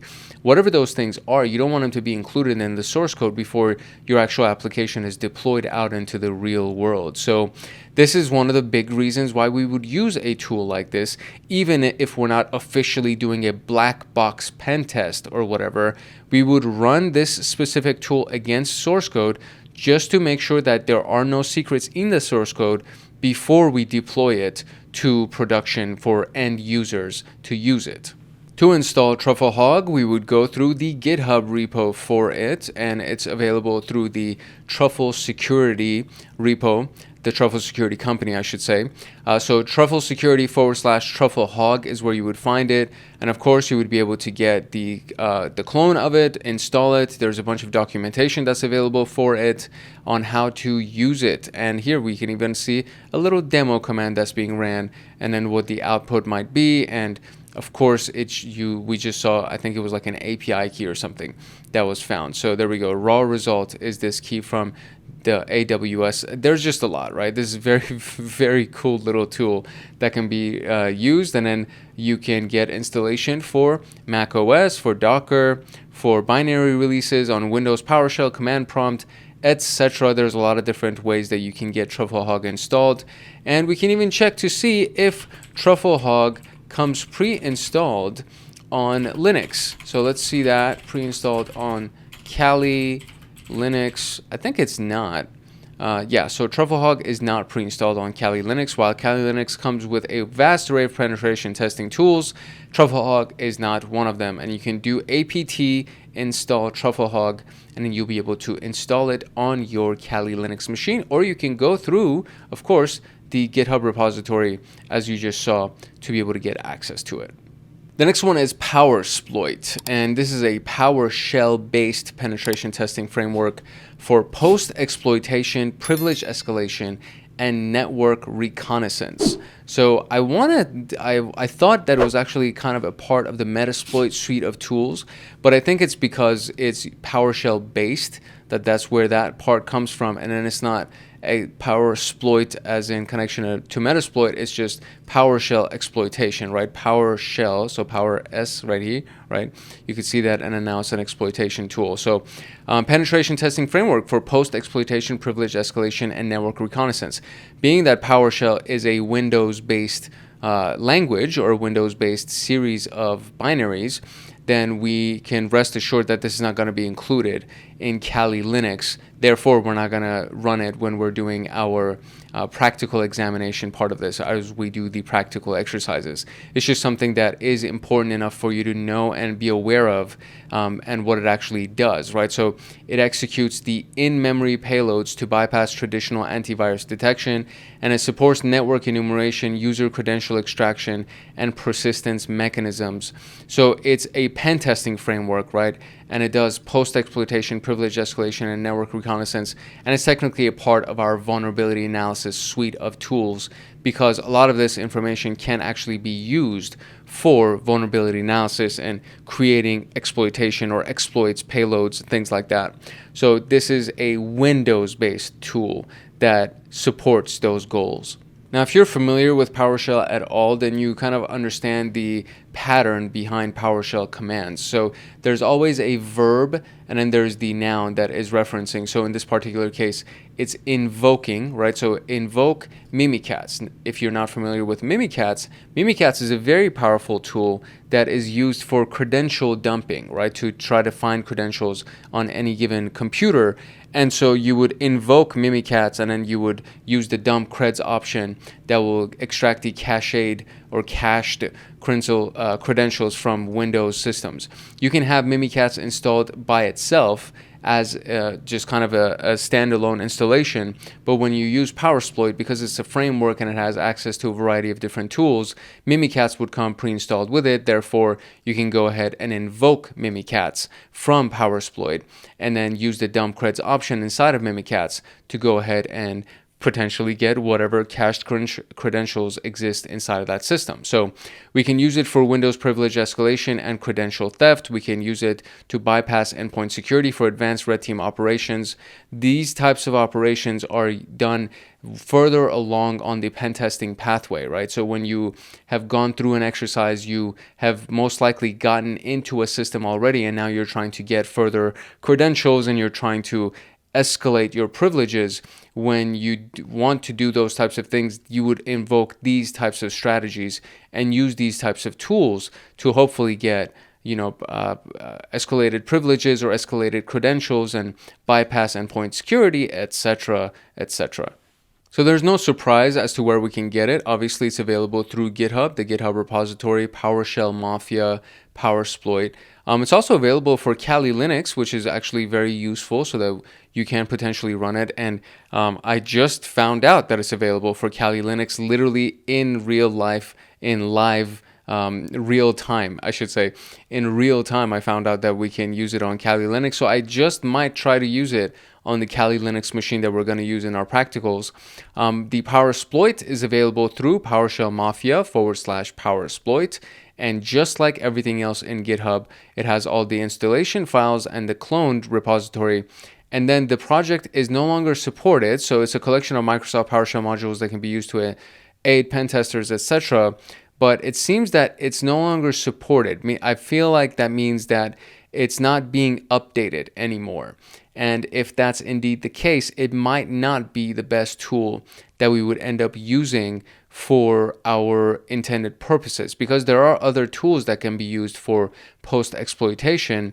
So it may not necessarily be the best tool because, it says it's not being supported, and that usually means that they stopped updating it and stopped patching it and all of those things. So we could be using an outdated version. Therefore, we could be setting ourselves up for potential failure. So instead of doing that, we can always just use Mimikatz directly, right? So Mimikatz 2.0 in memory is what it would be calling. So just as a check, right? So what is the most recent version of Mimikatz is what we can check. And the most recent version is 2.2, right? So the current version of GitHub is being 2.2, and that's at the time of, April 7, 2025.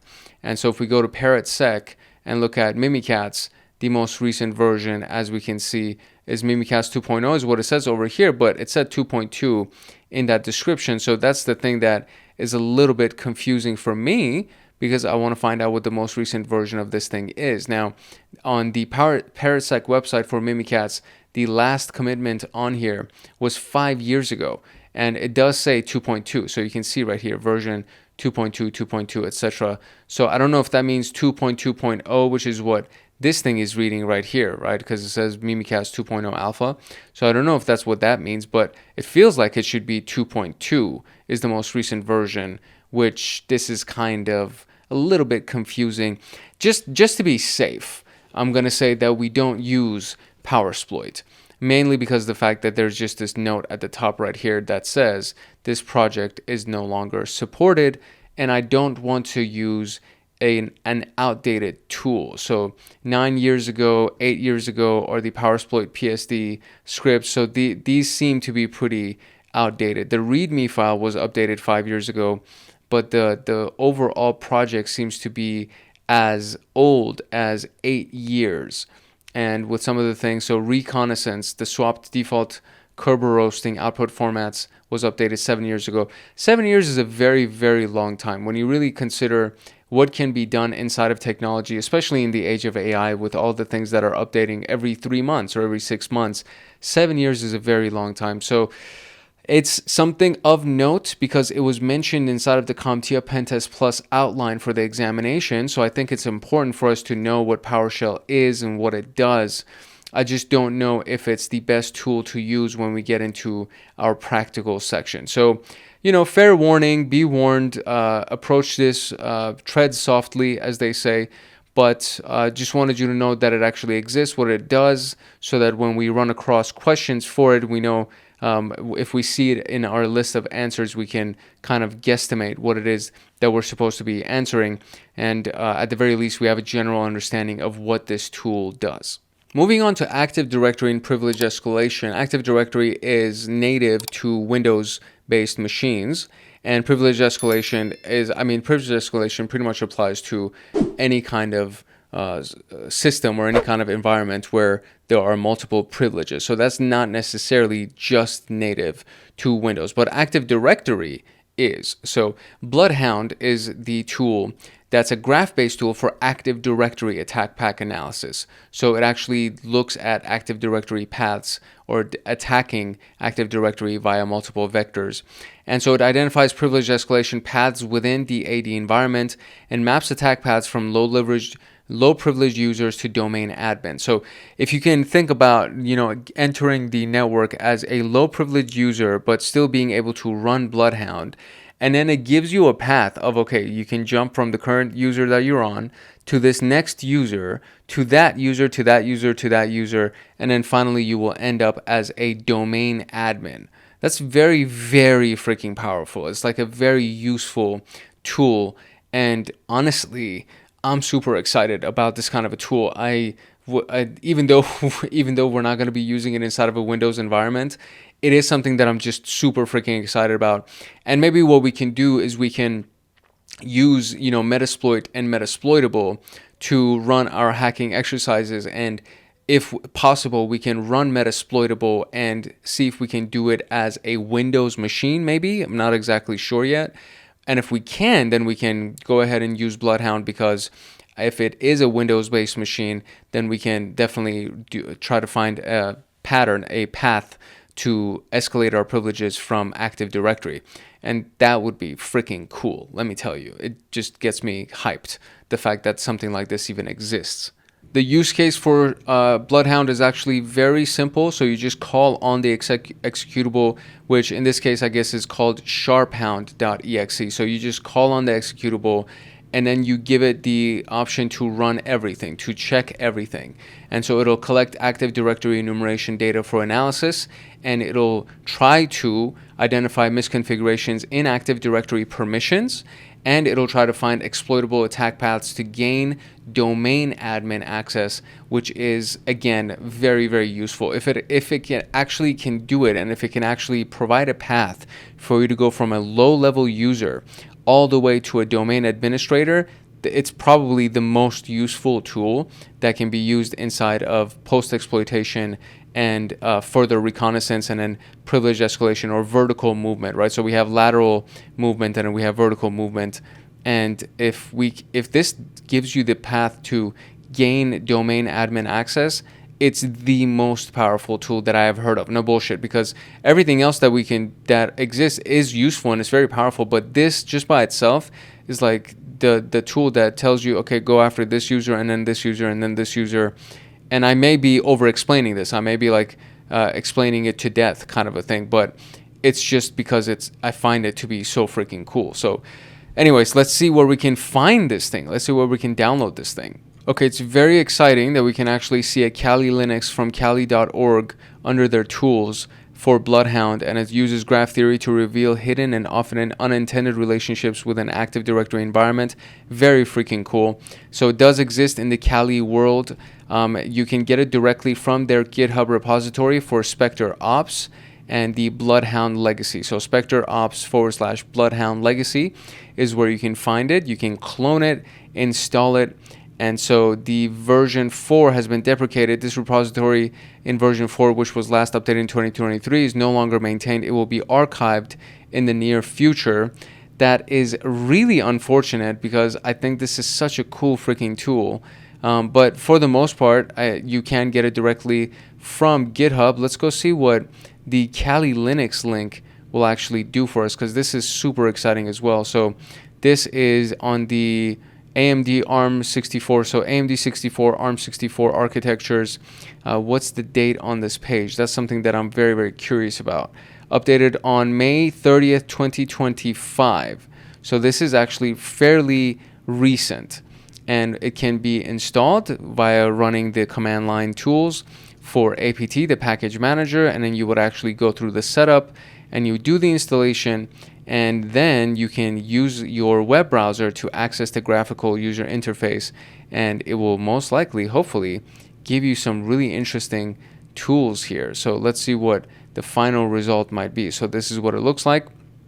You actually get in, packages and binaries, run it, help menu, setup, etc. Oh, it doesn't give us what the potential would be, right? So it's available. Let's see. So, oh, there we go. So starting this thing, it's not running. Directories in use are here. Starting Neo4j, available at so on and so forth. You need to change the default password for this. Default credentials are this, etc. This is interesting. This is the BloodHound setup. So never mind. This is the help menu for BloodHound setup. It's not actually showing us the full use case of what it would look like if we were to run it. And this image right here is also, I don't think, implying that we were running it, although it does say that it's running in the background, and now you actually get to go into here and just set up your password. So this is not something, this is not something that's going to show us exactly how to run it. It's just showing us how to install it. And if we click on the home page, I think it'll take us, it takes us to the GitHub repository. So I'm just overly excited about this tool. This is something that I'm super excited about. And this is not the deprecated version. So this is actually different. So Spectre Ops BloodHound, how is this different from that other link that we got? Because the other one that we got is the deprecated version from what it seems like. BloodHound Legacy. Yeah, so this is the BloodHound Legacy version. And this is not the version that you want. You want to go to Spectre Ops and you want to go to just BloodHound. And that'll take you to the most recent version of BloodHound. So, okay, this is actually very exciting. So this is something that I'm super, super excited about, because I thought this was also like an outdated tool, but this is not an outdated tool. It has the documentation link over here that will take you to their Spectre Ops website, and then you can get all the information that you would need to run it, install it, test it, all of that good stuff. So I'm really happy that there is officially an actual version of this that is not the legacy version that we can just find from their GitHub. Which then brings us to container and cloud security scanners. So if you can kind of notice, we've gone from the lowest level, right? Being the lowest level being like the base level, meaning the actual machine itself and the networks themselves, right? And then we keep coming up until we've now gotten to containers. And containers are not things that you download and install. You basically kind of run them from Docker, for example, or you would run them from a cloud environment that exists on somebody else's physical devices. It exists on somebody else's physical server, and you're kind of just getting access to the image of whatever the tool is that you want to use, right? And it doesn't require you to have the actual dependencies on your own computer, because you're pulling all of the dependencies from Docker, etc. So now we're looking at the highest level of an application or software that can be used. So container images being those things and cloud images being those things. So Grype is a tool that is used for vulnerability scanning for container images and file systems. So it scans Docker and Kubernetes containers for known vulnerabilities and exposures, and it supports multiple Linux distributions, Ubuntu, Alpine, and Debian, which is really, really awesome, because we're going to be using Kali Linux, Ubuntu, which are kind of similar, or pretty much, I think, very similar to each other. They just have different software installed on them. So we will most likely end up using Grype, which is something that I'm actually very excited about. So Grype is the tool that is a vulnerability scanner for container and file system images.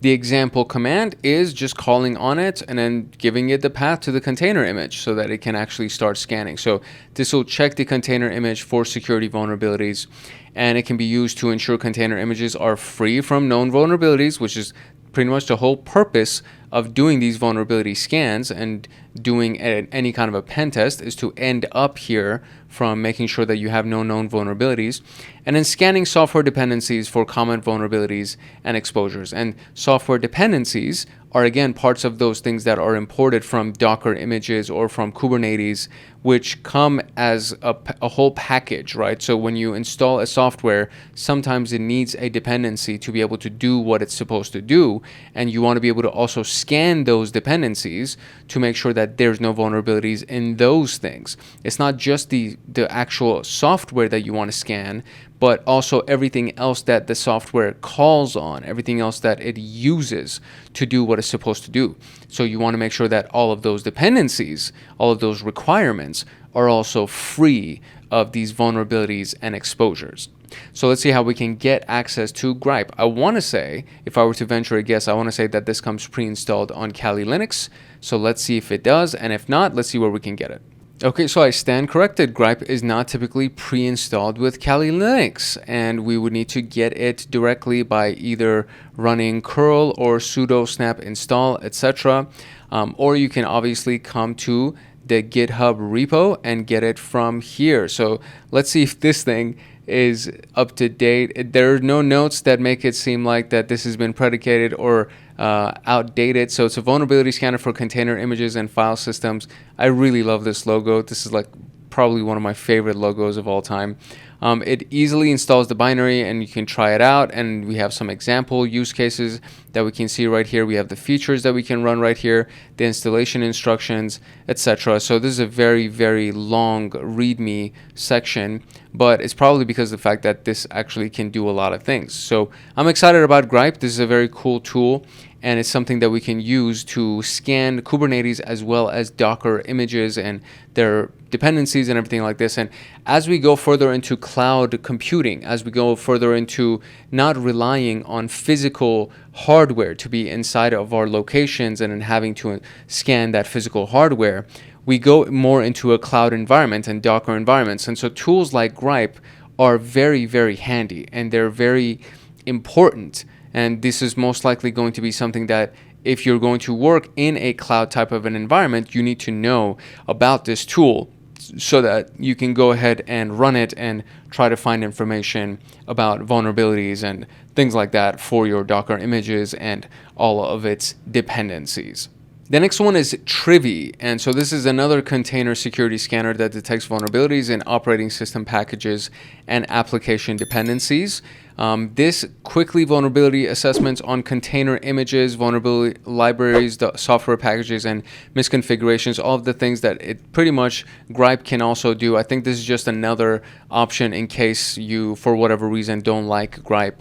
And it's always good to run multiple tools against the same system anyway, just because the functionality of one may not be the same as the other one. And so when you run both of them, you may actually get more comprehensive information instead of just, okay, this one's going to get you exactly what the last one got you. This one might get you something that Grype missed, or vice versa, right? Grype might get you something that Trivy missed.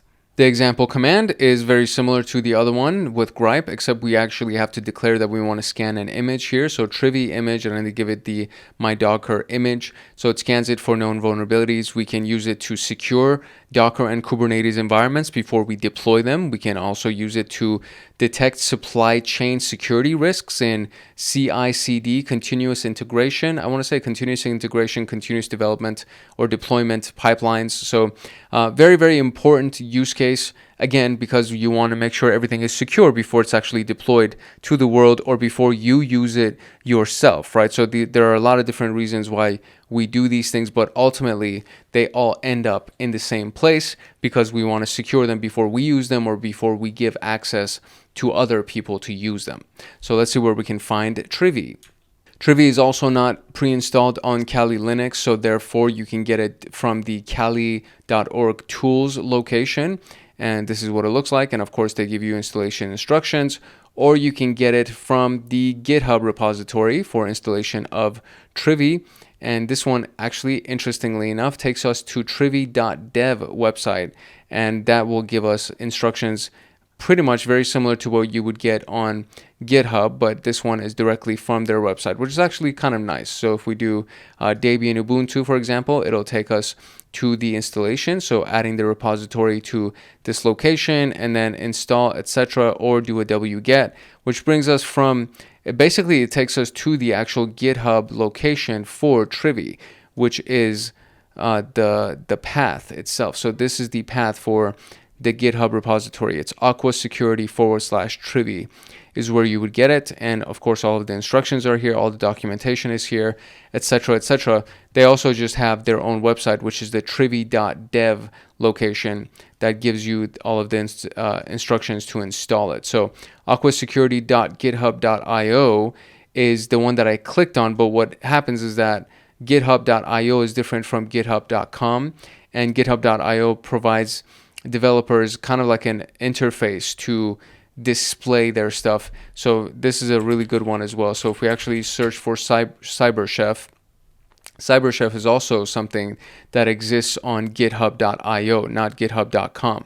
And so when we actually click on this, it'll take us to a GUI, a graphical user interface page that allows us to interact with CyberChef. So this is very different from what you see from github.com, right? Because github.com is basically just a bunch of, it's like a big file system, right? And then you get all of these things that will be downloaded when you clone the repository, and then there's the installation instructions, whereas github.io gives you an interface where you can either interact with the tool that they've uploaded and created, or you know, a page essentially is what it's like, right? So they've created a page, and so this is a page that has all the installation instructions for Trivy itself, and you can go ahead and access it as such. So there are a few different ways that you can access Trivy, and directly from Kali Linux is typically my favorite way to do it. And of course, it gives you the installation instructions and all of that good stuff as well.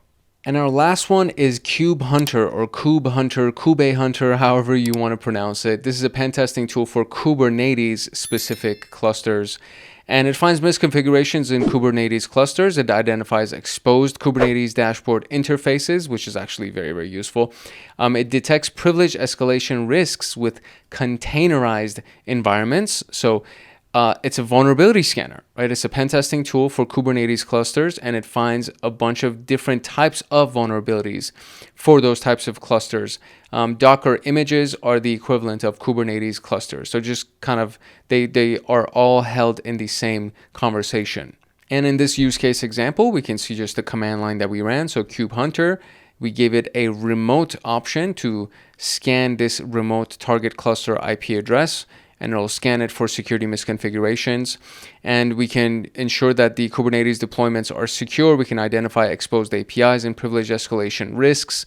So essentially a vulnerability scanning tool, right? It's just specific to Kubernetes clusters. So let's see where we can download this thing. Kube-Hunter is also by Aqua Security, which is very cool. And so of course, if you come to the Aqua Security GitHub repository, and then go to /Kube-Hunter, you'll be brought here, and you can clone the repository. You can go through the documentation. These patterns for installation and understanding how to use these things are all very, very similar to each other, almost identical if you haven't been able to tell by now. So Kube-Hunter is accessible through the GitHub repository. And that's pretty much it. I'm not gonna beat a dead horse. I tend to over-explain things. I've noticed that. So I apologize if that annoys you, but I feel like it's better to over-explain than under-explain to make sure that you actually have access to the information that you need. So that being said, we can now move into our practice questions for this section. Just like every other practice question that we've done for all of our PenTest Plus training series episodes, this is all going to be along the format of the PenTest examination itself. So in the PenTest examination, you're going to get multiple choice questions, you're going to get multiple response questions, and you're going to get performance-based questions. And the performance-based questions could be, okay, here's a scenario. It could be, all right, mix and match these options. It could be, here is the response to a command. What was the command that was ran? Or here is a command. What is the response that's going to be for this command? So it could be a variety of different things. In our slideshow that I'm going to share with you right now, you're going to get multiple choice, multiple response, and we're going to get scenario-based questions. Inside of this Google Doc that I'm using for this lecture and for every other episode that we've done and every episode that we're going to do, there are the scenario-based questions where there's like the mix and match stuff and other types of questions as well. And you can get access to both this document that I'm using for the lecture as well as the slideshow with the practice questions by joining Hackaholics Anonymous, which is our membership community. So if you join as an agent, guardian, or master, you'll be able to get access to all of the downloads for all of these CompTIA series trainings. And there are a lot of other exclusive downloads, and there's Python automations that are released every month. And there's a lot of great stuff that are given to those membership tiers. So if this is something that is interesting to you, I highly recommend you check out Hackaholics Anonymous, mainly because of the fact that it's like a fraction of a cost of what you would have to pay if you actually went to CompTIA to try to get their practice questions or to try to get their training videos or whatever it is. And the training videos you're getting for free through this training series. So if you're watching this, this was available to you for free on YouTube. So these are just some of the things that come as extra benefits, right, when you're a part of the Hackaholics Anonymous community, as well as just being a part of this channel right here, the community, the subscribers for Hank Hackerson. You know what I'm saying? So anyways, all of that being said, let's actually get into the practice questions themselves. Let's get into the slideshow. All right, tools for vulnerability discovery. Question number 1 is, which tool is primarily used to scan web servers for outdated software misconfigurations and common vulnerabilities? And so Wireshark is a network sniffer. So you basically capture network traffic and analyze it. It doesn't really do any kind of scanning for you. SQLmap is a scanner or a mapper, I guess we can say, for databases, for like relational databases, SQL databases. BloodHound was something that was used to map the path to Active Directory privilege escalation, right? So which users you can exploit to gain ultimate domain admin permissions. So the only one that's actually a scanning of web servers for outdated software vulnerabilities, etc., is Nikto. Very good. So which of the following are features commonly found in both OpenVAS and Nessus? So we gotta select 2 here. The plugin-based vulnerability scanning architecture, CVE mapping and severity scoring, that's one for sure. Wireless packet injection support, code obfuscation detection. I know B is for sure an answer. Wireless packet injection support, not really, because OpenVAS and Nessus are vulnerability scanners. So this is definitely, I don't think this is even an option. So code obfuscation detection, I don't think it's an option either, because it's not doing anything with code. So CVE mapping, severity scoring, yes, for sure. Plugin-based vulnerability scanning, I see. So there you go, vulnerability scanning. Because it's in the answer, I would say yeah, okay, there you go, A and B. Which of the following tools is best suited for scanning source code repositories for hard-coded secrets and credentials? So it's scanning source code repos for secrets and credentials. So it's secret scanner. SQLmap again maps relational databases. Zap is a web application scanner that will scan web applications, and it will, provide a sitemap for you and things like that. Crack map execution, or crack map executor, I guess, is, I don't even know what that is. I don't think we even covered that. So that I can't imagine that would be the answer, although it might be. TruffleHog is one of the ones that I know for sure that actually scans for secrets and things like that. Okay, there you go, TruffleHog. So which capabilities are associated with PowerSploit? So remember, it does PowerShell exploitation, right? So PowerSploit is a framework that you can use on PowerShell to do a variety of different exploits. So it's a PowerShell-based exploitation and privilege escalation script. Yes, that's one of the answers. Capability to dump credentials from memory. Yeah, because that's what we did with Mimikatz. Web server fingerprinting. I think it can do that. I think actually it can actually do enumeration. And wireless signal jamming, this it cannot do. So that's for sure not an answer. The most obvious ones would be A and B, but I think it can still do fingerprinting. Yeah, so I want to say that it can also do enumeration from what I remember. But Definitely the two most obvious answers would be A and B. What is the primary use of BloodHound in a penetration test? So it finds you a path to escalate privileges, right? So think of a BloodHound following tracks to finally get you that target. So discovering SQL injection flaws in web applications is not the answer. Mapping relationships and permissions in Active Directory environments, that's pretty solid, yeah, because it's giving you the path to go from relationship to relationship and the permissions of those relationships to finally escalate those permissions for you. Brute forcing SSH login credentials, that is not what it does. And generating synthetic test traffic on a network is also not what it does. So mapping relationships and permissions, yes, excellent. Which of the following functions can BloodHound assist with? So now we're talking about BloodHound again. And so to identify privilege escalation paths, yes, we just talked about that. So we got to select 3. So that's definitely 1. Visualizing attack paths between domain users and admins, that's also yes. Highlighting users with unconstrained delegation rights, I guess, because it's technically looking at users and what their permissions are. So that could be a thing. Exploiting wireless protocols, that's not it. That's kind of like an aircrack, airmon kind of a function. Performing data exfiltration across segmented networks, that's also not it. So that's it would be A, B, and C. It has to be. Yeah, there you go. Which tool is used to scan container images for vulnerabilities in their software dependencies and OS packages? So it's scanning container images. So Nikto does web server scanning, right? Like websites and web servers and things like that. Nessus does vulnerability scanning in enterprise environments. Trivy definitely does scanning for container images.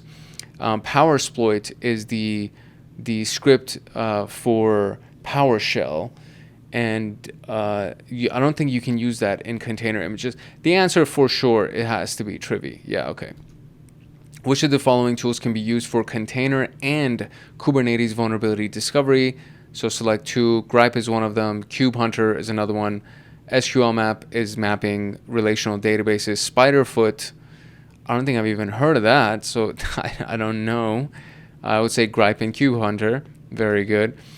Okay, so scenario, a pen tester is performing a security assessment of an internal Active Directory environment. They use a tool to collect domain data and identify a chain of permissions that allows a standard user account to escalate privileges to domain admin. They are using BloodHound, right? Nikto is a web server scanner. Trivy scans containers, right? And OpenVAS is a vulnerability scanner that can scan enterprise environments or like regular environments. So the only one that actually maps a path for you to escalate your privileges is BloodHound. I love that freaking tool. Like, I don't think I'm ever going to forget that tool and what it does. You are tasked with scanning a Docker image for known vulnerabilities in its installed packages and their dependencies. Use a tool that quickly reports CVEs and misconfigurations. I want to say Kube-Hunter does that, but it does technically Kubernetes clusters.